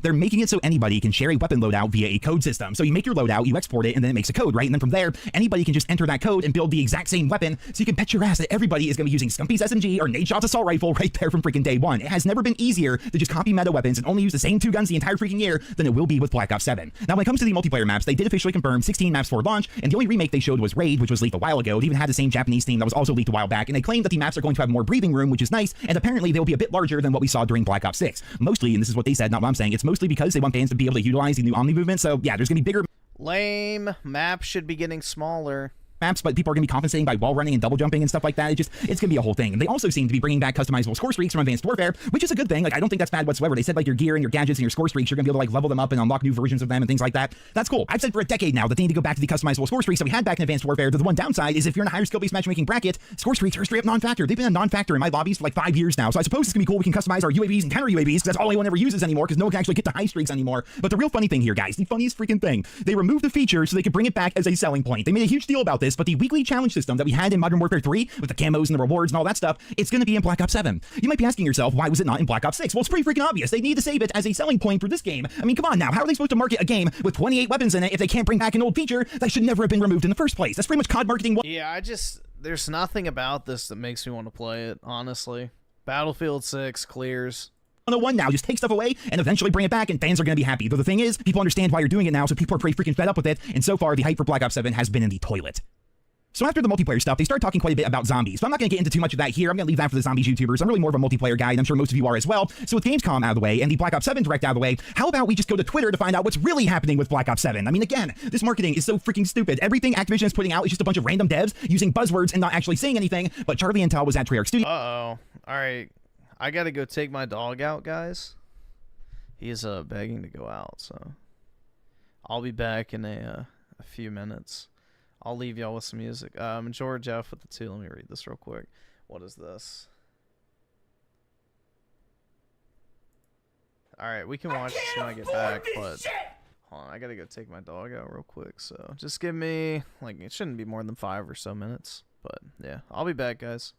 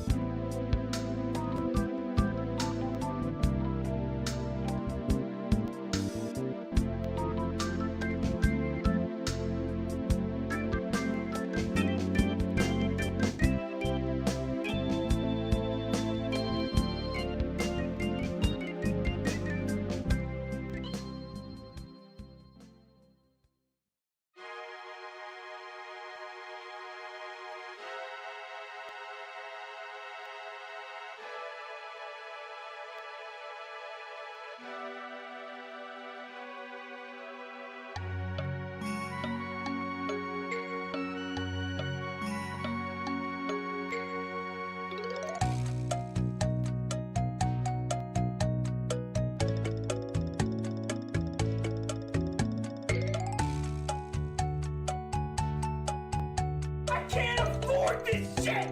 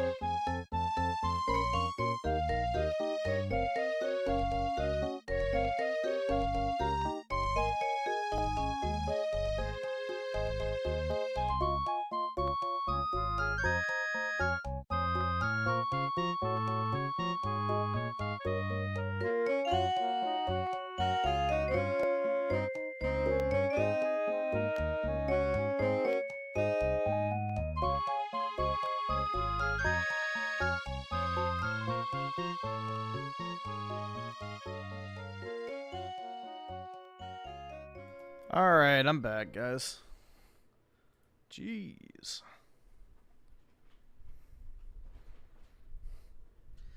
Got a headache now, which is annoying, but... let's see, ask you the 2x the video. Alright. And then Major Jeff with the 5. I just woke up and kicked my dog and woke her up. I feel bad. That's alright. My dog was laying basically on top of me, and I had to shove him out of the way to get up, so it happens. They don't really care. Don't feel too bad about it. Studio last week, so let's find out what's actually happening with the game. Here we can see, breaking, Black Ops 7 features a total of 16 mastery camos. For the first time ever, campaign will have mastery camos available to unlock. Huh, that would have been interesting. Why didn't Activision mention that in their official marketing? Here we can see classic prestige returns, 10 prestiges, 55 levels each. Yep, they didn't say anything about that whatsoever. Carry forward for Call of Duty Black Ops 7. All current double XP tokens and gobblegums available day 1 within Black Ops 7. Operators, bundles, and other Black Ops 6 content to be added to Black Ops 7 at Season 1 launch. Holy shit, guys, I was so freaking right about this. They did bring back Carry Forward as a way to pad out content. I literally called it in that video. I told you guys to clip it, but who cares? It's confirmed now. 28 weapons at launch, a historically low count, by the way, and at the start of Season 1, they are going to bring in all the stupid Beavis and Butthead skins, and the unicorn operators, and the roller coaster guns, and the weed tracer rounds. It's all gonna freaking be there, man. I can't wait to have Seth Rogen wall run and double jump at me while shooting his unicorn. Yep, COD's getting a lot of hate. It looks like crap. Dildo gun. It's going to be so much freaking fun. Next up here, we can see some Black Ops 7 multiplayer updates. No tactical sprint by default. Use perk for it. So there's going to be a perk that gives you tactical sprint, but it won't be there by default. No aim down sights while That's terrible. sliding, diving, or wall jumping by default. There's a perk for that as well. Specialist That's terrible. bonus to get all perks, looper perk for looping score streak, so it's not going to be built into the game, it's going to be a perk rather, gung-ho perk for sprint while firing, and then on top of that, Modern Warzone has revealed that there will be no manual doors within the game's multiplayer maps. Yeah, all that information would have been useful, but the average player is going to have no freaking idea about any of it because this marketing campaign is so freaking terrible. We then have one final piece of information, some of the smarmiest, most condescending bullshit we've ever heard. Activision confirmed during our visit to Treyarch last week that they are fully aware of the feedback on how cosmetics look in Call of Duty, and they are taking it into account for the future. What future, man? Like, what freaking future? They already confirmed that unicorns, emoji girls, Seth Rogen, the Ninja Turtles. Yeah, exactly. Well, 3 things.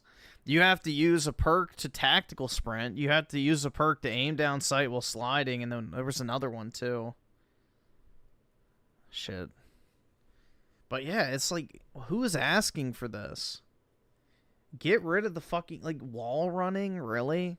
I don't know. This just sounds like a hard pass. Turtles and Beavis and Butthead are coming to Black Ops 7 during Season 1, so when's that change going to take effect? Like next year for Modern Warfare 4? COD 2027 by Sledgehammer Games? Freaking Black Ops 8 in 2028? This is nothing more than freaking lip service that they told Charlie and the other creators privately, and it all goes back to that same old adage. Yeah, but they could actually make skins that look cool that don't, like, remove the immersion factor. Like, you could very easily make, like, out there weapon camos and stuff like that that look really awesome.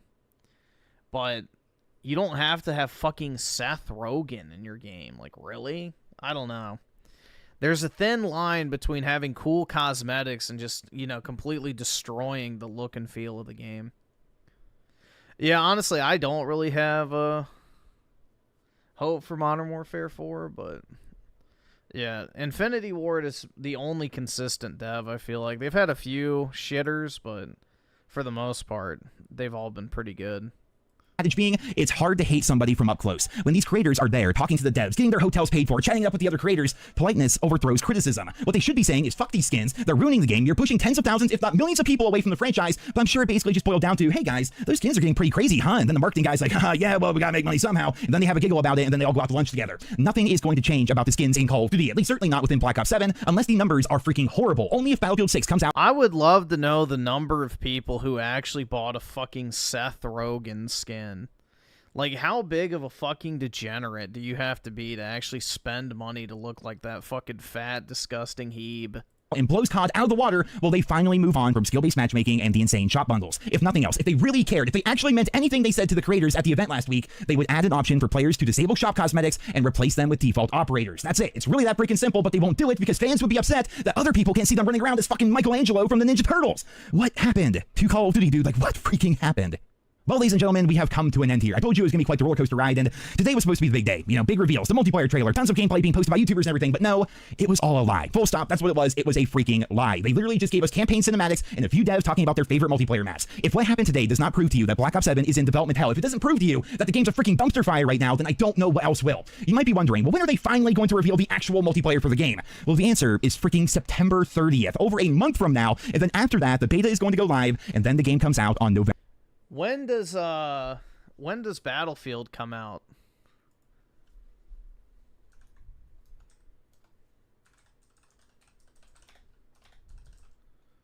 Release date October 10th. So they're desperately trying to get this beta out there right before Battlefield comes out. All right, awesome. Thanks, nigga. All right. They're desperately trying to get it out there to try and curb the sales of Battlefield. I think it's odd that they're releasing it so late into the year this year. November 15th. Usually they've been doing like mid to late October. But they pushed it back so far. So, kind of interesting.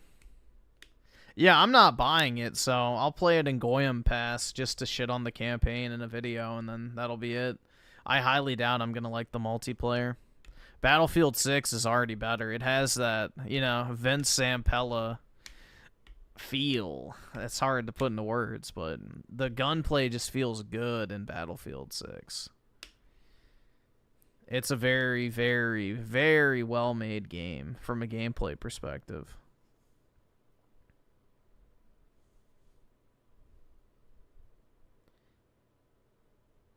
I think it's the 15th for Black Ops 6. They showed it on screen at one point. I don't know. November 14th. It's pretty clear that they're super behind on this game right now. It's pretty clear they're making just tons of changes because they just understand that the game is not going to be working right, despite the fact that apparently Black Ops 6 and Black Ops 7 were being developed. Oh, my bad. It's November 14th, not 15th. So yeah, November 14th, 2025. Together, which further proves the point that Black Ops 6 was just a filler game, but then after that, when the beta does finally go live, they're only going to have 1 month to try to fix everything for the full launch. Battlefield just had its beta, and admittedly, it was pretty broken in some areas, like some parts of the Battlefield. Yeah, it just feels like a modernized Battlefield 3 and 4. Like, that's what it feels like to me. And personally, I really like that. Beta were actually pretty freaking bad, but at least they gave themselves 2 full months to work on the game before it comes out in October, right? Call of Duty is going to basically have half that time, and we can all see it, man. We can all predict the future when it comes to this. I feel like I'm freaking Mama Murphy right now after taking a huge hit of Jet, but the future of this game is going to be horrible. The beta is going to be the sweatiest, jankiest, most unfun experience you will ever witness, and the launch of the game will be a buggy mess with barely any weapons. And then, around December, Season 1 is going to drop, and the game still won't be fixed, but instantly, all the cartoon characters and weed icons are going to be flooding into the game, surrounded by some sort of rainbowy smoke haze of cringe levels I've never freaking seen before. I can't wait to cover this dumpster fire, because it is going to make some hilarious videos. But that's the saddest part, man. COD should be fun, not funny. We shouldn't be sitting here getting more enjoyment, laughing at how terrible everything is. We should be able just to play the game and enjoy it like we used to, but Activision won't allow that. They're going to keep rolling out the Corpse of Treyarch and the Black Ops universe and then just keep milking it for every red cent that is possibly worth. Oh, and one final thing before we wrap up the video here. I just remember what an event it used to be when COD came out. Like, it was an event, bro. Like, it felt like a public holiday almost. You know, everywhere you went, you'd see the COD marketing material. You'd see the fucking Dew and Doritos. You'd see the, like, posters up. You'd see the billboards, the commercials. Everybody was talking about it. You were, like, thinking about how you could maximize the amount of time you could spend with the game in the first week. Like, it was something you genuinely look forward to. It was like an event. It was like an actual exciting, fun, you know, thing that mattered. Now it's just like, oh, wow, another Warzone update with a tacked-on multiplayer that somehow gets worse and worse with each iteration. So, I don't know, bro. I like, even the ones that I did like, there was no, like, build-up to it. It was never like, oh, yeah, dude, I'm so fucking pumped. Like, I can't wait to play. It's like, yeah, I mean, it was good, but I wasn't ever, like, excited. The excitement for COD has been dead. And it's just genuinely sad. They really had a good thing going. But, alas, no longer. Black Ops 3 was the beginning of the end, and I'll die on that hill. Advanced Warfare, to me, still had a lot of hype. I enjoyed it. I thought it was fun. But Black Ops 3 was just meh. That's when they really jumped the shark on, like, the cosmetics and learning how to monetize and all the other shit that followed.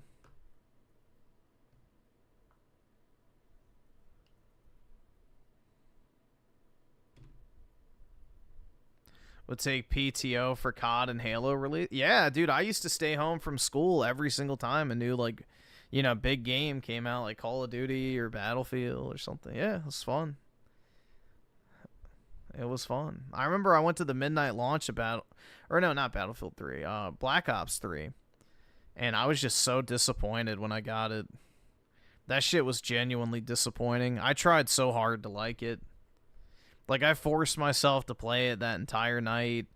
I forced myself to play it for weeks, and I never liked it. It never grew on me. So, Infinite Warfare was the same. World War II was the same. Didn't like those. Modern Warfare 2019 was the thing that pulled me back in. I did not like, what was the game that came after that? Was that Cold War? I think. I don't remember the order. No, maybe it was Vanguard. I wasn't going to get Vanguard at first, but because of the Yong Yaz of the world. Oh, that's right. Black Ops 4. Yeah, that shit was ass.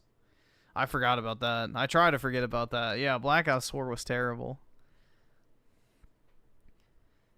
And then, yeah, Vanguard I only bought out of spite, which I ended up really liking the multiplayer. So I wasn't excited for that one. And then, obviously, Modern Warfare 2 I really liked a lot. Modern Warfare 3 was shit. And then, yeah, we're on Modern Warfare... Or no, not Modern Warfare 3. Black Ops 6, which was trash. So, Black Ops 7, yeah. I would say, like, it's pretty much like 30% of the modern CODs I actually like. I don't like most of them at all. But somehow I'm a COD shill, which I find interesting. That was always a weird label to me, because I don't even like modern Call of Duty anymore, really. Generally speaking, I only like a few of the games. And I hate all of the campaigns. But that's a different story entirely. Majora Jeff with the 5 thoughts on Kirby Air Ride is better than Mario Kart World? Potentially, I don't know. I've never played Kirby Air Ride before, so I'm completely unfamiliar with it. But, yeah, I think it looks really good. So, I'm definitely interested in trying it out. Only modern CODs I've liked are Modern Warfare 2019 and MW2. Yeah. Add in Vanguard for me, and I'm in the same boat. So, Infinity Ward has really been the only dev that's been consistent. Today, guys, the Steam page for Black Ops 7 has the exact same AI disclosure as Black Ops 6, so hooray! Expect even more AI slop than ever before. The entire campaign is about AI and technology taking over and everything, and meanwhile, they're over here laying off tens of thousands of COD devs and replacing them with AI. I don't know how they can look themselves in the mirror, but ladies and gentlemen, I'm gonna wrap up today's video. I hope you guys all enjoyed it. Leave your thoughts and feedback on the Black Ops 7 reveal, if we can even call it that, down there in the comments. Be sure to sub if you're new around here. Thank you all so much for listening, and until next time, I hope you guys all have a wonderful day. Dude, Black Ops 6's campaign was genuinely shit. That was terrible. I'll collect the mirror fragments and put together her childhood history. It's like, bro, what the fuck is this? This is not Call of Duty anymore. It's just some wannabe movie game garbage. So... What's up, everybody? It's been a few days. So just to quickly update some regular folks around here, I didn't post anything about the Switch 2 sales in Japan this week, because this week was a holiday in Japan, so they actually are not sharing the information until next week. So it's a good idea to keep your eyes open for next week, because I think they put out 2 weeks worth of data at the same time, if I'm not mistaken. So the numbers might look a little bit higher, but that's going to be divided by 2. Keep in mind that when we did get their last bit of data, which was a week ago, it was the Switch 2's lowest performing week in Japan. And based off of the minor digging around that I've done, it seems a lot easier to grab a Switch 2 now than it was a few weeks ago, but it's not quite as easy as it is to buy one as it is in the United States. So to kind of give you a feeling of what it's like in Japan at the moment, remember at the end of June and early July when I kept insisting that it's actually not that hard to get a Nintendo Switch 2, even if they're selling out as soon as they hit the shelves, or taking a few days to sell out, and everybody kept insisting that I was just being biased and I was just wrong and that this is going to be as it is for the remainder of the next 6 months. And I was using past experiences with older console launches of how long they were taking to sell out, or rather how much quicker they were selling out, and how much more money that scalpers were making off of those consoles. So at the end of June and the early July, I kept insisting that very soon we're going to be in a position where those consoles are going to be readily available in stock in the United States. And right exactly at the halfway point of July, until now, they have been completely in stock, and they are not selling out. Actually, let me caveat that. The only thing that has sold out... That's good. Nintendo already said that they had a massive supply ready to go. So this is how a typical console launch is, usually. Like the PS4, you could get that really easily a month after launch. It wasn't hard to get at all. So, yeah, the typical console launch is not supposed to be like this rare item that you can't find anywhere. That was only a thing in 2020 because of the fucking chip shortages. Is the base Switch 2 model that does not come in a bundle, but the bundles are aplenty. At this point, the Switch 2 might as well be considered a $500 console with Mario Kart World as a packing title, because for the most part, that's all you can really grab. Anyway, so Japan is currently at end of June, early July, America-style availability, which means by the time they get to September, I'm guessing that thing's going to be as available over there as it is over here. But despite that, the patterns of sales and the way that it's dropped down since it launched until now in Japan is less of a reflection of availability and more of a reflection of dwindling consumer interest, just like we saw over here through the end of June and early July. So what we got in the United States, and realistically this will be reflected later this month when we get the Circana data, is that there is going to be a very big push in numbers for the Switch 2 by the end of July. It shouldn't be anything groundbreaking. I'm guessing that the Switch 2 will cross that 2 million threshold because it's already at 1.6 million. If it hits closer to 2.5 million, I would be a little bit impressed, but I think realistically you're looking at 2.1, 2.2-ish million. And anything less than that, with the amount of availability that the Switch 2 has, I would say that means demand is completely satiated and it's much less than you should have expected, especially considering the console is still in its launch window and supposedly there was a lot of hype for this thing. And likewise, following that same trend in Japan in the end of August or early September, we should see something similar, where there's a big bump because that thing is going to be on shelves and it's just going to stay on shelves and it's going to completely level off after that. The question, of course, will be from September and onwards, if Nintendo ever actually announces anything, if Metroid Prime 4 ends up actually being a game that's coming out and not like Schrodinger's Metroid just trapped in a box. Does it exist? Does it not exist? Who knows? At this point, I wouldn't be surprised if they decide to come out and say that they completely scrapped the game and they have to start over again, just like they did with the Switch 1, because seemingly they want to do everything the exact same way they did it last time. Whatever the Well, Metroid Prime 4 was playable at that Switch 2 experience, so I would imagine it's still going to come out. If anything, they'll cancel the version for the original Switch, is my guess. cases, unless there's like a groundbreaking announcement by Nintendo through the end of this year, I'm talking like a guaranteed new 3D Mario. Griffin should buy a Switch for his child. If I had one, I would. That's just knocking everybody's socks off. Unless there's that, the Switch 2 is definitely not going to be having a major shift from now through the end of the year. But we'll talk more sales numbers in the coming weeks. On the 21st, we'll get the next set of Famitsu numbers we can talk about. On the 27th, we'll get the July numbers for Circana. People are going to come in and talk about how the Switch has hit 2 million units, and they're going to be all celebrating and completely neglecting the fact that the Switch 2 basically stopped selling in August. And then right after that, in August 28th, we'll be able to talk about the next set of Famitsu numbers. In the meantime, I don't know how many videos I'll be getting out because I'm working on retrospectives for my other channel. I should have Banjo out next week, I think. My personal goal is Monday, but I don't know if I'm going to hit Monday. And shortly after that should be Donkey Kong 64. I've already finished playing both of those games, so I got the footage for both of them. It's just a matter of sitting down for, I don't know, 20 hours and finishing the videos. Anyway, so with that massive recap out of the way, there's been a lot of drama, a lot of headlines when it comes to the Nintendo Switch 2 and third parties, especially in the past week or so. So like you had Madden drop and everybody complained about how terrible it performed, so much so that Nintendo fans had to go online and start berating people that said they were unhappy with the performance. Borderlands 2 recently announced that there will not be a split screen mode in the Nintendo Switch 2 version of the game, and people were pretty upset about that. And now after Microsoft promising that Call of Duty would be coming to the Nintendo Switch 2, they've seemingly completely backtracked on that, and Call of Duty will not be coming to the Nintendo Switch 2. At least not with the other consoles like Xbox had promised. And naturally what's happened is a lot of people have come out and they've said it's the fault of Nintendo because they have an inferior product. Like it's weaker hardware, right? You're looking at PS4 Pro, something that came out in 2016, and people are clapping about that like it's an amazing achievement. I mean, it's handheld, but it's also a home console, and at the home console experience, it is outdated. Now, normally when somebody comments about Nintendo's weaker hardware, and that's why it's not going to be getting the high-end third-party support that people had expected, even though they shouldn't have expected it because it is a Nintendo console, Nintendo fans will come out and immediately point to something like Cyberpunk or even Hogwarts Legacy, old and outdated games themselves, but people are considering them as if they came out a month ago. And then usually what they'll end up doing is talk about how something is able to run on the Steam Deck, so I don't understand why these devs can't get it to run on the Nintendo Switch 2. And this is actually part of... That's true. A bigger problem that I have just not really been able to understand why people keep associating the Nintendo Switch 2 with handheld gaming PCs. When they talk about the price of the Switch 2, they compare it to the price of the Steam Deck, or even some of the more expensive higher-end models, like the ROG Ally or the Legion Go. Then they talk about the performance, and they're like, well, for this performance, you're getting an experience similar to that PC, which costs more. And I actually think this is very problematic for a multitude of reasons. Out of all of the handheld gaming devices available to play in 2025, and I'm talking like the mainline ones, not the cheaper Android stuff that you emulate a billion things on there. Like we're talking about, like those top 8 or top 10 high-end handheld gaming devices that are all priced between $500 and $1,000. The only one of them that is actually a gaming device, and specifically only a gaming device, meaning it's not a multimedia device, or even more so, it's not a PC, is the Nintendo Switch 2. And what the fuck is he talking? So he actually thinks the Steam Deck is not a gaming device, the ROG Ally is not a gaming device. Why do they have a controller on the side if they're not primarily gaming devices? Nobody's buying a Steam Deck or a ROG Ally to replace their home desktop. Like, that's an auxiliary feature. They're primarily gaming devices. What type of cope is that, dog? There's an insistence upon people to compare it with handheld PCs, which creates a false equivalence where people start to assume that because it's priced the same amount as a Steam Deck, but the graphics on it are better than a Steam Deck, that they're Steam literally markets the Steam Deck as a console. comparable. But the Steam Deck is like, bro, a PC, which means it's an open device that you can download pretty much anything you want on there. You can put whatever you want on there, and you have no limitations. Whereas with the Switch 2, you are under Nintendo's rule. It's their gaming console. That's why the Switch 2 is considered an expensive handheld game console, or even a hybrid console rather, and the Steam Deck is considered the budget handheld gaming PC, and their prices converge. So the Steam Deck at $450 is considered a good deal. The Nintendo Switch 2 at $450 is considered a massive jump in price for what it's offering. Just because the Steam Deck has SteamOS running on it, so to you, when you hold it, it feels like a regular gaming console, it doesn't mean that it's not a multimedia device. And it's something that I think people have a very difficult time grasping onto. And it's kind of ignorant. I don't know if that's a right word to use here, but like, I went and bought myself a PC, right? Because I needed one for YouTubing. Now, conveniently, I got a very strong PC because I'm like, I want to make sure this is long-term proof. I don't want to drop more money on one later, and I want to fill it up with games if I need to. But I need something strong because I YouTube. I make videos. So I spent a couple grand on a device because it took my rendering time for my videos from being an overnight thing into something that finishes within 10 minutes. But it's... What? Bro, you do not need to spend a shitload of money to render a YouTube video in 10 minutes. I mean, it depends on how long the video is, but I spent, what, $800 on my MacBook Air? I can render a video in like 10 to 15 minutes that's 20 minutes long. Like, what the fuck? No, you do not need to dump a shit ton of money to render videos. Also a PC. I can run my emulators on there. I can access so many different types of game stores on there and download different games. It's a multi-purpose device. Like, I can watch movies, I can stream things. Like, I don't have to... Come on, bro. Oscu with the 5, or hear me out. Port over the original Modern Warfare trilogy, literally bank, but Microsoft is too stupid. They really do hate money, I'm convinced. It makes no sense. That's right! That's right!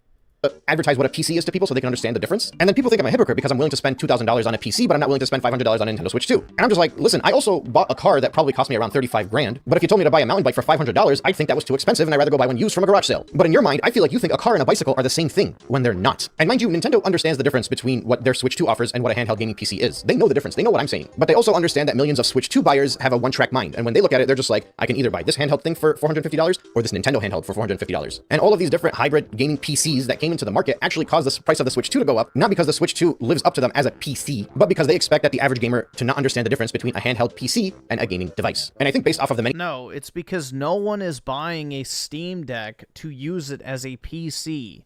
You're buying a Steam Deck to play video games on. This is such a massive cope. So I guess because the PSP let me download music, movies, and use the internet browser, I wasn't buying it for gaming.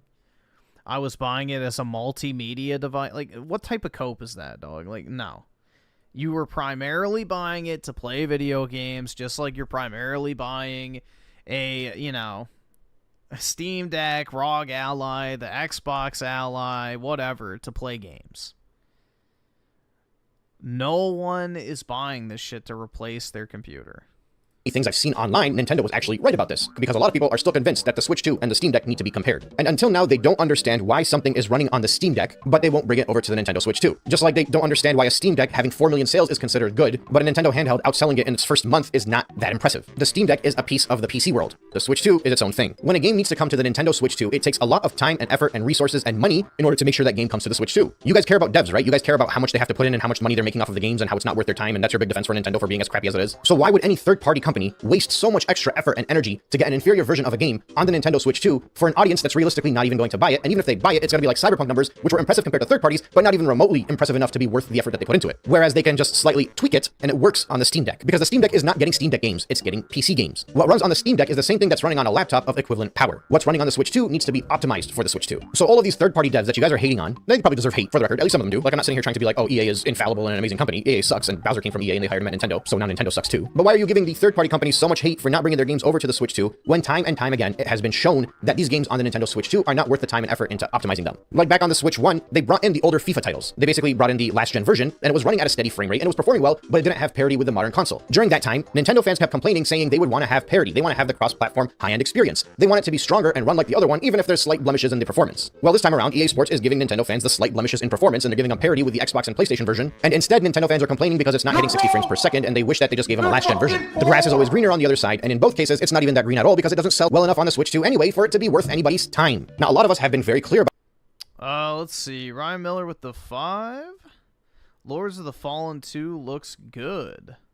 But I'll see if the gameplay actually delivers and then pick it up day one, which will be the only game I'll get. Yeah, I mean, from what I've heard, everybody likes the updated version of the original one now, so. Plus, the dev who makes it's pretty based. So, that's pretty cool. Griffin coping about his Japan slap handheld being trash and not selling again.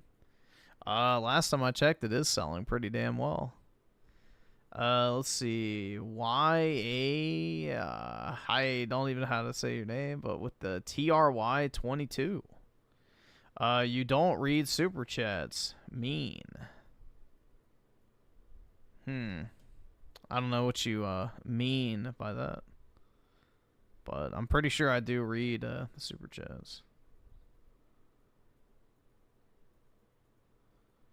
PS2 was a DVD player, not a console. Yeah, exactly. Exactly. Well, I guess the Switch 2 has Netflix, so it's a multimedia device, right? About this from April until now. I know I've just been saying it over and over again, and people are slowly starting to come around and understand the realization. Number one, it doesn't matter how powerful the I'm sorry, YouTube or whatever the fuck. Nintendo Switch 2 is, because third-party companies don't care about how strong the device is, they care about the bottom line, which is the money that they can make off of these devices after investing money into them initially. And it's off to a very bad start that is very reminiscent of what we saw in the last generation. So realistically speaking, we should expect that it's going to continue the same way the last generation did, because it's a Switch 2. We're doing the same thing over again. And the other thing is that this Switch 2 is not strong enough to be considered a high-end device. The PS5 came out 5 years ago, and it's not as strong as the PS5. Even from a third-party perspective, the PS4 Pro, realistically speaking, will run most games better than the Nintendo Switch 2 will, because it's easier to take the Sony version of a game and downsize it into the PS4 Pro than it is to build a from the ground up Switch 2 version of any game. Just like it's easy. That is not how that... Wait, what? Bro, what type of retarded ass logic is that? It's easier to take the Sony version of a game and downsize... No, that is not how Does he not realize that all these games are basically built on the exact same architecture and they're running the exact same version? They just go in and tweak individual settings and, you know... That is not at all how game porting works, but all right. Easier to take a game that runs phenomenally on a $3,000 PC and put it on the Steam Deck than it is to take a game from the Xbox and try to make it work on the Nintendo Switch 2. And you guys will see this more and more as time goes on. If people It's really not, but okay. haven't already accepted that the Nintendo Switch 2 is going to have the same type of third-party lifecycle that the Nintendo Switch 1 did, they're going to see it soon. Need I remind you that even early on in the Nintendo Switch 1's life, people were talking about Halo being on the go on the Nintendo Switch. And it's largely because we got like Minecraft and Cuphead. So everybody was like, oh, buddy with Microsoft. Now we're going to get a Banjo game. We're going to get a Halo trilogy on the Nintendo Switch because the Xbox came out 20 years ago, so it's clearly going to be able to run on the Switch 1. And all of these wild ideas of third parties that were going to be coming to the Nintendo Switch have now just carried on, and they're being said about the Nintendo Switch 2. I'm telling you guys, They absolutely should put Halo MCC on the Switch. Just doing the exact same thing over and over again. But the difference is this time around, it won't work because this time around, people have already done it before. It's not as exciting. And you know something? I was looking at my older prediction video right before the Switch 2 came out, and I had actually insisted that the Switch 2 will realistically hit roughly 50 million units sold worldwide if they were to change nothing. If they were just basically to go with the Switch 2 as it currently is right now. Same price, same BS from Nintendo, all that stuff. And I was surprised that I said 50 million because I've been saying that I think at most it will hit 30 million for the past month or so. So when I went back to watch the video... MCC could have run on the Switch 1. You got to remember that as long as they didn't put Halo 2 Anniversary on there, it'd be fine. Because every single one of those games is a 360 title. So the Switch 1's more powerful than the 360. So it could easily run the 360 version of Halo 1 Anniversary. It could run the Xbox version of Halo 2. It could easily run Halo 3, Halo 4, Halo Reach, Halo 3 ODST, so yeah, it would have been fine, honestly. No problems. There's plenty of 360 games that got ported to the Switch, too. Or the Switch. Like, Dragon's Dogma is one, for example, which I think that had the PS4 version on it, but nah, it should have been fine. I was like, I want to see the part where I say 30 million so I can adjust my assumption, because I think it's actually going to be less than 30 million now. Halo 2 Anniversary is the only one that might have given it some trouble. And I'm saying that because it's very clear that the demand for the Switch 2 has massively dropped off. It's slowing down at an unprecedented rate. And I'm not even talking about it based off of the timeline. I'm talking about it based off of the amount of units that are sold. With 6 million units sold around the entire world and less than 2 million sold in the United States, these things are sitting on shelves. I was talking about PS5, right? I was saying that if there were 2 million PS5 sold and PS5s dropped anywhere or they were available anywhere in stores, that there's no chance in heck those things would last more than 5 seconds and they would end up getting scalped and being sold for almost double the price because they were products that...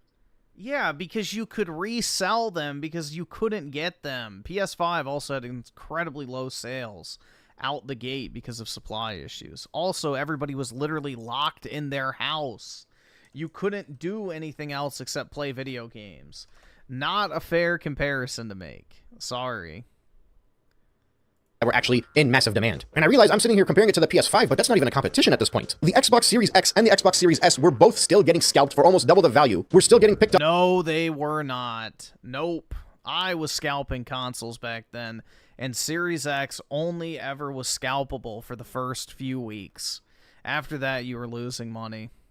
Up and sold immediately for almost double the value during a time where they still had sold fewer than 10 million units. And yet you want to tell me that there are 1.6 Not true at all. to 2 million to 2.5 million, whatever the number is at right now, Switch 2s that are sold in America. Dude, you could order Xboxes from Microsoft consistently a month after launch. They were almost always available. And the demand has been so satiated that they are actually remaining on shelves. Before, they were getting sold and then coming back onto the shelves. But at this point, there are the same number of Switch 2s available today as there were like a week ago. And trust me, I know because I have been obsessively following it along. I've been looking at the local stores. I've been seeing how many units they have on stock, what it says online. I've been looking at zip codes all around the country because I wanted to make sure it wasn't just the city that I lived in. And my city was a very scalp-hungry city. So I felt it was a good example, but I wanted to check around the country anyway. Let me see what my in-stock status is. So there's only one available in my area, and I don't know where Columbia Heights is. No fucking clue where that is. Is that... Yeah, the only location that has a Switch 2 near me is Columbia Heights, which I'm not really sure where that even is. Store details. Is that Maryland? Oh, it's in DC. So the Best Buy inside of DC has one Switch 2 bundle, and that's the only Switch 2 available near me for 50 miles at Best Buy. So, yeah, they're not really sitting. A lot of these stores were selling 7 to 10 units over a span of a week, only a few weeks ago. Now I'm noticing that it says 7 in stock on Monday, and on Wednesday it says 6 in stock. And I straight up drove to some of these stores and okay, and maybe they just got more. Asked them specifically. I was going to buy groceries or something anyway, so it's not like I was just going there for the sake of going there. I'm going to press X to down on that. Ask. But you know, I got to do my due diligence. And almost every single one of them said they had a massive bump when the console first launched. They had a minor bump around the time where mid-July, where DK Bonanza came out basically. And August has been worryingly slow. And obviously, it's because demand has been satiated, at least in America. And when America counts for 1/3 of your sales, that is a big deal. You guys have seen everybody talking about how all of the Switch 1 prices have been pushed back from retailers. That was like the big thing that people were chasing online to get clicks for a span of like 10 days. Just FYI, even Target now, which initially was doing the same price as Nintendo, has also lowered all of their prices back to what they were before the price increases. And the reason these stores are doing that is because retailers get to set their prices. That's why you see a lot of places have Bonanza for cheaper than it actually is. That's why you see a lot of places have discounts on Pro controllers. Because the retailers already bought it from Nintendo, and they're allowed to drop prices on things that they bought from Nintendo and they want to sell on to you. So even if Nintendo goes around and is all sneaky-like and increases the prices of their stuff, the retailer will price things based off of what they're worth. Because they want to move things off shelves. And if they can do that for the games, they can do that for the accessories, they can do it for the controllers, they can do it for the Switch 1 stuff. That means they can also do it for the Switch 2s. So even if Nintendo does not officially announce a price drop, there's a very big chance that by the time Black Friday comes around, unless, like I said, Nintendo comes out and announces something massive and groundbreaking, there's a very big chance that these retailers are now going to decrease the price of the Switch 2 units themselves because they're no longer moving along. My guess is Black Friday, maybe a Christmas deal, maybe some bundles being offered, not sure. But so far, this is all moving in almost the exact pattern that I've been predicting since April. And it's not because I want to be right. Let's get to something very straight, actually. It's not because I think that people doing a backlash online are the reason this thing is going to fail. From day one, I said that Nintendo was playing with fire by charging the prices that they were charging, and as a result, the market will not take well to it. And I was upset because I was enjoying Nintendo being on top with the Switch 1. Nintendo is doing this to themselves. Nobody else is to blame. They did it to themselves when they decided they were going to be the greediest company of 2025. In my area, the Switch 2 Mario Kart bundles either sold out or limited stock. Yeah, the regular console is not even available in my area, but yeah, I have one Mario Kart bundle in the entire area I can go and get. So, but this is normal for a console launch, is what people are forgetting. It is normal to be able to go out and buy a console at a store a month or two after launch. It is abnormal to not be able to find one. Like during the 360 generation, you could walk into a store and buy a 360. You could walk into a store and buy a PS3. You could walk into a store and buy a Wii. You could walk into the store and buy a fucking DS, 3DS, Game Boy, whatever it might be. So this is a completely normal thing. Nintendo's already said they're making a ton of these for year one. It was an outlier during the PS5 generation where people were literally locked in their homes, had nothing to do. There was a massive chip shortage because all the Chinese factories shut down. So nobody could get a PS5, and people were willing to pay a massive amount for a PS5 because they were fucking bored. They had nothing else to do all day. So, I don't know, man. Like, we got some revisionist history going on with the cycle of consoles.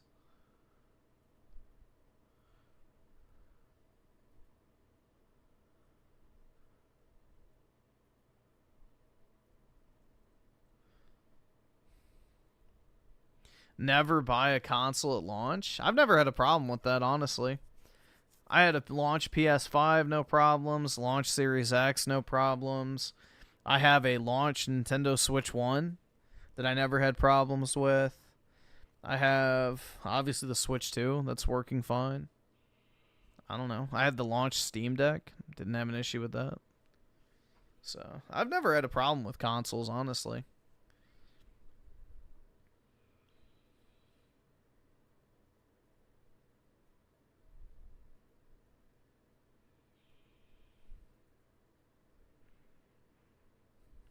Is it gooning to gooning to shorts time? Oh my god. Here you go. This is the country with the fewest men in the world. It may sound unbelievable, but men here are even rarer than pandas. Getting married not only doesn't require a dowry, sometimes the bride's mother is even willing to help cover the wedding expenses, as long as you agree to become their son-in-law. This is Latvia, especially the island of Bantic, where the gender imbalance is severe. For every 100 women, 18 have no one to love.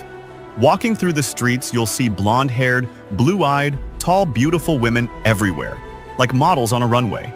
But because there are so few men, they're forced to lower their standards. They don't care if you have a car or a house, as long as you are sincere. Here, even an average man can be pursued by several women at the same time. If you're still single, you might want to consider this country of women and try your luck. This is the country with the fewest men in the world.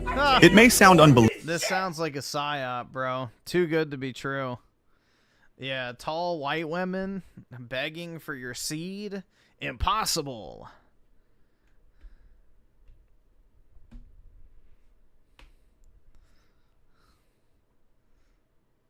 Ryan Miller with the 5. I forgot to mention that the Black Ops 7 trailer is currently being completely ratioed on the COD channel. People are clowning on it, rightfully so. Yeah, somebody mentioned they had like over 100,000 dislikes already, so not looking good, man. I'm glad people are getting sick of these modern CODs, honestly. It's a shame what the franchise has become. They truly had a great thing going.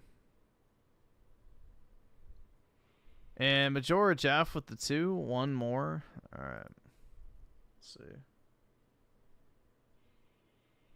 This can't be it, right? Like, there's got Oh god, it's this dork again. to be something else coming. Metroid Prime 4 maybe sneaking in December? Is that still viable, or do they usually not release games in December? Like, Kirby Air Riders is cool, but as a main holiday title on the year of Nintendo's new console launch, a year where there are very few exclusive Switch 2 games even coming out, they decided to opt for a spin-off of Kirby, a spin-off series that they hadn't even... Does he not realize that Pokemon is coming out? Like, you know, going back to the console thing, that they're going to have a big Pokemon bundle for the Switch 2, which is probably going to do massive fucking numbers. The hottest thing in anything media right now is Pokemon. Like, I don't know, man. Kirby is not their only game this holiday season. Pokemon is always their biggest game. touched in 20 years. Now, come on, man. Like, this is too easy. Okay, wait, let me back up. Before I get started, I like Kirby Air Riders, or Air Ride, rather, on the GameCube. I'm not really part of the cult following by any means, even as far as the Kirby franchise is concerned. Like, I've played a few of the games, but I haven't played all of them, and I wouldn't really consider myself a massive Kirby fan by any means. As a matter of fact, I haven't even played Forgotten Land yet, but that's primarily because I've been saving that for whenever I eventually do cover Kirby as a franchise in my retrospective channel. But despite that, I like Kirby Air Ride. I started playing it way after it was actually popular. I always felt like it was somehow too simple and too complicated at the exact same time. Like, I was able to pick it up, but I had to put some time into it to actually learn how to use it. Like, in theory, the game is simple. It's just a simple button control and the thing drives by itself, but it feels unnatural until you get the hang of it, and then you start to enjoy it a little bit more. The problem I always had with it is I couldn't convince anybody else to enjoy it as much as I did. So even though I put in the time and effort, I tried to introduce it into our game nights, and just nobody was biting. Nobody was interested. I also like Smash 4 on the 3DS, how they had the game mode that was kind of inspired by the city trial run. Like, my point is that I understand what the game is. I understand why it's loved by many people, and of those many people, most of them are in Japan. But even despite that, this should not be, it cannot be the big major holiday title that the Switch 2 is giving this year. And this is not even me being a hater. I ask any one of you right now that are watching this video, if when you were watching the Switch 2 Direct, your mind told you that Kirby Air Rider... Yeah, PK, but you're forgetting that the Pokemon market, especially on the card side right now, is fucking huge. It is massive. Like, Pokemon is in, like, a renaissance era right now of interest. So, yes, while the modern games might be shit, Scarlet and Violet are still the fastest selling in the franchise. And, yeah, I highly doubt this new one with the Mega Evolutions coming back is going to flop. It's going to do very, very, very well. So, Pokemon is extremely hot right now. There is a ton of renewed interest in the IP. was going to be the big holiday title. And there's going to be even more interest next year for the 30th anniversary, so...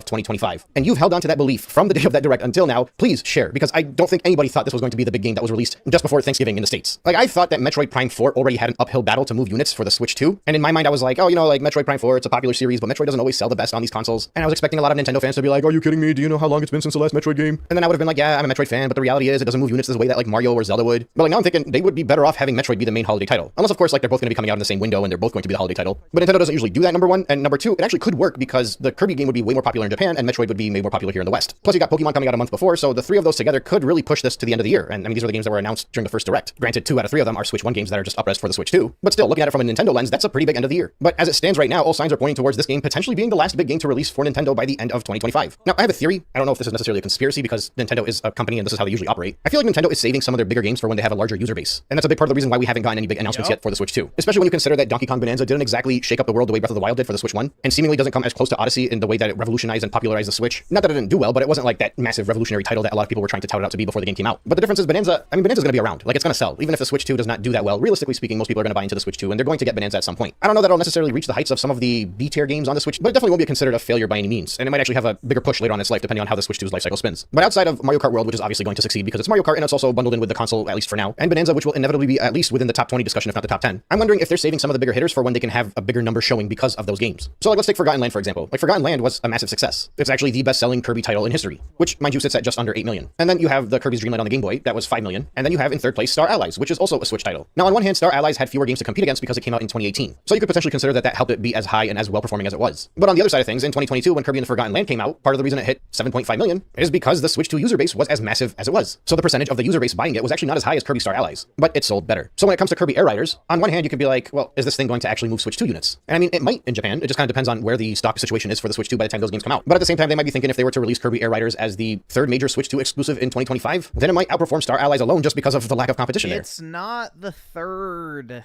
Bro, he's forgetting Pokemon exists. Like, bro, if there's one game to not fucking write off when it comes to handheld consoles, it's Pokemon. Like, Pokemon sold the Game Boy. Pokemon sold the DS. Pokemon sold the 3DS. Pokemon sold the fucking Switch, and Pokemon will sell the Switch too.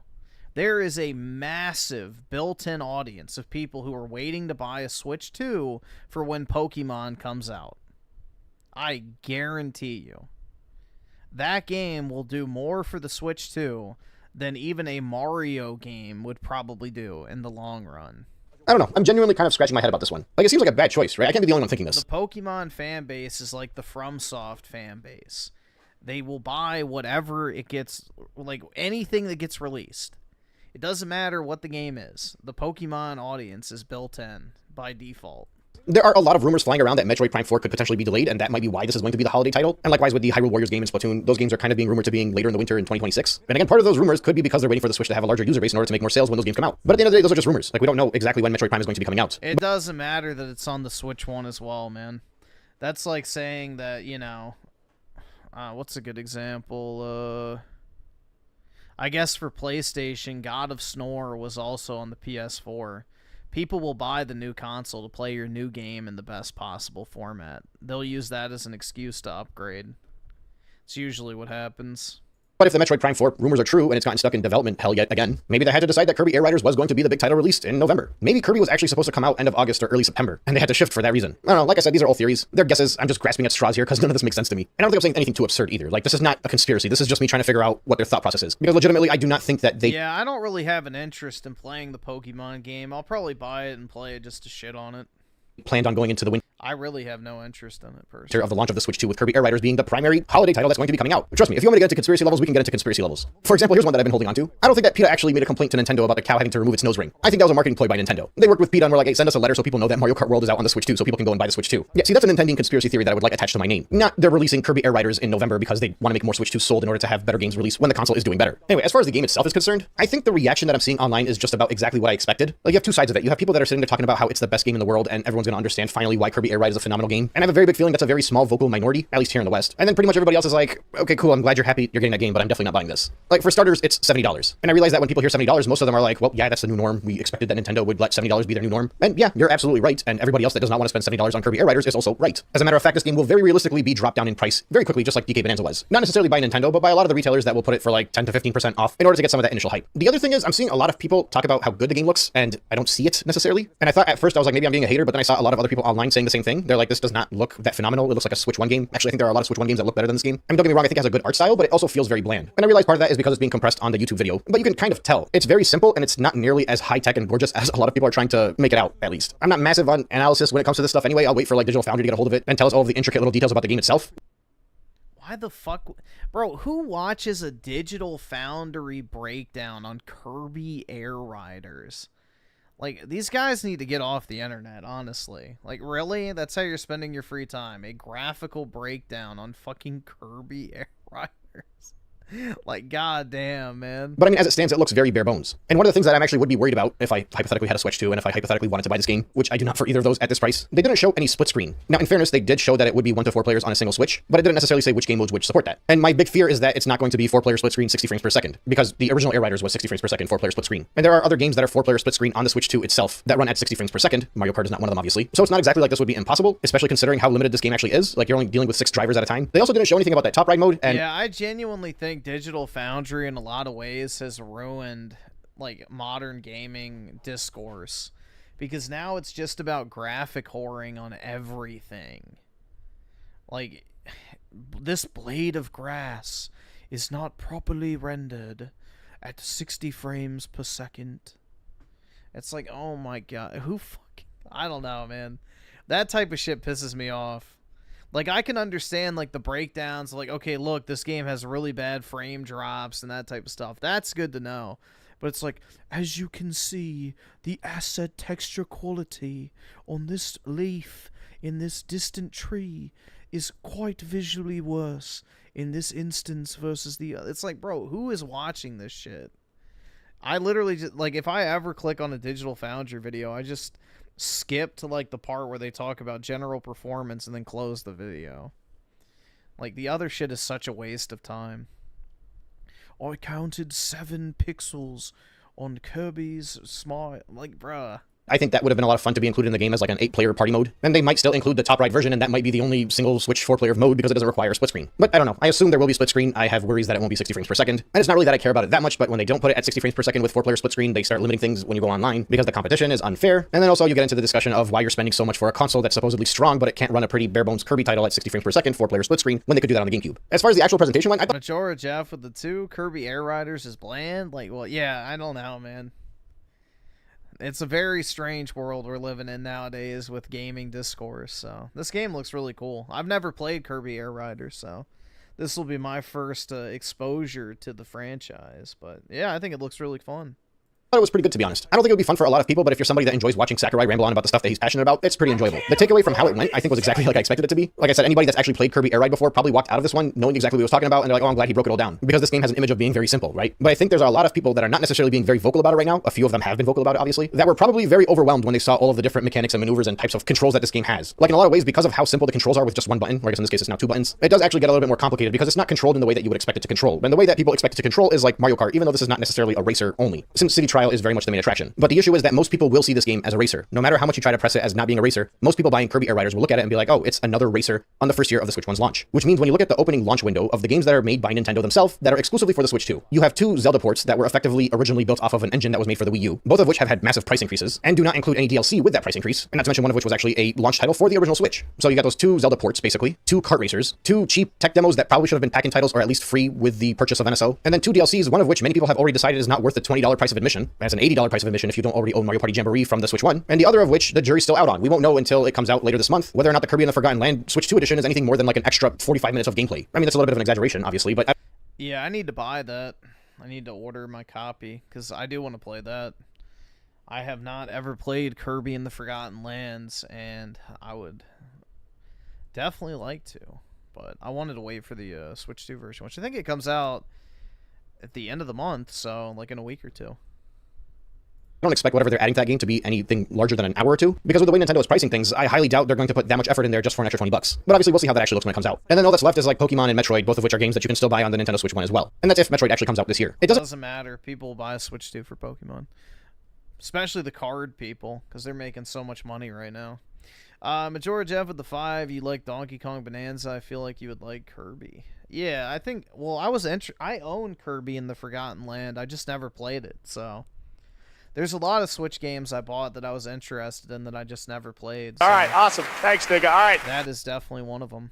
Really paint the best picture, and outside of a very few people that are lying between their teeth, I think most people expected more from now and through the end of the year. And we might get that more that people are looking for during the September Direct, if there's a September Direct. The way things are going, I wouldn't be surprised if the September Direct is like a Metroid Direct talking about how Metroid's going to be awesome when it releases in January. Like, this might be something that comes back and bites me later, but I actually don't think we're going to get anything Mario related for the 40th anniversary. Like, we got something for the 25th anniversary, we got something for the... I don't think so. I think they'll do something for the 40th anniversary. 35th anniversary. I don't know that we're necessarily getting anything for the 40th. I'd like to be proven wrong because more Mario is always good for me, but I'm saying this as a Mario fan, I don't feel very optimistic about it, and it feels like the type of rumor mill hype that's being generated from the fan base, like when there's like always going to be a Direct coming up. Well, this is the Mario anniversary, so there's got to be something coming up. And I don't know, I don't feel very optimistic about it. But yeah, like I said, I could be proven wrong on this one, and I'd be happy to be proven wrong. Years of tempering my expectations as a Nintendo fan have taught me that we probably should not expect something amazing, and then that way we're happier when we do get something amazing. And then for like 85% of the time, when it's just an underwhelming Direct, there are no hard feelings. All of the brand new Nintendo fans that decided to buy a Switch 2 will soon learn this as well. But as far as Kirby Air Riders goes, there are 2 things that I would like people to pay attention to because this seems to be an ongoing pattern here. Check what the hype levels are for this game. Try and figure out what people are comparing it to, how much they think it's going to sell, because this is not going to sell that well, in my opinion. And I don't know, I don't expect it to review that well either. But I'm trying to keep an eye out for all of the people that are going to push this as if it's going to be as big as Bonanza, for example. Because when this game inevitably underperforms based off of their pre-launch estimations that these fans are going to be making, and I come out and say that, hey, like this thing is not doing as well as everybody was saying it was, I fully expect a goalpost to be moved on their end, just like they've moved the goalpost with the numbers that the Switch 2 has reached, just like they moved the goalpost with the numbers that Bonanza reached, where they're all going to come out and be like, oh, come on, we knew it wasn't actually going to do that well. It is just a Kirby spin-off after all. But you know, prior to the launch of the game, that's when all of their fun predictions are going to be coming out. So I'm going to keep my eyes out for those again, and we'll talk about it after this game launches and see if it does that well. The other thing worth pointing out is that seemingly there's no AI in this game, specifically the generative AI that Sakurai was glazing a month ago, despite the fact that Nintendo fans have all become experts in Japanese and decided that it was. That is not... Oh my god. Dude, this is what... These autists, bro. He literally just said that AI could be used by developers to lower costs. And all these fucking people are like, oh, they're using AI to make Switch 2 games. It's like, oh my god. Like, the hysteria surrounding AI is like the most retarded shit ever. I have to say, like, I don't understand the hatred of internet autists for AI. They should be happy. They can get their anime and furry profile pictures for a massive discount now. Him praising it. I mean, it is a pretty simple design anyway, so even if he did use generative AI while making this game, I'm sure they'd be able to build around it and make it so that it doesn't seem like it's all made by a robot. Well, given the way that Sakurai works, he might actually be a robot, but you know what I mean. It could have been really bad. Like Kirby Air Riders has an AI as the first 2 letters. The headlines would have written themselves, Kirby AI Riders, made by Sakurai AI. Okay, sorry, I'm done. Anyway, look, this game looks fun. I actually think it's going to be a lot of fun. I just don't think it's going to do that well, and I don't think it should be the holiday title that Nintendo is pushing. And it might not be. Like, something else might come up, but right now it doesn't look good. Like, I know that Sonic Cross Worlds is supposed to come out next week, or is it next month, rather? And the Switch 2 version got pushed back to the holidays, and I think Sega's actually doing a really good job with this, because if you buy the Switch 1 version now, you'll be able to upgrade to the Switch 2 with a $10 fee later on. And all the rumors about them being on a GameKey card seems like they completely backtracked on that. So Sonic Cross Worlds might actually be a good buy for the Switch 2 at that point, although I would probably suggest you wait a few months because it's a Sega game, so it'll go down in price pretty quickly. But my point is that if Sonic Cross Worlds is going to be a holiday title that's going to be coming out on the Nintendo Switch 2, and I know Kirby Air Riders isn't technically a The anti-AI motherfuckers are the most retarded motherfuckers ever. They'll just be salty they won't be able to make a living off of making degen furry porn. Yep. Or have this misaligned dream that they'll be an artist, man. Sorry, but if AI is a threat to your, so-called job of drawing pictures, you never were that good in the first place anyway, because you don't have a unique style. Racing game, but it kind of is. It's like the cousin of a racing game. Between those two games, it seems like if you're a Switch 2 owner, you'd be better off buying Sonic Crossworlds. I'm just gonna say it. At least right now, before both games come out and before they get the reviews. Anyway, look, that's all I got for today. Gamescom was cool. I don't have too much to talk about. I thought it was better than the Partner Direct, even as like a Nintendo person. The games that were announced and shown that were coming to the Switch 2 seemed like they're better choices than what was announced during the Partner Direct. I think it's hilarious that there are some games that are going to be coming to the Switch 2. The AI is not listening, man. The name of the stream is literally Kirby Air Rider Direct. So it's just the fact that I titled my video Kirby Air Rider Direct, and yeah, you're gonna get, targeted ads because of the video you're watching. Now that Nintendo fans would have hated on in the past, but that's fine. We can ignore that. Either way, I think that's all I got for tonight. Thank you so much for listening, and I will catch you guys on the next one.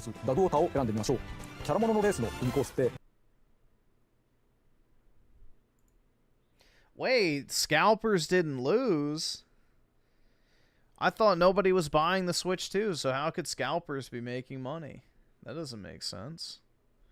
Come on, bro. Brutal truth, furry Twitter artists have such inflated egos. Yeah, they're not even human. They're not even human.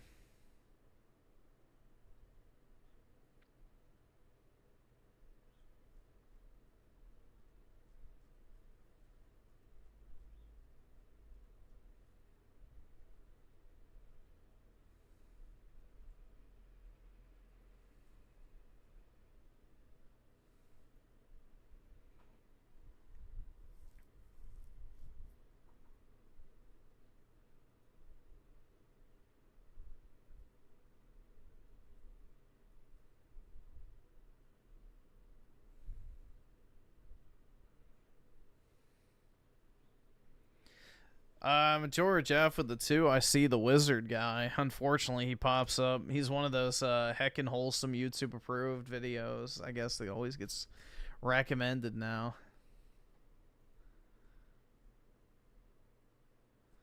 And we got slop videos too. Gross.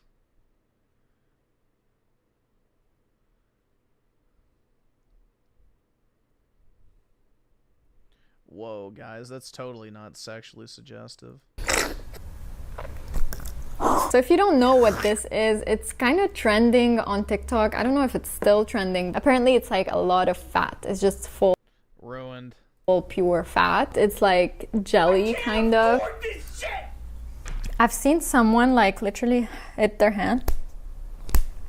Oh no. Whoa. Hello. That is amazing. This is the best part. Whoa. It's acceptable. Ugh, the ASMR aspect is gross. You're gooning? Yeah. I'm gonna goon. Griffin isn't... No, she's ruined, dude. She had a tattoo. It's a no-go. Otherwise, she would be a W. But nah. Ruined. Absolutely ruined, man.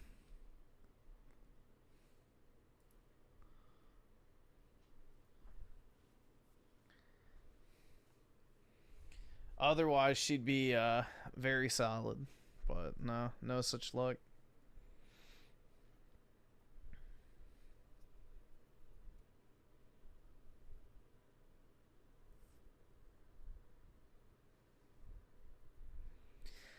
This is like eating whole... No, dude, bone marrow is completely different than eating butter.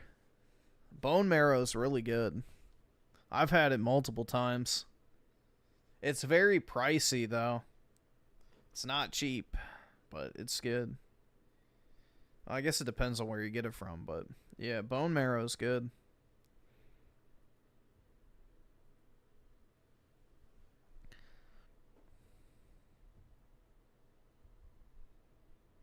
Yeah, it's $90 for the full version of Sonic Crossworlds. I guarantee you Mario Kart's going to have free updates. Sonic is not getting free updates.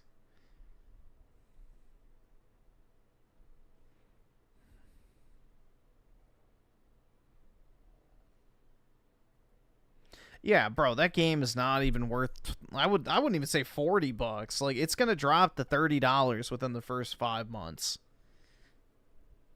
So, that game is going to be dirt cheap past the holiday season. Majora Jeff with the... Alright, if it's short, we can watch it, but I got to get off soon. Right? I broke it, but now what do I do? I think we watched this.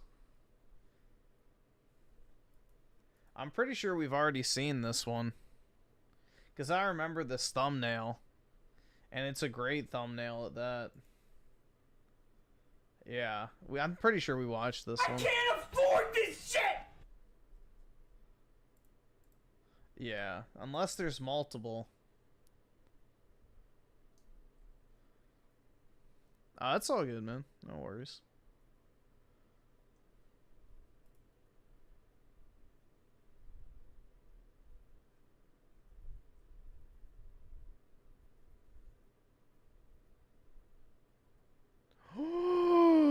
Oh my god.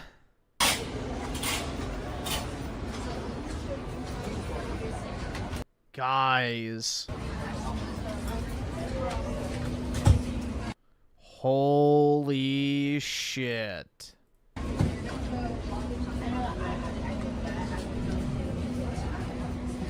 Why was this video recommended? GameStop already has a pre-owned Switch 2 game. No commentary. What the fuck? What was the point of filming this? I don't know, man. Jeez. Why? Alright, maybe we should watch... I don't know. That's tempting. Why I play games on easy mode? See, I don't trust the source, though. That's the problem. Like, I agree with the title, but... the source, I'm not really sure on. We'll see. Watch it, bro? Maybe. Can I curb my sexism? Alright, we'll try it. Hey everybody, it's Alright, I'm definitely gonna speed it because I do need to get off soon. We'll just watch this real quick. I'm Trooper, and today I'm going to be talking about why I play games on easy mode. Because they're meant to be fun. So I've always been honest and upfront about playing games on easy mode. Obviously, I don't play every game on easy mode. Sometimes games don't even have difficulty options. So yes, there are tons of games I play that don't give me that option, but a lot of games do give you that option, and I will choose that. Today I want to go over why, if there are difficulty modes or settings, that I will choose to make the game easier, and for the most part it is to get rid of stigma, and because I just like talking about my gaming experiences. Of course, before we get into the video, please make sure to like, click subscribe if you're not, and let me know, do you play games on easy mode, or do you play games on hard, or do you not care? Let me know in the comments below. Alright, the first reason I play games on easy, if I can, is it's more of a guaranteed completion. And you guys know that I love beating games, I love seeing those end credits, and I love being able to... Hell yeah, dude. Peak birth. Say, like, I saw the whole story through, and I will... The greatest game of this generation. With zero competition. I'll say that most of the games I play on easy mode are JRPGs, and not necessarily in other genres. It depends on the genre, but if there is an assist mode or an easy mode for a platformer, I usually won't play on that. So I don't play every game on easy mode if there's an option. It's mostly a JRPG thing, or maybe sometimes action-adventure because I kind of suck. But yeah, I would say this mostly applies to JRPGs and not platformers. Like, for instance, I just beat Donkey Kong Bonanza. I did not use the assist mode once. So I don't play every game on easy mode when given the chance. It is mostly with JRPGs and maybe the odd other genre if it's not something I'm familiar with, or it's JRPGs, which is why I'm talking about it, because I want to see that story. Yeah, JRPGs, like, the thing is, JRPG easy mode just means you don't have to grind as much. That's literally it. There's almost no difference in any of them. Like, in any of the experience. It's just how much time do you want to grind. I want to be able to say I beat it. She has a big wall of virginity. It might be bigger than yours. Oh, it's definitely bigger than mine. I just recently sold a bunch of pre-owned stuff, too, so... I don't want to have to get to a part where I'm like, oh my gosh, it got so hard, and then I have to stop the game because of that whole, like, you know, sunk cost fallacy thing. It really drives me nuts if I can't beat. Now, if I actually took all my sealed games out and put them on display, I might have a larger one, but I'm not sure. Something because I've spent 40 hours and then, you know, say the game's 45 hours, you put 40 hours in, you're so close to the end, and then you just can't beat it. I hate that. I really want to make sure it guarantees that I can pretty much play the game. Now, I will say there are a couple games I played in easy mode that were either pretty challenging still, or still just too hard. And I honestly don't care. I have the confidence to come on here because I don't care. I'm not trying to impress anybody, but yeah, there's the odd thing, like Bravely Default. Its easy mode was not easy. I'm sorry. I wish that it had a very easy mode. Yeah, this game is not easy. Probably would have helped me, but I couldn't do it. No shame. I don't care. I'm just admitting, like, whatever. I'm kind of bummed about it because I like a lot of aspects of that game. But yeah, if I have the option with a JRPG, I will pretty much. Yeah, Bravely Default is not easy at all. You have to grind your fucking ass off. Always choose easy mode because I just want to make sure that I can beat it. You guys know I like beating games is my thing. I want to beat as many games as I can. I want to experience as many games as I can. I want to experience as many stories as I can, and then I can talk to people about those stories and talk to people about those experiences. I'm not playing JRPGs for a challenge. I'm not playing JRPGs to impress anybody. I'm literally playing them because they are fun. So that's pretty much the reason. So playing on easy or hard, like, it doesn't matter. It's more about the adventure for me. So some people are like, oh, but it's about the challenge. For me, it's not. I know some people play certain games for the challenge, me included. Okay, sometimes I play platformers because I know they are hard and they're frustrating, and I get my challenge from those. I don't want a challenge from a JRPG. I want to sit through an incredible story and see characters go through like a journey, physically and mentally. I want to see that through. To me, it's more like, I guess, like reading. I don't know. I know JRPGs aren't reading, but they are crazy stories full of great characters, and to me, that's more Well, they're mostly reading, to be fair. important than like beating a really hard boss. I mean, I feel good if I beat a hard boss, but that's not the reason I play those games. The second reason that I will choose easy mode, especially with JRPGs, is because I'm just gonna be honest, some games I'm just not that good at. I don't care. It's like, no shame, I am not good at certain JRPGs. There are JRPGs that have battle systems that are very intense, very complicated, and I'm not the kind of person who like dives into every. Yeah, like the whole min-max and I don't know. That's what Bravely Default turns into, is you have to have like the perfect class build, which is irritating, and then you have to have like cross skills where, like, if you unlock a class on a certain character, level it all the way up, which is a separate level up than your actual level, you unlock these permanent abilities, which then you can equip on any class, even if you're not using the class that it unlocked from, and you have to like mix and match those abilities in order to build the ideal build for each character in that particular boss fight, and it becomes very, very, very involving.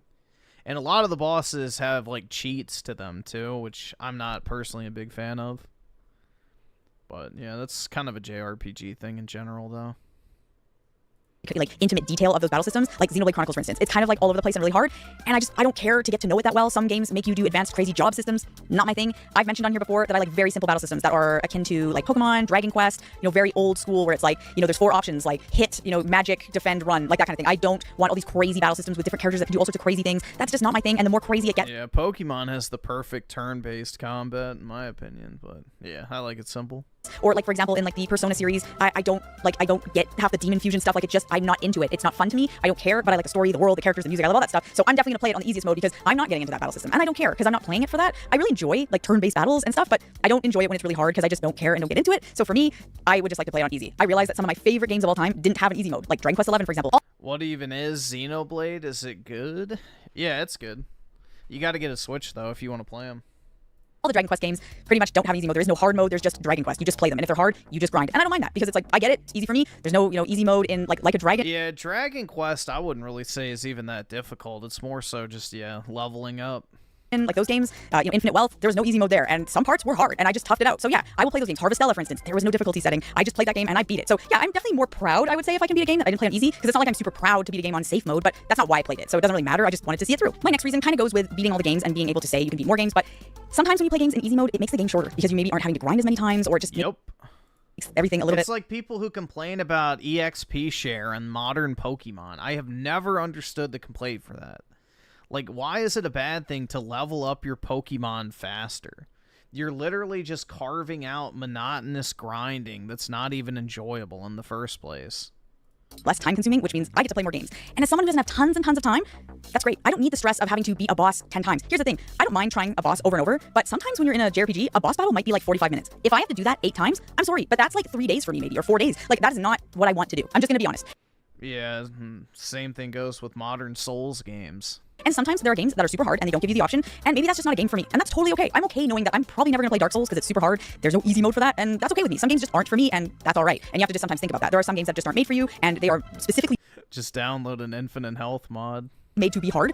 That's great, and I'm happy if you enjoy that. It's probably not my thing, but yeah, I love that if I can make the game a little shorter and get through it and have a really fun time, then yeah, that's perfect for me. So yeah, making the game shorter when you don't have tons of time is an excellent bonus and a huge plus for me, so I'm very happy to make that happen because I don't have tons of time and I want to experience as many games as I can. I mean, I've got tons of games back here, so if I can get through as many as I can, oh, hallelujah. The last reason that I really like easy mode is because, quite honestly, video games are supposed to be fun, and if a game is too hard and very stressful and I can't do it or whatever, then now you've taken the fun out of it to me. I'm not in it for the challenge. Some of them I am, and I do like some little challenges. Like, I like the anger and intense anxiety that I feel when I play a platformer. I do play those games for that. I kind of get excited when I keep dying in Donkey Kong, okay? because I like that. I mean, I don't want to not be able to do it, so it has to be like still doable. But if it's hard, that's okay. So those games, I don't tend to choose easy mode. But JRPGs, no, they are supposed to be super relaxing in a sense, like a movie where I'm like I'm going through the adventure. I'm going, I'm watching these characters go through the story. Well, the thing is that's nice about JRPGs and what should be the experience is you get a power fantasy.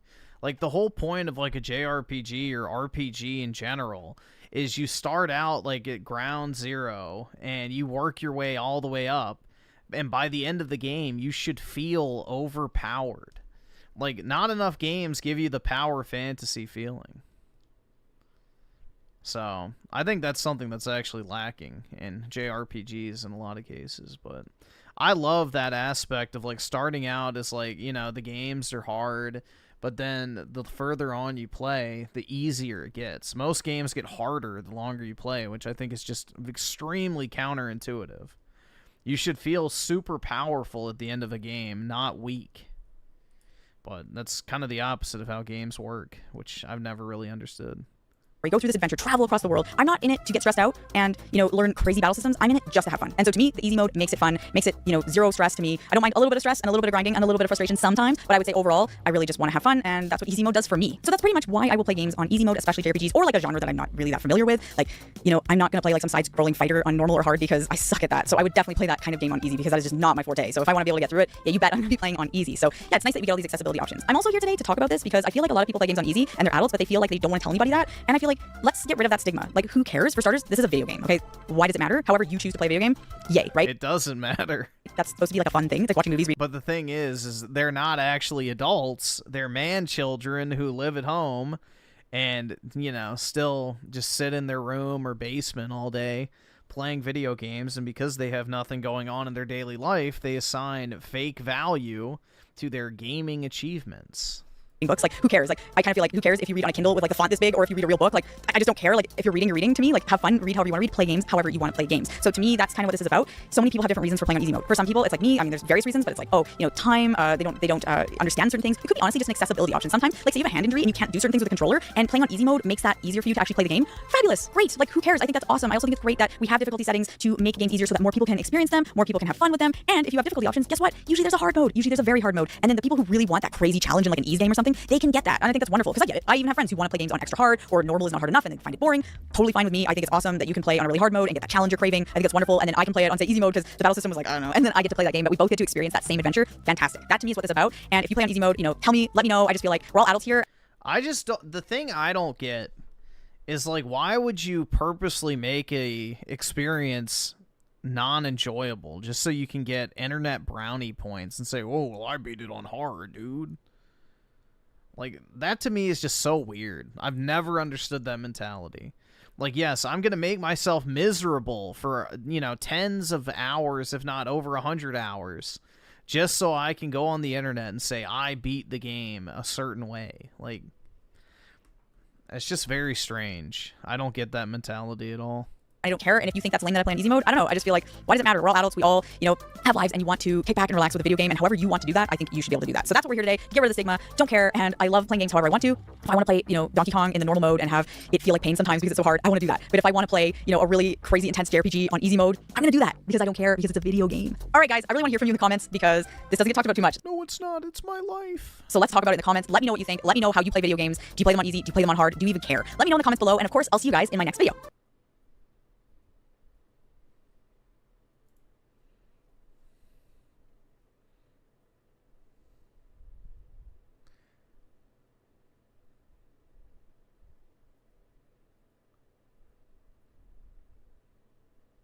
Todd hired them. Todd just hired one of the lead Dragon Age Veilguard writers. Bro, if anybody had any hope for Elder Scrolls 6, abandon hope. Because it's Jover, man. It's absolutely yeah, it's finished. If Starfield wasn't enough proof for you, there you go. Oh my god. That's scary.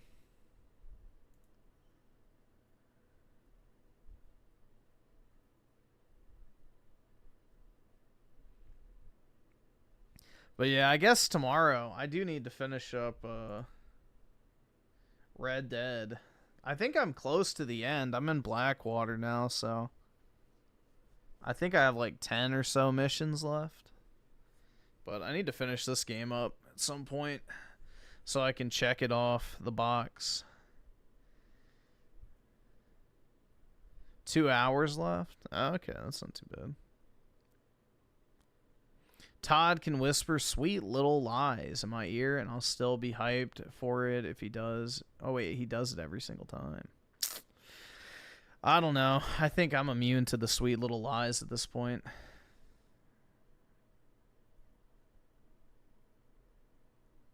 Wait, BioShock 4 has Rod Ferguson taking over? Oh, yeah, it's done. It's Jover, man. He ruined Gears, so.